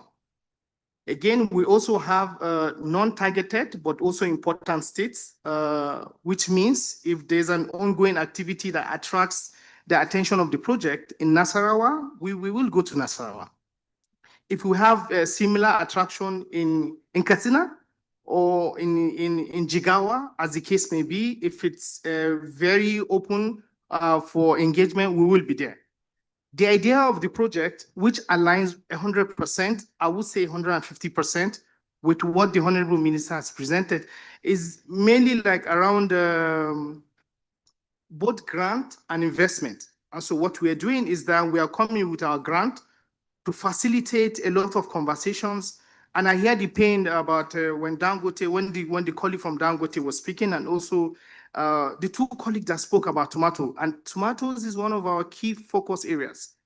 But we will come with the grant, have conversations, and facilitate there. Our concern is, how do we identify the gaps within the sector, and how do we upscale? So one, the idea of the project is to be able to identify active players in the space and support them to upscale. But also importantly, one of our indicators to see the number of jobs created within the next 4 years. And so that also aligns with what the Ministry of Agriculture and FAO are pushing in terms of investment. The idea of investment is, how do we attract more? How do we do more? And so with this EU funding, we are hoping that first, we know we have a lot of financial institutions, but from the European perspective, we are looking at bringing the European investment banks. They are already in Nigeria engaging. So to wrap up, I will say that I think there's a whole lot of alignment here, and I push the responsibility to FAO. I'm looking at my colleague here to say, I leave everything to you. You have all the information. Thank you. You can engage with GIZ. Thank you very much. Okay. Thank you very much, colleagues. Maybe if you could repeat your question to the Honorable Minister. Uma, your question again to the Honorable Minister. Use the mic. Yeah, I was simply asking what followed after they pitched in Rome. Did they have any investors approach them, or do they have any investors that have already started business with them based on the presentation they made in Rome last year? Thank you. I hope I'm clear this time around.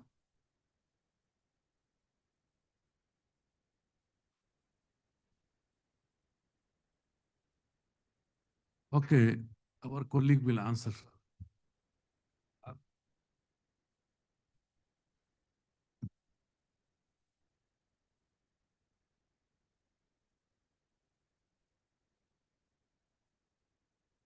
Honorable Minister, thanks for the opportunity. Just to provide some clarification, So the Rome presentation actually attracted a lot of investors to Nigeria, mostly on some of the value chain that the minister has earlier presented. So we have about 6 companies and financial institutions that are mostly investing in this sector.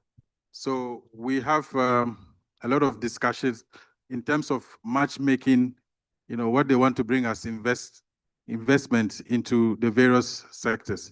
A key example is what we are doing with the American soybean, who are in Lagos, who were part of the discussion we had, and also with Nestle on some of the key value chains. Dansa was also part of the group, and then we have had follow-up discussions with them as well to see how we can push the investment cases forward. There are a lot of other investment follow-ups that we are working on, but again, like you said, the colleague, from your country, what you can also use as a case study from Nigeria is the political will that has been demonstrated by the minister to be available and present this, and then to also interact with some of the investors who showed interest in the value chain that has been presented. But we can see you maybe later on to provide you with a brief of the follow-up that we have, and also the portfolios that investors were promising in the respective value chain that have been presented. Thank you. Yeah, thank you, Tawfiq. Do you want to add something? Okay. Yeah, I thought you want to add something. Okay, back to you. All right, thank you very much. Just a quick follow-up to what the last speaker said. For Nigerian delegates, on day 3, there will be an opportunity for private sector interaction in the deal room and matchmaking decisions. And so the form will go around where you'll make your choice of what you want to speak to, or what you want to learn, or who you want to discuss with. It's going to be on investment, case study, and opportunities. And so your interests will be taken care of so that we can go into groups and meet these experts to speak to. Well, it's time for lunch. And would break for, it's going to be the fastest lunch we've had, 30 minutes maxima. And thank you, Honorable Minister, for your insight. I'm sure it has gingered discussion going forward. So the networking can continue as you learn about the tomatoes and the maize and the rest of it. Speak about it on the lunch table. But we have 30 minutes. Yeah. Or group photograph? Yes, okay. A group photograph. Can I invite, please, our Vento chair, dancer, please, can you come up? And my sister, Bintia, please, can you come up for the group photograph? Also, FAO representatives, please, from other countries as well. Can you please come up for this group photograph? Thank you. And members of the diplomatic corps. EU, I know you're here. Thank you. And of course, representative of Nasima, please come up for this group picture.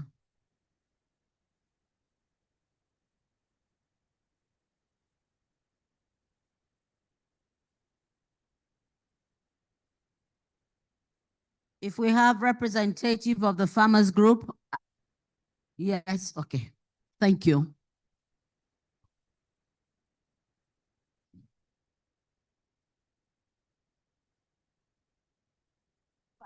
IFAD, UN agencies, please, present. We can take it in batches if the queue is too wide for the lenses to capture.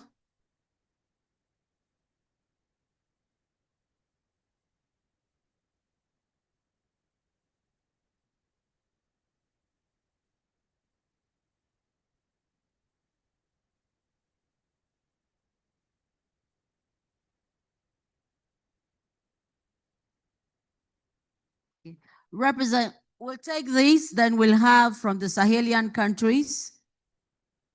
Yeah, because this is so large. From the Sahelian countries, please, can we have this picture taken quickly? Honorable Minister, one more group, the Sahelian group. Thank you. Thank you. And please speak to me if you are a delegate or a participant from Burkina Faso.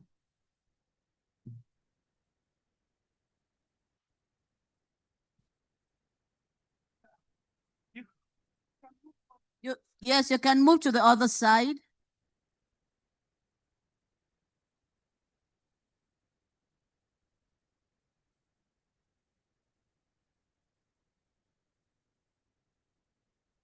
Thank you. If you are from Burkina Faso, please. You can stay here. You can please see me before you go out to lunch.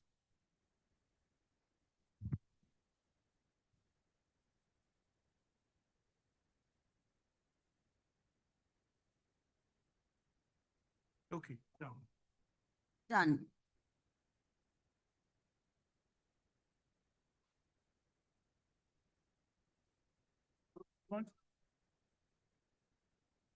Lunch is at the Aso Hall.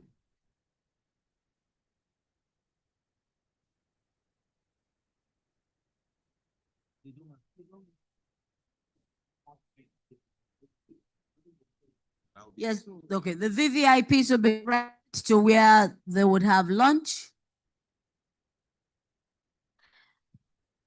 Please, if you are from Burkina Faso, as a participant, I'm waiting here for you.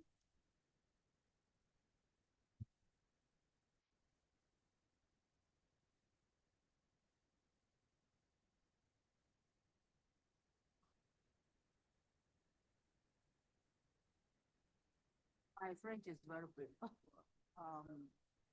Burkina Faso? Yeah. Okay. Okay, you're from Burkina Faso. You have somebody here who would want to see a delegate from Burkina Faso. I'll just ask him to come. Because one second.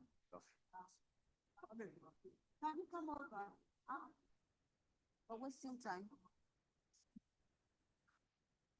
Please, can you meet them, the two of them?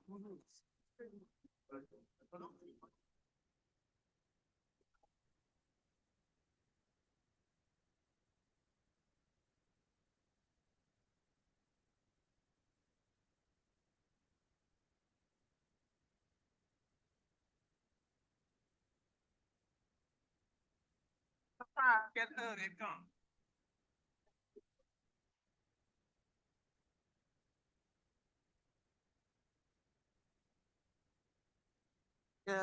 Regina is a double. Yes. Is one. Okay, well then, you guys are blazing the trail.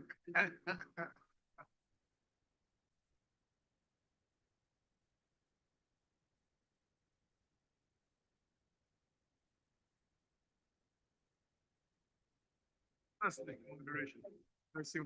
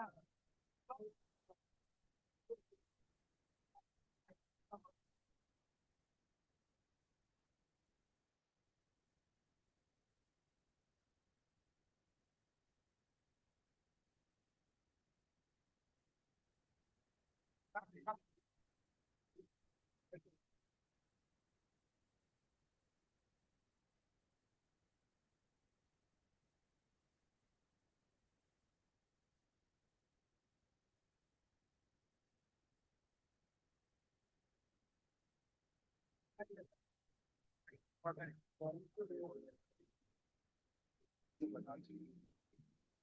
they are making housing affordable. So for 6 million naira, that can be affordable using alternative lending. From far, from the food and consumer that we talk about.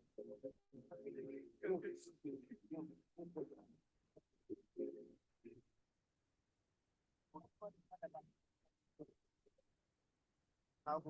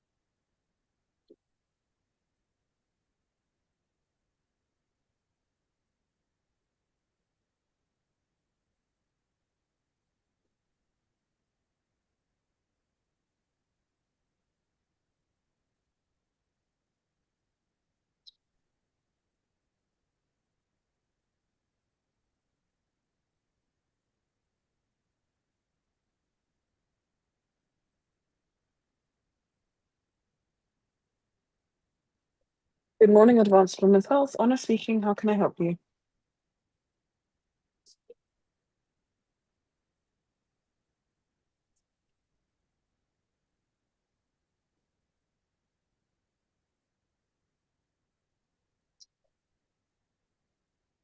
Yes. Okay. So yes, I saw your voicemail. Sorry, I'm just getting in. Um. So 2:30 today. It seems like Megan has blocked it off.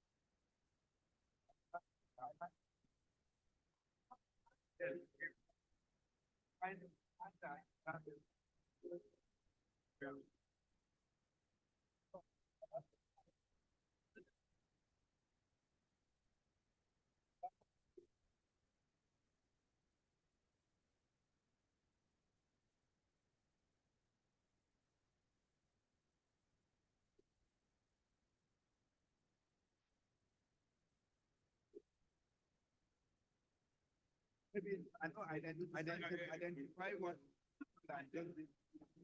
How are you? Yeah. How are you? Good to see you. Okay. Right, can we settle down and start the session? We're far behind time. I hope you had a good meal. Okay. We are now going to livestock, and I think it's very important that we go through all the value chain of agriculture sector.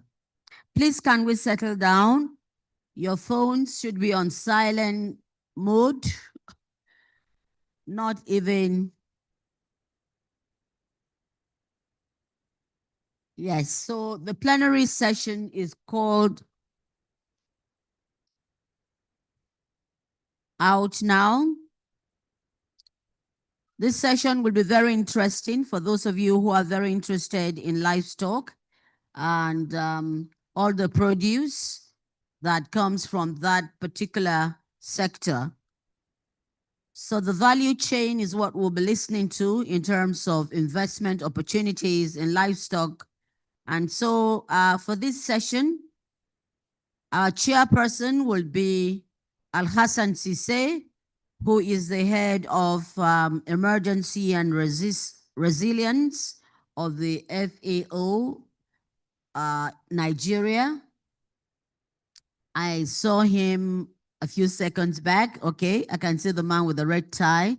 Please, let's welcome the chairman of this session, Al-Hassan Sise.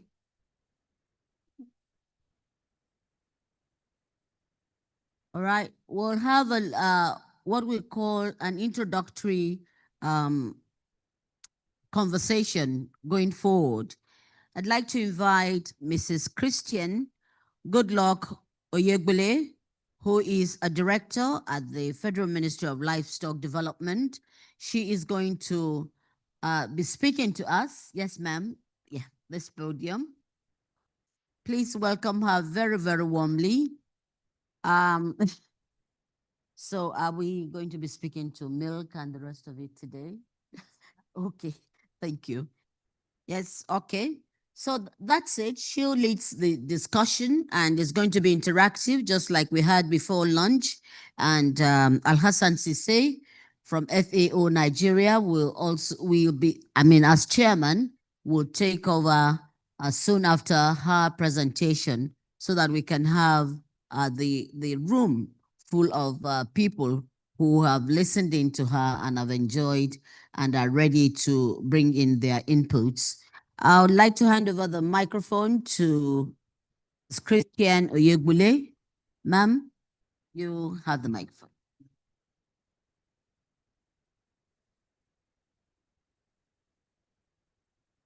Can we have a microphone? The chairman, distinguished ladies and gentlemen, permit me to stand on the already established protocols. My name is Christiana Goodluck Onyegbule. I am the Deputy Director, Head of Dairy Development Program in the Federal Ministry of Livestock Development.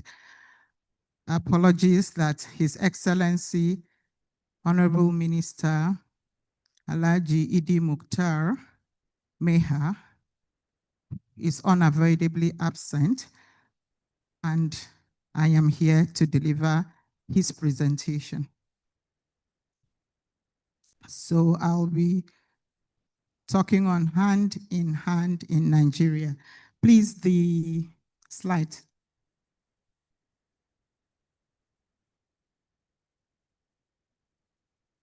Hand in hand in Nigeria. Sorry.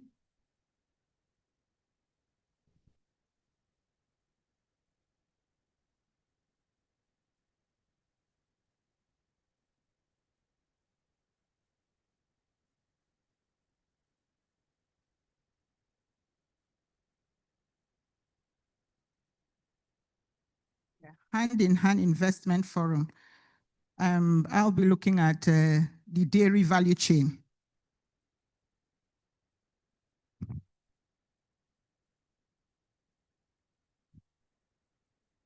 Okay, so please, the other slide, the previous slide.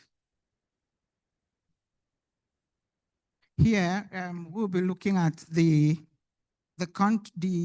Nigerian map and the priority states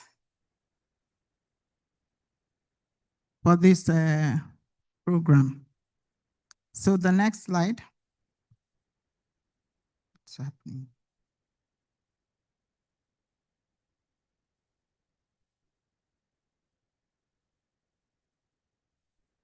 Okay, investment case 4 in dairy. There is a high demand for dairy products in milk, cheese, and yogurt. And presently, there's a significant demand in the supply of milk, and this is done through import. Nigeria has a large population of cattle, but the livestock subsector is faced with challenges, which are low productivity, ranging from poor breeding, inadequate nutrition, poor pasture management and feed, and limited access to veterinary services, inadequate milk collection and preservation and transportation.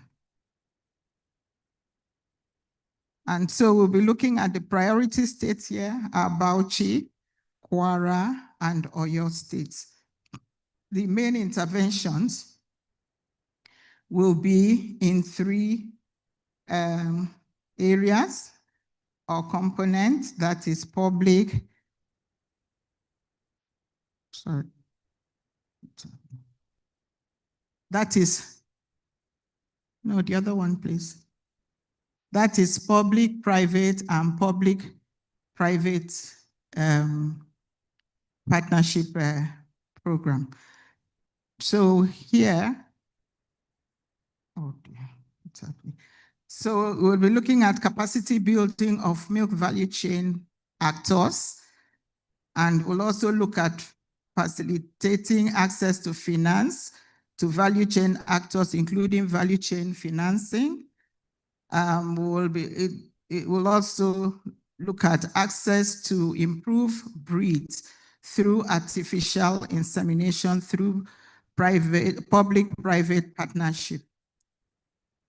Then there will be establishment of homestead and commercial pasture and further production models that will be private sector driven. Establishment of milk processing units by private sector and establishment of private sector managed milk collection points. So the targets here are the national production gap is 1.59 million metric tons. So we are going to increase productivity to 2,520 liters per cow per annum.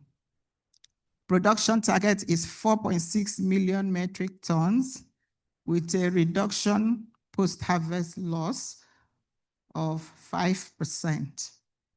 The beneficiaries are 37,000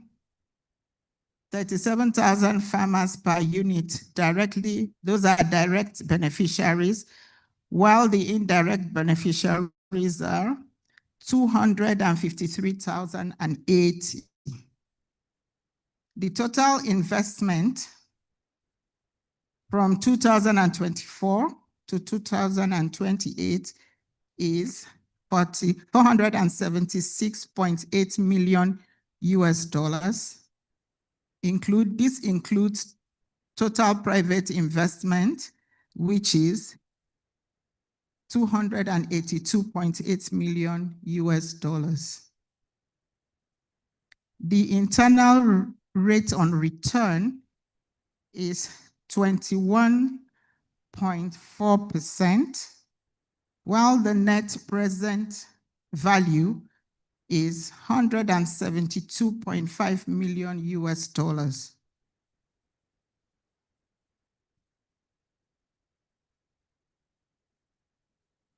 So, summary of Nigerian investment plan with respect to the dairy component. The total cost is 426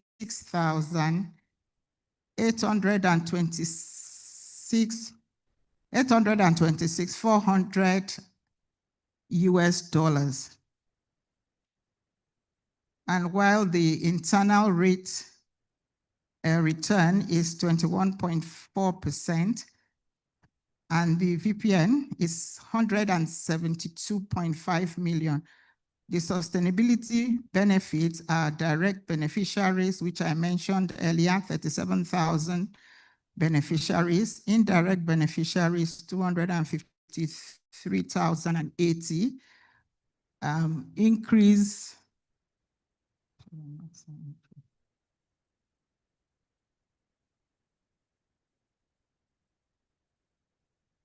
So income per capita is 238 US dollars.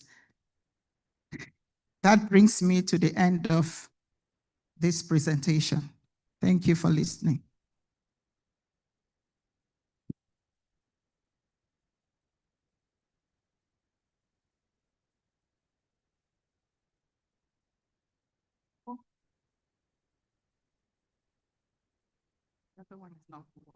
Thank you very much. I'll get back to the chairman, but to join the chairman I'd like to invite Mr. Sanusi Abubakar, National Project Coordinator, LP RES.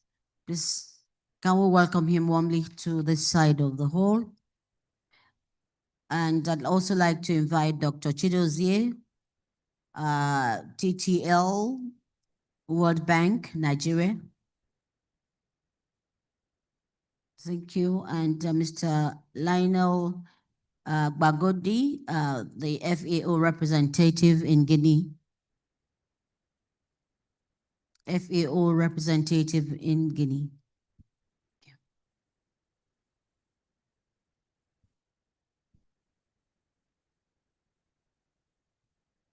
And I think our presenter should also be on this side of the hall.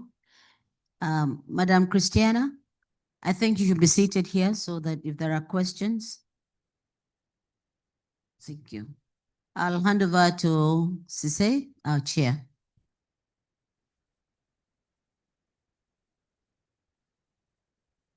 Thank you, Madam the facilitator. Let's wait for Madam to come. No, you can sit anywhere you want. Thank you very much. Madam the facilitator, how much time do we have for this? Okay. Thank you very much. We have heard the Ministry of Livestock Development presenting the opportunity of investing in livestock value chain in Nigeria.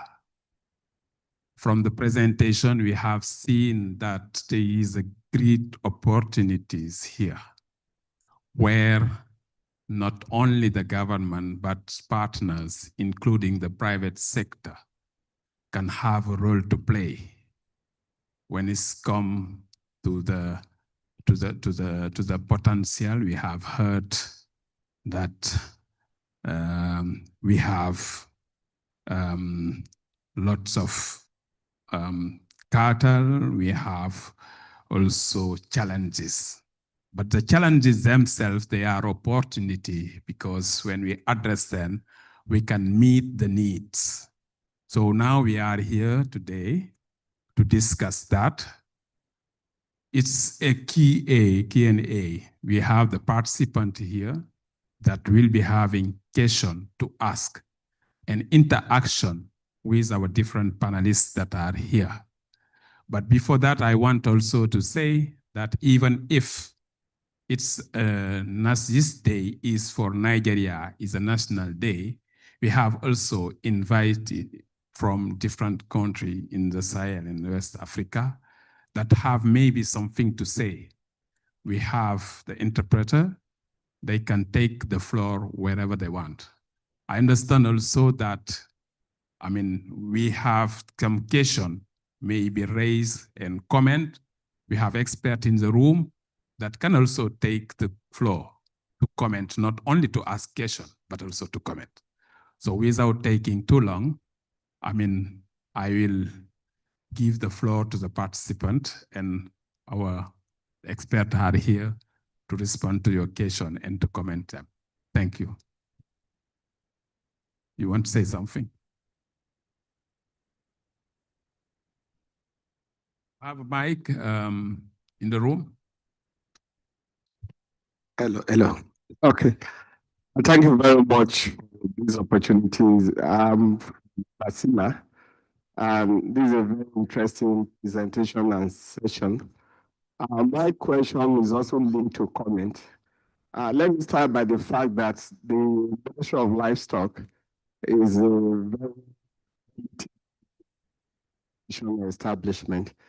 And I believe in that regard, they have a roadmap. I want to ask, with the histories of livestock, how does it connect to the hand initiatives, particularly from the national perspectives and also from regional perspective?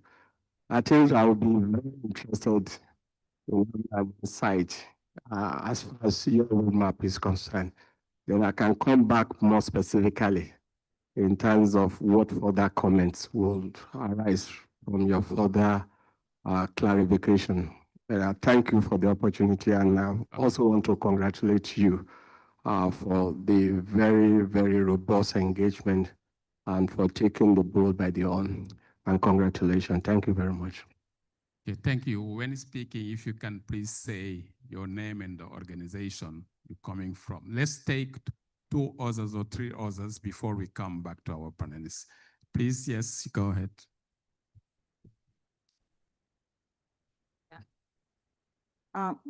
Good afternoon, everyone. Here I am again, Grace Titi Freston from Nigerian Women in Agricultural Business Cooperative Society.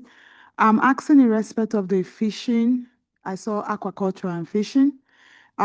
Just a little bit of small 30-second story. I met a Lebanese in Transcorp, and he intrigued me or got me interested in fishing trolleys and cold room chain. He told me we have a lot in our river, which you can see in Bayelsa, where they always have those whales and dolphins. And we got talking, and he got me to find out that we have a lot of international companies doing fishing trolleys and cold room exporting, but we Nigerians hardly do that. So we have the ones, nautical miles, that go 2 weeks and 1 month. So my question is the government also looking at fishing trolleys, cold room, because that is a quicker return. Yes, the capital is high, but it's a quicker return when it comes to revenue. The fishing trolleys have life span of 20 to 30 years. I'm actually a rivers girl, so I'm a fisherwoman, so I know that for a fact. And What you get aquaculture to culture the fish takes 6 months. But with fishing trolley, a mid-sized fishing trolley, or even the large one that goes to a far nautical mile of 1 month, you're going to have millions of fishes that you cannot get in 6 months. So I'm asking, with that value, that figure I see, a fishing trolley and the cold chain wouldn't take more than $20 million. If the government really want to invest in that, are they thinking in that direction? That's the question. Thank you. Okay, thank you. Let's take two others. As I say also, not only we can also welcome question and comment from participants from other countries.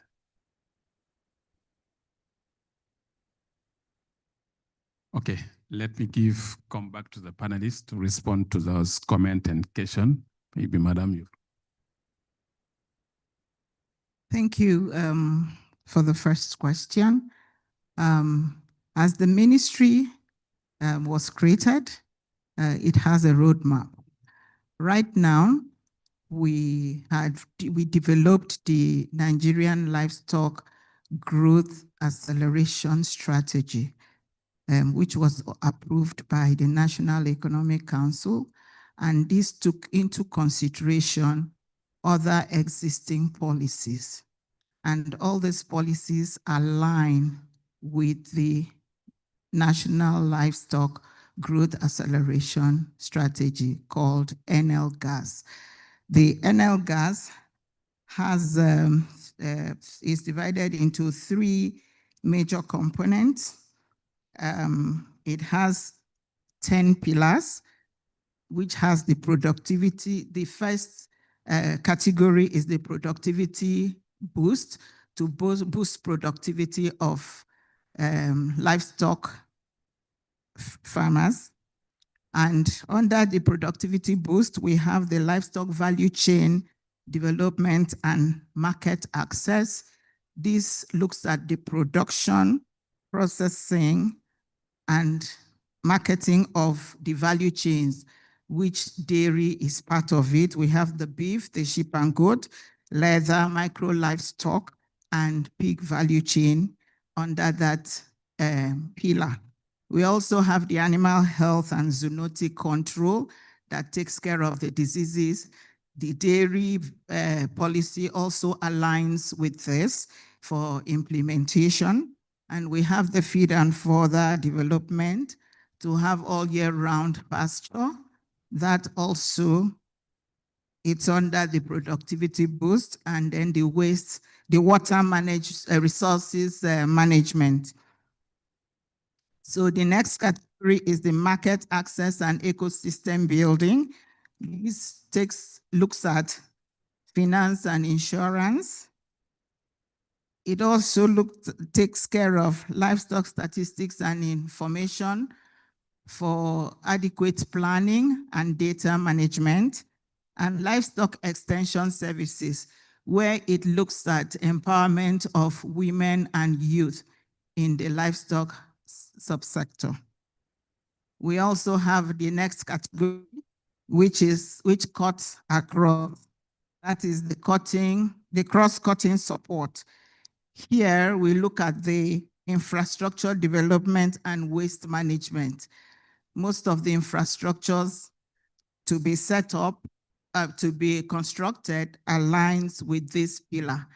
And we also have the peace building, security, and social cohesion that looks into the conflict of the farmers. The farmer headers clashes and ensures that there is peace in the communities. So all these pillars addresses the dairy policy, all the implementation plans in this in livestock, and it is more private sector driven.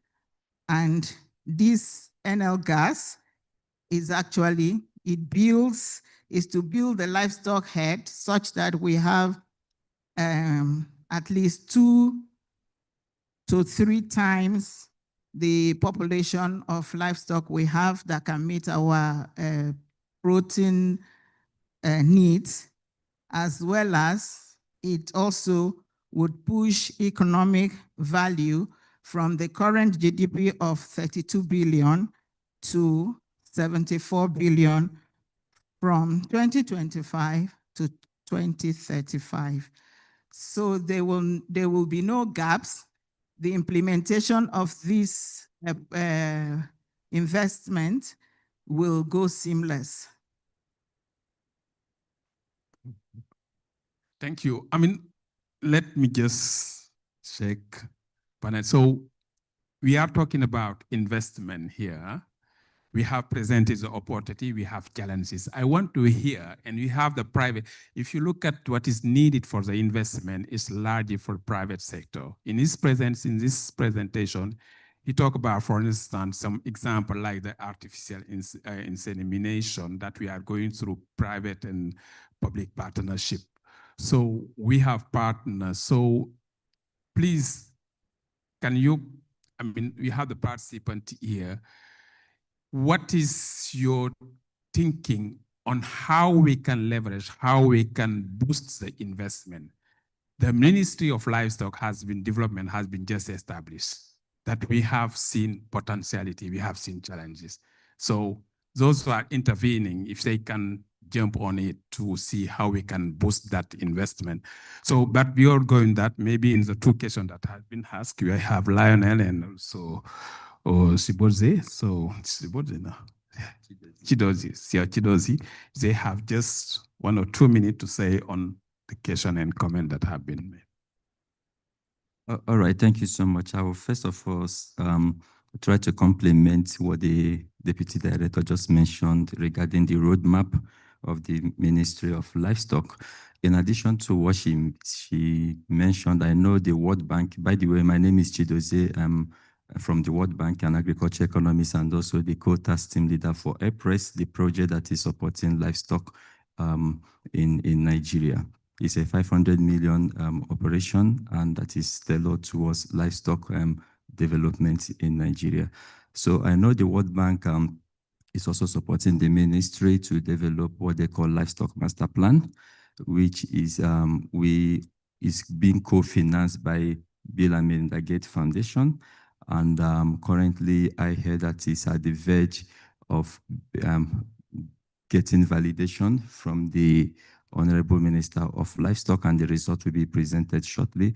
The Livestock Master Plan is a holistic master plan that will show the investment priority for the country over a period of time, including the role of private sector and the role of the public sector, to ensure that the livestock sector in Nigeria is well funded. That is on that regarding the roadmap. So there is a robust roadmap that is actually coming up to ensure that livestock sector is strong. Then in terms of support and the priorities for private sector engagement in livestock, EPRES project has really done a lot to support the government of Nigeria, and we have seen a lot of potentials. From the beginning, the model behind the implementation of the project is to leverage private sector participation, but because we know for a project or investment to be sustainable, you need private sector participation to key into it. So we are looking at it from the angle of sustainability after project completion. Then there are a lot of things we are doing, like pasture development. You know, I've heard someone talk about pasture development. There's a huge potential for private sector. So what the bank is doing is to create the enabling environment that will allow private sector to really invest in pasture development. And when we do that, it helps to a certain degree address the drivers of farmer-herder conflict in Nigeria, which is competition for scarce resources, water, and pasture in Nigeria. Again, through PPP arrangements, there are a lot of infrastructure work that the bank and the federal government is supporting, like abattoir in most of the states that we are supporting. We are in 20 states.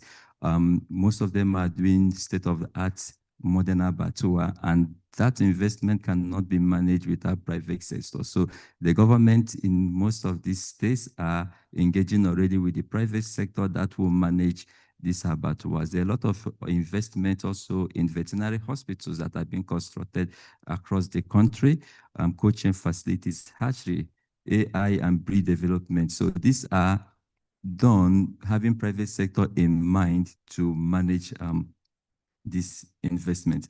Lastly, there is this model that we took from African Development Bank investment, that this SAPZ that they are doing, and we call it Livestock Service Center. So it's an industrial hub where all livestock related activity will be dealt with, right? You have private veterinary medicine, you have everything related to livestock in an area, designated area, gazetted by the state government to address all livestock related needs. That is also being addressed to support. And this is an area that the private sector will also come into future. Thank you. Thank you very much. I will turn to Lionel. Lionel, you have heard the potential of livestock in Nigeria, the different challenge. You work at regional level. I mean, linking it to the regional context, maybe I will ask you, so where Nigeria can put, where can we put our fingers from what you have, from your experience in Nigeria to boost the livestock development, considering the potential and the challenges? Okay. No, thank you. Thank you very much. I think first of all, I really want also to commend the leadership of Nigeria by establishing the Ministry of Livestock, because unfortunately in some countries now we are now saying that, I mean, the livestock is under the agriculture. Is not always easy for livestock to attract some investment. And I think by doing this is something very important. I think it has been well said. I know one of the key challenges we are facing in livestock in West Africa, in Nigeria, is the scarcity and the competition for pasture and water. So one of the key thing I think we should be thinking is the investment of to invest in the production of feed. You know, that's something very key, because this will really help us to have a sustainable production of livestock, of dairy, because when we are talking about dairy, it's definitely about having feed available, feed and water available. So that's really one of the key sector, I think, a key area where we should be focusing. Another thing is, we all know that being able to make, as I said, available those feed and water also will help to reduce the conflict between farmers and herders. I think one of the things FAO is doing also in Nigeria, we had some projects already on that to help, states to be able to identify the available raw material or feed available at each state level to be used to reduce the pressure on the natural resources. The other thing I think it's what hand in hand is help us to do is that for me also at the strategic level to be able to identify what are the promising segment, in livestock sector.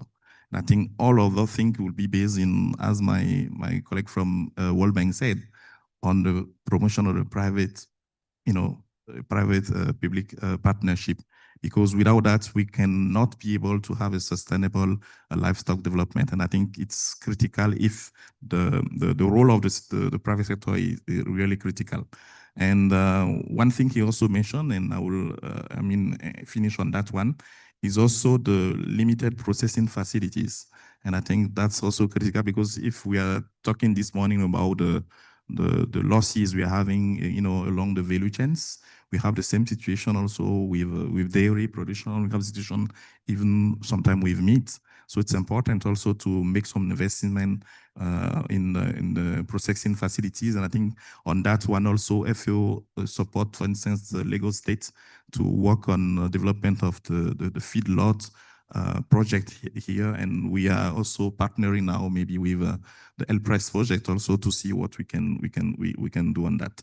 So maybe I will stop here for the moment, but for me the key one, as I said, is feed, processing facilities, and of course private public partnership, And I mean, Madam said it very well. Also, the control of the disease, that's really important because it's a major constraint in West Africa. Thank you. Thank you very much, panelists. I think we are at the end of the time that was dedicated for this session. But to summarize, as you have seen, we have potential. You want to say? Can we give 2 minutes, maybe? If you can go ahead for 1 minute. Yeah, thank you. Thank you. I am engineer Mrs. Esther Oyeronkoluni, Director, Irrigation and Drainage, Federal Ministry of Water Resources and Sanitation. I'm here with my team. I just want to mention the fact that in the area of production of pasture, we may collaborate together with investors to maybe do this irrigated field, opportunity for us to produce the pasture all year round. So as the cattle or the livestock feed on a portion, another portion is ready for them to also feed on. So that's my comment. Thank you very much. Yes. Good afternoon, everyone. I want to add to my director. I'm Engineer Hawa Mohammed Sadiq, a Deputy Director from Department of Irrigation and Drainage, Federal Ministry of Water Resources and Sanitation. We have 406 dams in Nigeria. 200 are big dams, while the 206 are small and medium dams. And we have a lot of irrigation infrastructures that are there. Most of our dams are underutilized. They are underutilized.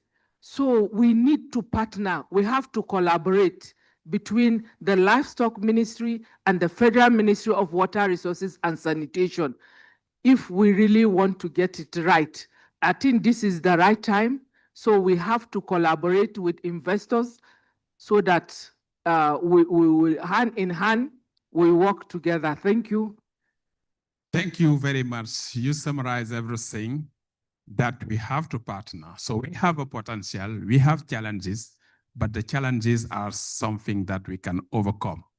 We know where we can invest, but the investment is not only the matter of the government, as you say, it's a matter of also the private sector.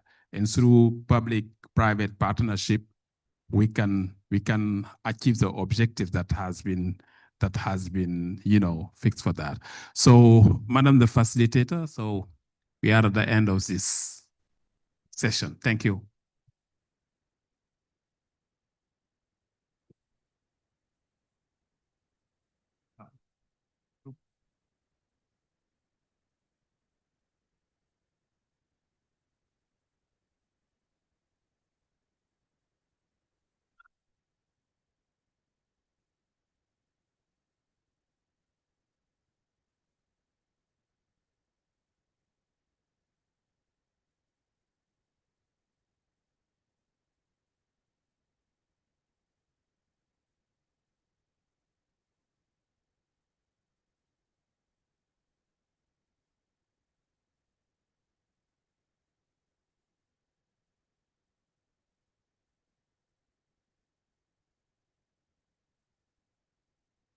Yes, a round of applause for the participants, please, and of course our able chair.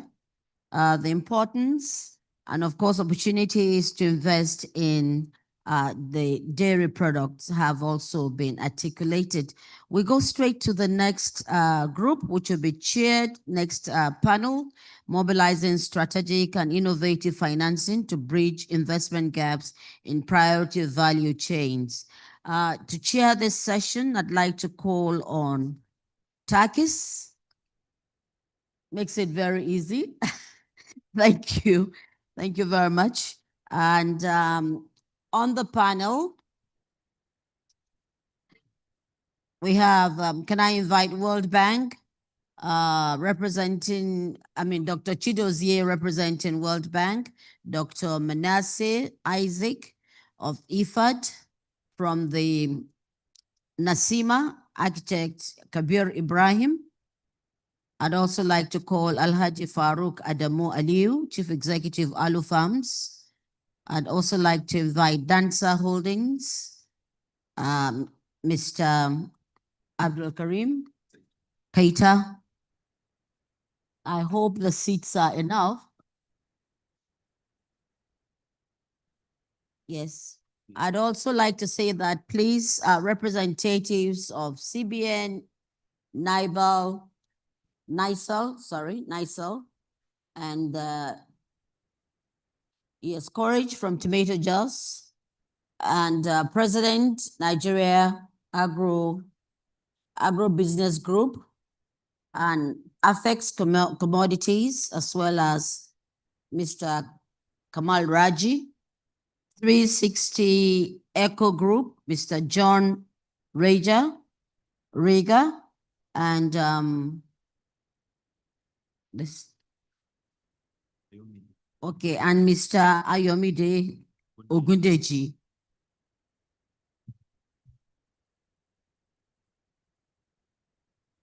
Please just make yourself as comfortable. The other names that I called will be sitting where they are seated at the moment. How many? Yes. Some will stay downstairs and yeah. Yes, okay. Please be seated, and Takis, you have the floor. Okay. Thank you, moderator, facilitator. Okay.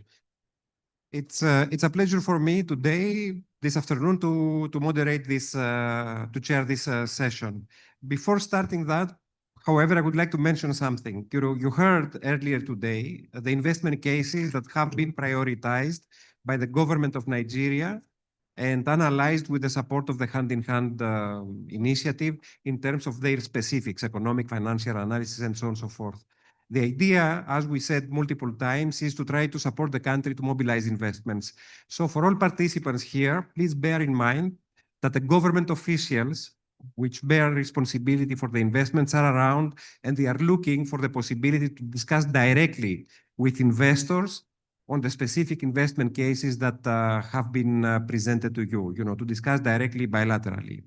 So closing this parenthesis, we have these sessions to moderate here.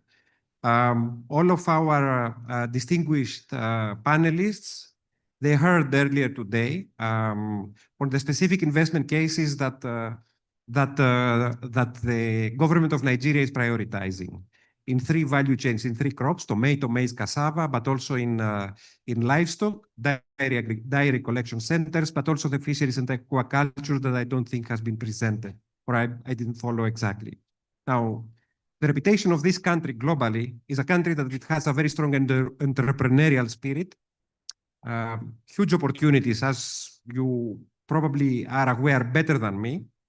And we have been witnessing also since the beginning of this year or even before, changes in the development finance. So, the global changes that are taking place and redistribute development finance across sectors and so on and so forth. So there is a clear call to try to find innovative ways in order to mobilize these investments that will leverage the potential of the agricultural sector in this country, Nigeria. Now, from my side, as a chair of this panel, I would like to hear from you. What does it take in this environment of changes in the development finance, in this environment where environmental sustainability is also pushed as key priority for interventions and investments? So what does it take to meet these two, in order to identify the resources needed for the tomato, cassava, maize, livestock, dairy collection centers, fisheries and aquaculture in this country? Now, I don't have the full names. I would like, however, to give the priority to answer to the lady that we have in the panel. So please, with your position, please introduce yourself. You have a couple of minutes. You need a microphone, I think. Yes. Want me to go introduction, or I should go ahead with photo? Yeah. Okay. Thank you very much. Good afternoon, everyone. My name is Nwane Olubukola. I'm the Secretary General of Nigeria Agribusiness Group, and I'm also the Director of Green River Farms Limited. When we're talking about tomato value chain, I'm going to pick on that. As a group, NAPG has done a lot of work on policies to push some of these discussions and engagements we've been having. And so far, I won't dwell on that because my president is here. I will let him go ahead with that. But, but I'm going to touch a bit on the value chain. If we're talking about eradicating hunger and promoting agri, we should look at removing post-harvest losses. In the tomato value chain, everybody have been talking since, but I didn't hear anybody talking about storage. Nigeria consumes 80% of its tomato production, apart from the post-harvest losses, consume it fresh. We are not much of a paste or dry tomato powder consumer. We are more of the fresh produce. Sauce, stew, you just name it. We eat a lot of fresh tomatoes, but nobody is talking about the vast opportunity that is available in the cold chain business. I happen to also be a player. I am an off-taker of tomatoes. We support farmers, we sensitize farmers, we take from them, we move from one region to the other, and we know the challenges that are involved when it comes to handling fresh produce. So there's no cold chain, it's broken. I can say it's completely absent because what we have now is 0.000% of cold chain in Nigeria. And that's also affected the dairy sector. So there's a huge opportunity when it comes to cold chain and when it comes to investment. So all the policies we are looking at is encouraging private investors to come up and put their money where the opportunity is. And I believe that can be done.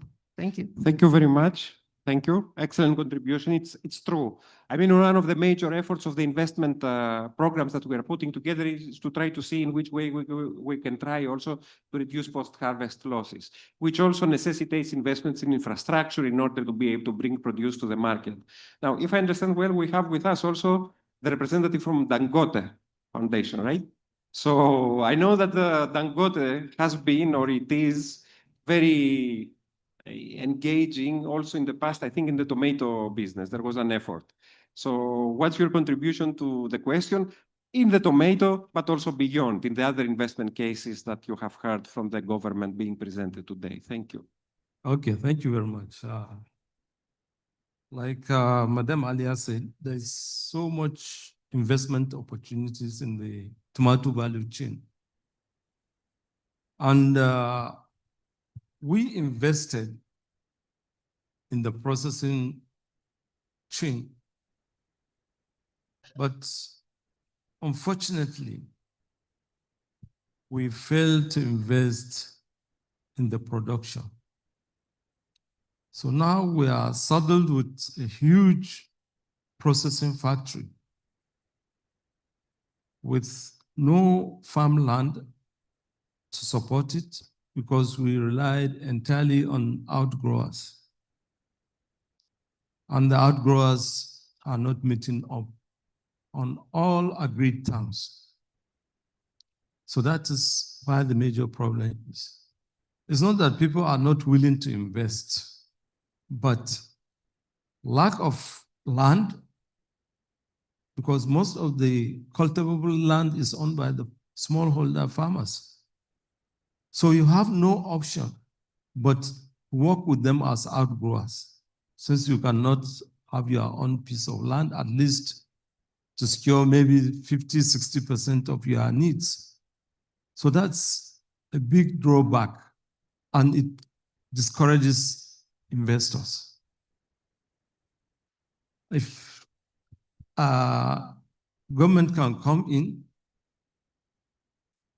to ensure that investors are given arable land, not entirely pushing away the subsistence farmers, but with your land, at least you have some insurance.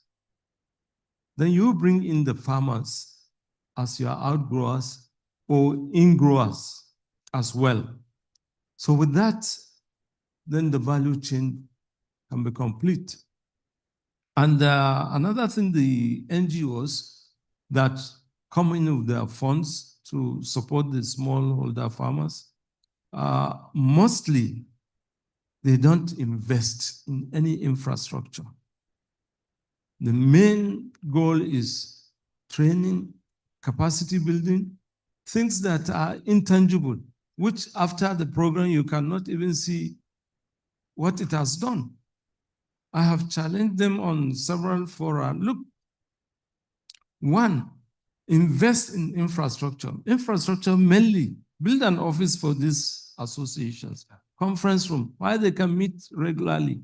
Buy a pickup for the executives that they can always go around their farmers and see the activities they are doing. So with that, they are permanently there. Any intervention can reach them there. They have offices, they have effective membership. Yeah. But all that doesn't happen. So when the intervention comes, the moment the lifeline of the intervention is over, that is it. No exit plan for the farmers to continue. So that's why every time we are starting afresh and we're getting nowhere. Okay. Yeah. Thank you very much. So you're putting, the nail exactly where okay. it should be, because I mean, you are talking about scaling up. I mean, which way we can benefit. The investors are interested about economies of scale. Yes. And also complementary services, training, acquiring land, of course, it's a principal element, and so on and so forth. Now, I wish to say it's something that was forgotten in the morning when the investment plan of Nigeria was presented. Public contribution is really huge in this program. We were talking earlier when the program was presented about a $3 billion program in aggregate, all value chains. And the government is contributing with more than 1.5 billion with complementary services and so on and so forth in order to be able to share the risk, to share the finance, and build this enabling environment for the investor to come and invest in the specific value chains or even beyond. So in this country, I mean, there is public funding commitment from the government in order to facilitate the investor in order to come, to build the gap and to provide complementary services. And the minister and the other persons presented the program forgot to mention about this earlier. Now, I wish to hear about from Nachima. Please tell us your opinion. I mean, you represent many businesses. Yeah. So good afternoon, and this is giving us a very profound opportunity to emphasize to the business community that we are the apex body of the organized private sector. And we appreciate that the value chains of cassava, tomato, and maize are now being considered, and they are going to scale productivity. Productivity in the sense of the food system includes production, which my friend from Dangote was saying was not adequate for his processes. The distribution of that which you produce, the processing of it, the marketing of it, and even the consumption. You need to make whatever you are doing or producing popular so that you get a good market. You must be able to distribute it from place of production to place of need or use.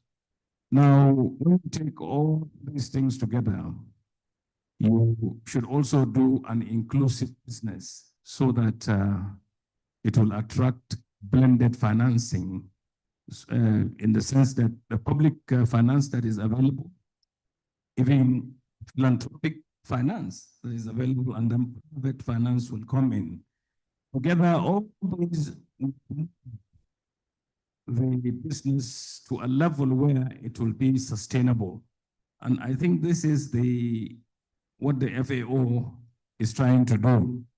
Create a business that will take a number of people out of poverty into prosperity sustainably and get food security for a nation that is in their need of that. Now, to do that, you need to look at all the geopolitical zones of this country. This program is looking at the Northwest. Katsina, I think, is one of them. There is the North Central, Niger. There is the South, Cross River. There is the Southeast. They have Ebonyi. And they have the Southwest where they have Oro, I think. So these are like pilots. You look at them, you look at the businesses, you look at all these competencies, and you allow these competencies to enjoy these possibilities in the system so that you take these products, three of them that you are mentioning, take them to an appreciable level and give them the optimum push to be able to become businesses, large businesses, and they will address issues. And it's very crucial that you are looking at cassava. Cassava is almost a universal product in this country.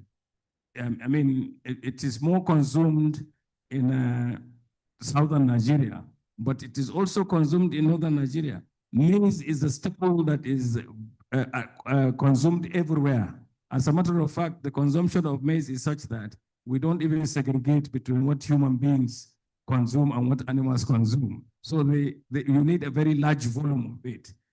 I think another presentation here showed that you need about 22 million metric tons. So you need to really scale this production. And you also need to deploy value addition to be able to make people produce many things from some of these things. If I will go back to cassava, the many derivatives that you can get from cassava can make you a first world. I think recently we did some work on cassava at the presidency. They are looking at agribusiness around cassava, and they are looking at all the potential in ethanol, in starch, and in many things. So you take opportunities wherever they are, and then you take them to the limit that you'll be able to be satisfied in country and be able to also export to attract direct investment and all that. Unfortunately, the culture that we have to take it fresh and all that is actually reductive. We must be able to elongate its shelf life by adding value to it. Otherwise, it goes bad, and sometimes the post-harvest loss can get up to 100% because of problems of transportation. If you take it from the far north, for instance, to the deep south, and with the problems, when you have the articulated vehicle spending 4 or 5 days on the road, before it goes to its destination, the perishable items will simply go bad. So you need to process very close to the places of production so that you elongate the shelf life. This is analogous to, I used to be the president of Poultry Association of Nigeria. We had the problem of perennial glut of egg in northern Nigeria. There is a place in Benwood in Kano. When you approach that place, the smell coming from that place is so much. Because whatever you do to egg, it will not last more than 1 week after it has been dropped by the chicken. Whether you have an egg room in your farm where you have your air conditioning and all that, the longest you have is 2 weeks. So, but if you turn it into powder, it can last a very long time, and you can use it in baby foods and all that. And you can also get all these eggs so that you take them off of the people who have them without market. So these are the benefits that you can get from, getting real finance into production and productivity as a whole. So I think this is a very good avenue, and Nigerians should take advantage of what this presents and then make the best of it. We are ever ready to work with anybody to show them the way. At Nisima, we try to get people to understand that you can do a lot of business around agriculture, and therefore we are here, we are ready to listen, to answer, and then to take you back and even enroll you into our system so that you learn from Thank there. you. Thank you. Thank you. You added something, an important element, of course, value addition. You know, let's go back to the tomato case. We have a representative of business, if I understand, a small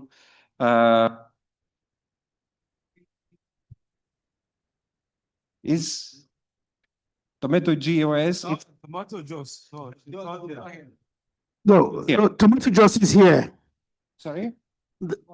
Tomato juice is here. There wasn't enough space up there. Yeah. Here. I want, because they are the people with the money. Okay. Oh, colleagues,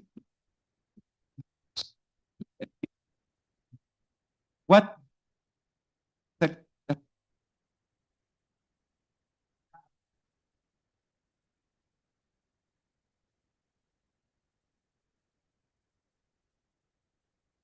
Good afternoon. My name is Joe Enriga, 360 Eco Group. Short introduction. In fact, we are coming out of the transport sector. We're doing gas and electric buses, and started as a CSR project, hydroponics.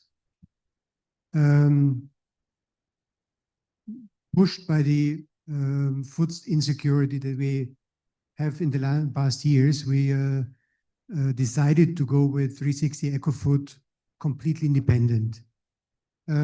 We heard a lot about post-harvest losses. We heard about enormous population growth in the next years, 170 million in 25 years. And especially also about irrigation, about problems that we have with the climate. This is why we decided on our side, okay, why hydroponics? Because this is a possibility where we can plant and harvest all year round, produce just in time, reduce the water consumption by up to 90%, reduce need of space, especially when we talk about tomatoes, for example, and the post-harvest losses. We can reduce the space requirement by up to 99% in greenhouses. And the problematic that we are facing is that, yes, everybody understands that we have to go new routes. We need smart, we need precision farming, but the instruments which are in place are not really reflecting it. We've been sitting last year together in Rome in a meeting where we were discussing about financing, and it is still the narrative securities and collaterals is the land, for example. Now, if I'm talking about hydroponics, I'm talking about the land size of a plot of a hectare maybe, where you need, on 1 hectare, I need 150 hectares of land for the same produce that we do in 1 year. But the technical investment is very high. And if we are 100% carbon neutral, but we need to invest in greenhouses, we need to invest in equipment, we need to invest in solar power that we can run it, but then we run it all year round. But yet it is on the one hand missing still the instruments, and on the other side it requires also research, because every of those products, if you really want to do precision farming, and this is why when we want to combine automotive precision in production and farming, you need to do a lot of research. We don't have the same climate in Abuja than we have it in Lagos or in Kano. So here, on the one hand, it is research, and then also extensive need of capital in the investment while we reduce the costs overall. Okay, thank you very much. So this is excellent, actually, because I mean, it's something that we know it slipped also my mind the potential of technology, and what it needs in order to introduce all of these advanced technologies, including even artificial intelligence that more and more it dominates in our lives, into agriculture in a big country with so much potential as here in Nigeria. So this is part, of course, of the investment program. I mean, it could be part of the investment program, assuming the research needed in order to be able to adapt, right? This is to build the complementary skills, to build the capacities locally to introduce these types of technologies, of course.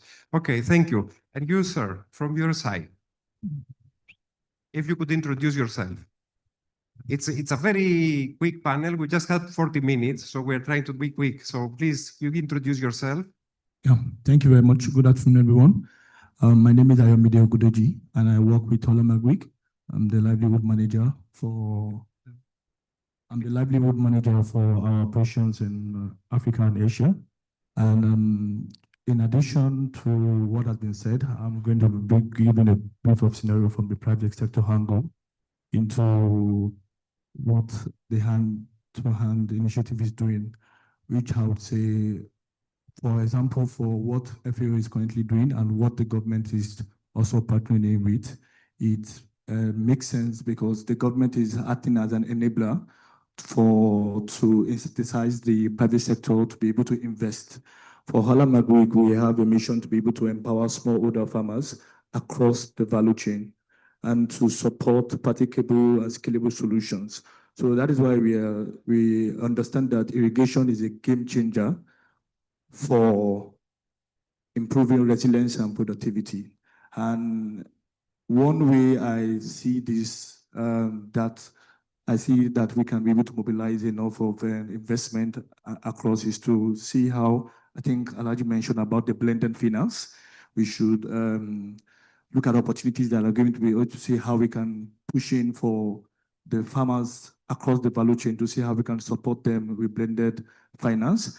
One thing we are doing currently, we are able to, through partnership, support solar pump irrigation across our demo farms, across our operations. We have the integrated feed and the rice and grain business where we are making use of very large form of irrigation. And this can work across for other places where we are intending to expand, even across the Sahel, when the government already enables strong public and private collaboration. And I believe that when the policies are available, are in place, just like what this initiative is doing, then we can be able to promote more investment to see that we can support more investment in irrigation to boost food security. Thank you. Thank you very much. On irrigation, there will be much more tomorrow and the day after tomorrow, because the regional program for the Sahel will be presented. Of course, the element that you bring in building public-private partnerships is really excellent. I mean, this is the idea. In which way we share, we try to develop these partnerships to be able to bring the investments to the countries. Now, let's come to the banks. I mean, they have the pockets. Let's hear from them. I mean, let's start Islamic Development Bank first. IFAD, okay, from IFAD, okay, still.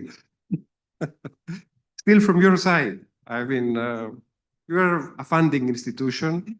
I guess you are working here in Nigeria many years, and you see business climate and everything. You have been presented some investment opportunities today in various subsectors. Actually, it's just a summary what was presented. There's much more detail on the elements behind, including even maps that indicate how we connect supply with demand, where to locate facilities, and so on and so forth.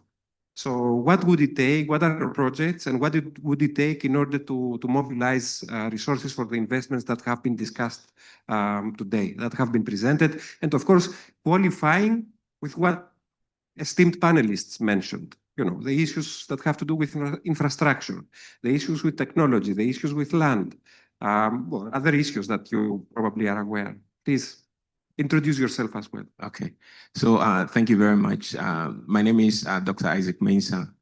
I am here representing the country director of the International Fund for Agricultural Development, which is IFAD.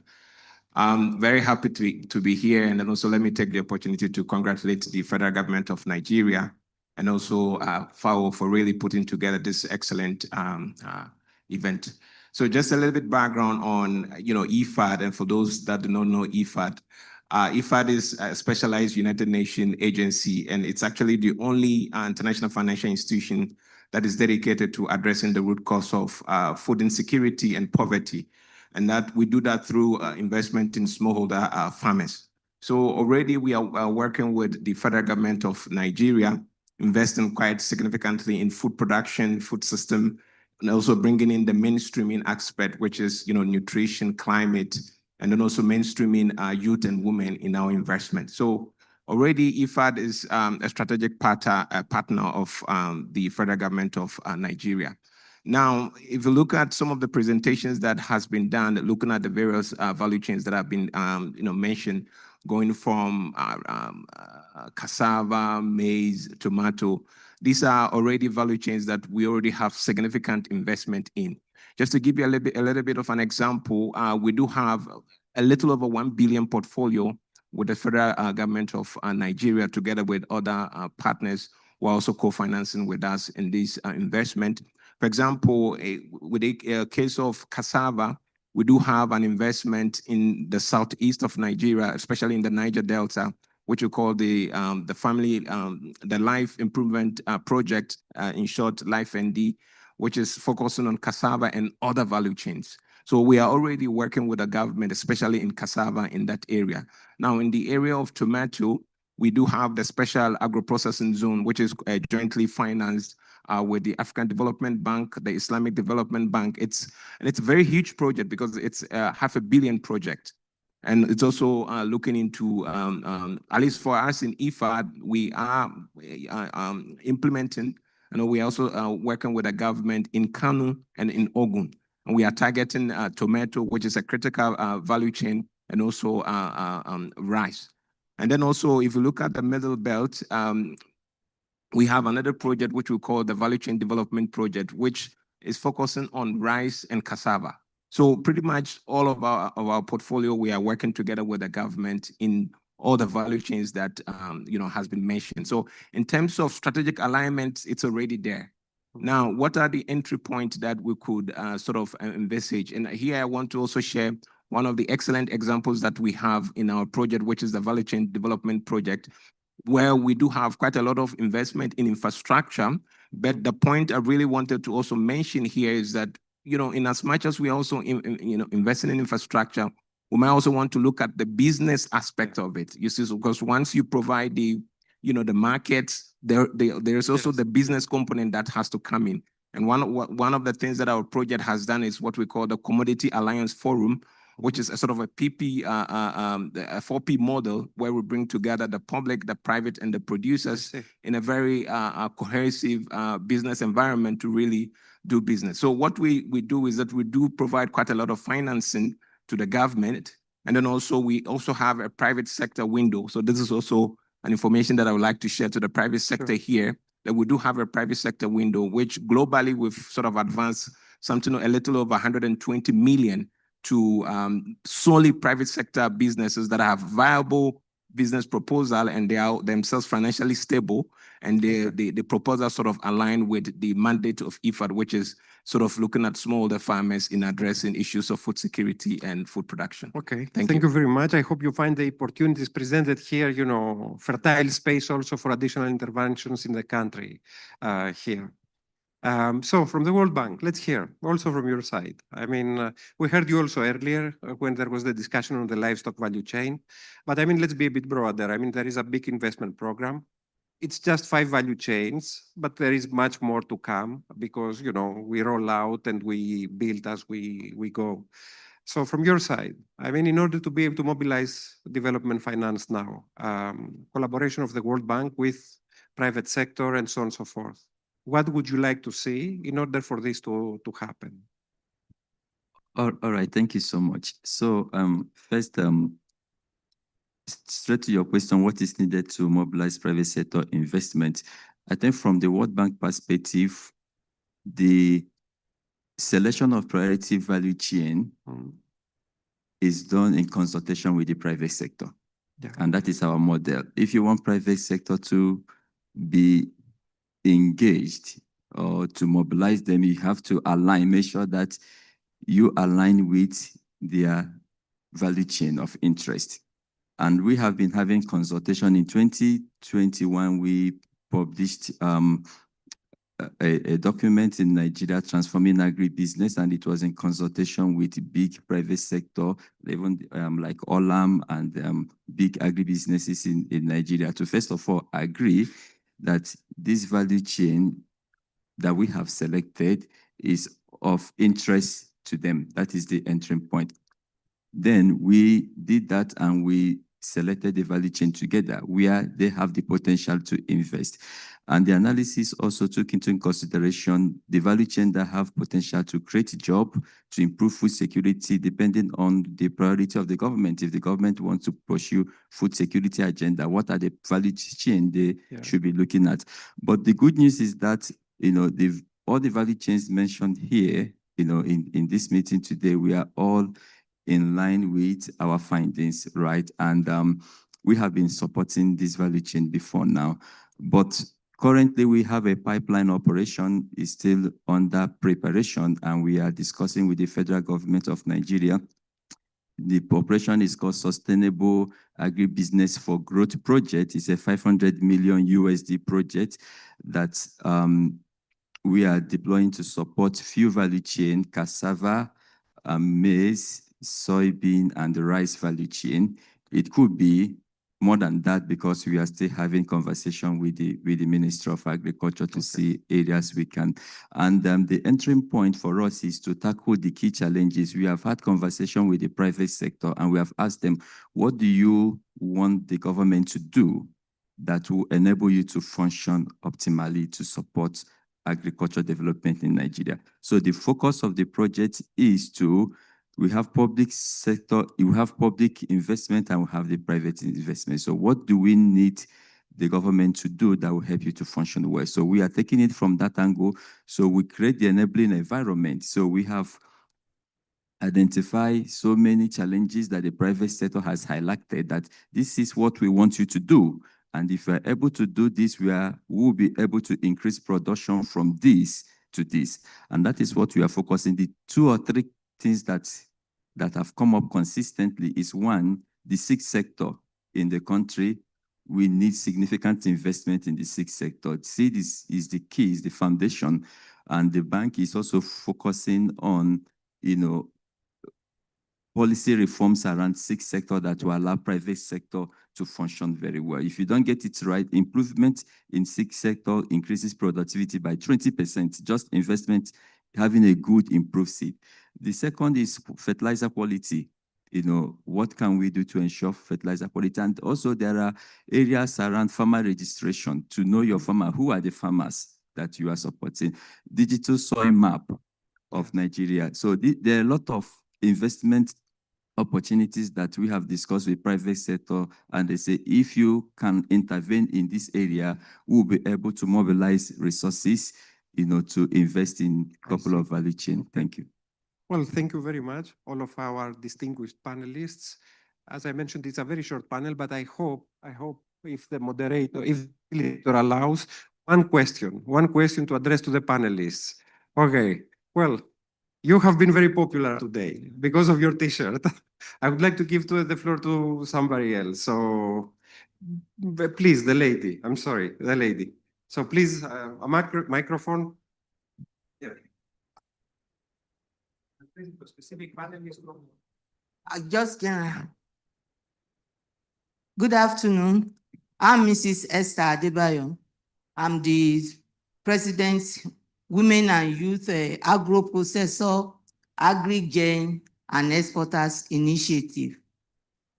From my past experience, there are some major areas that have been affecting our food security.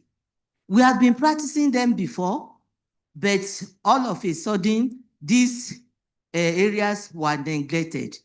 Number one, the grassroots must be carried along if the problem of food security will be solved. The people at the grassroots, the farmers, the youth, the women must be carried along, and interventions must be to them directly. Then in the food security areas, there are 4 P's that must be taken care of: the production, the preservation, the processing, and the packaging. And in 83, 84, the program for food security was handled by NISPRI. Thereby, on the farm projects and facilities were approved. We have on the farm, at the farm gate, facilities that farmers can drop their products immediately after the harvest, which was able to reduce post-harvest losses. Then the use of the agric extension was very, very crucial to the program, which was carried out there. Then above the local facilities that were provided for farmers then, silos were built.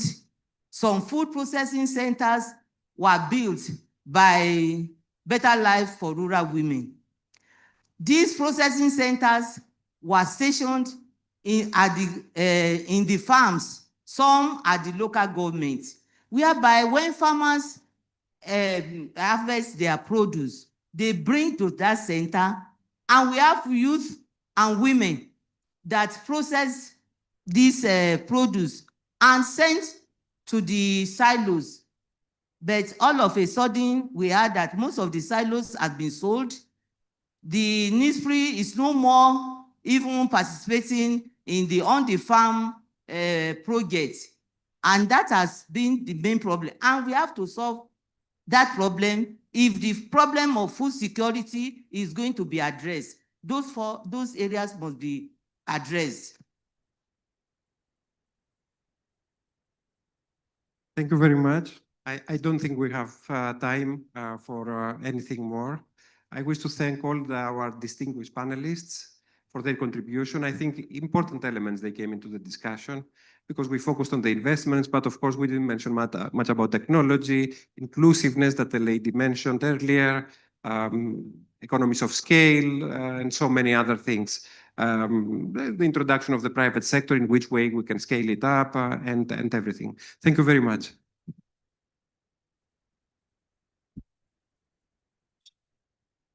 Thank you so much, Takis. And thank you, member of the panel. I think you should take a group photograph before you go. Yes. And also a very loud round of applause for the voices we heard from the rural areas. Ma'am, thank you very much for speaking up. Yeah, for speaking up for those who are in the rural areas and the real farmers, the real heroes of agriculture. Thank you. Actually, this conversation continues. There are some questions that people still want to ask, but please, you can meet any member of this panel to continue the conversation.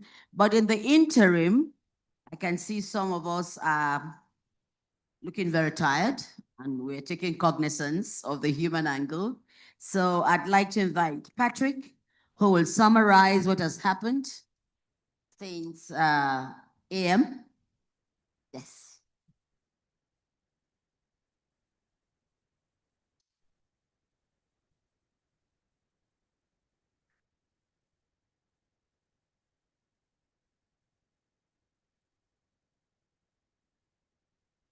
Thank you very much. Let me stand by existing protocols and summarize whatever we have discussed today on behalf of my colleagues, rapporteurs.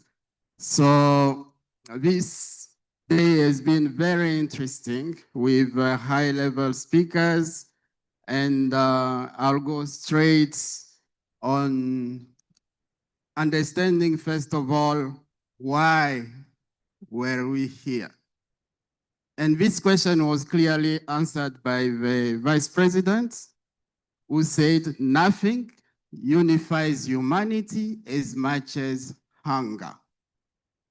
If you remember that statement, now you know why we are here.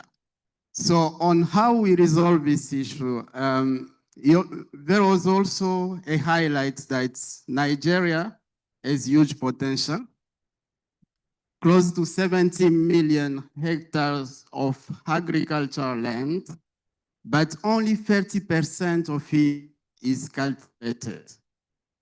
So a lot of effort is still needed, and it was noted the hand-in-hand initiative is one of the initiatives that bring all together in a collaborative approach using evidence-based solutions and aimed at mobilizing partnerships across government, private sector, and development agencies. Someone said it very well about the hand-in-hand, Dr. Hussein, who indicated that now we are moving from anecdote to evidence and identifying exactly where investment should go to bring the greatest return. So in terms of what Nigeria is really doing, throughout the day, we benefited by showcasing Nigeria's investment-ready agricultural opportunities to catalyze transformation. And this included a robust and compelling $3.14 billion investment portfolio that the FAO hand-in-hand initiative. And this is strategically focused in Nigeria on 5 high-impact value chains, notably tomato, cassava, maize, dairy, and fisheries. To illustrate, for instance, in the dairy sector, it was noted that Nigeria faces a dairy production gap of 1.59 million metric tons, and the target is to increase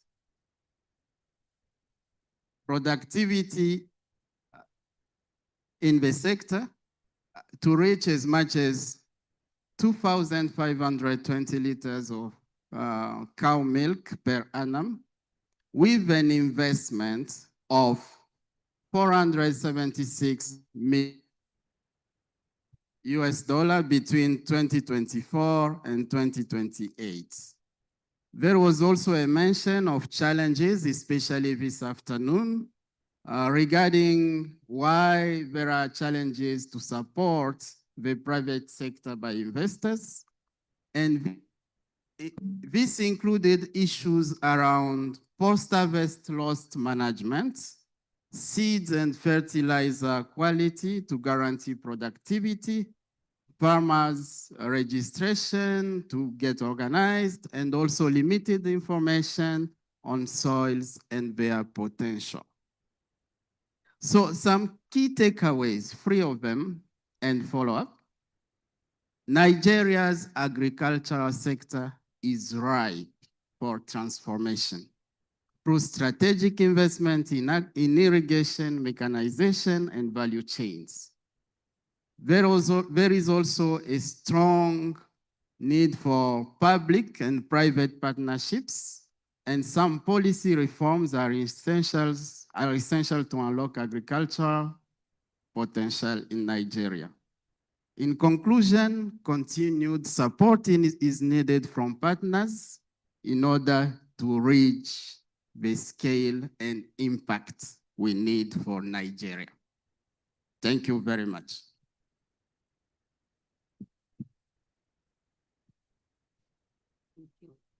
Thank you very much, Patrick.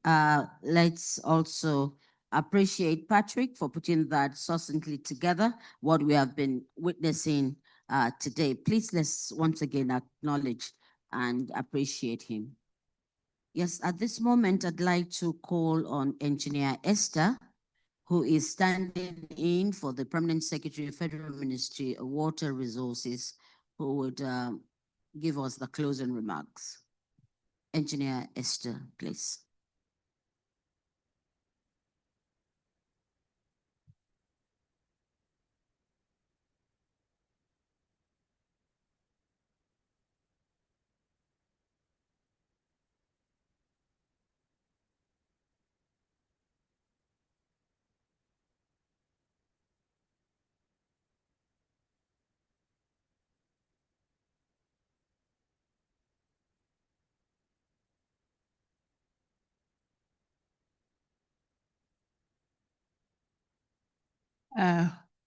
Good afternoon, distinguished personalities, delegates from within and outside Nigeria.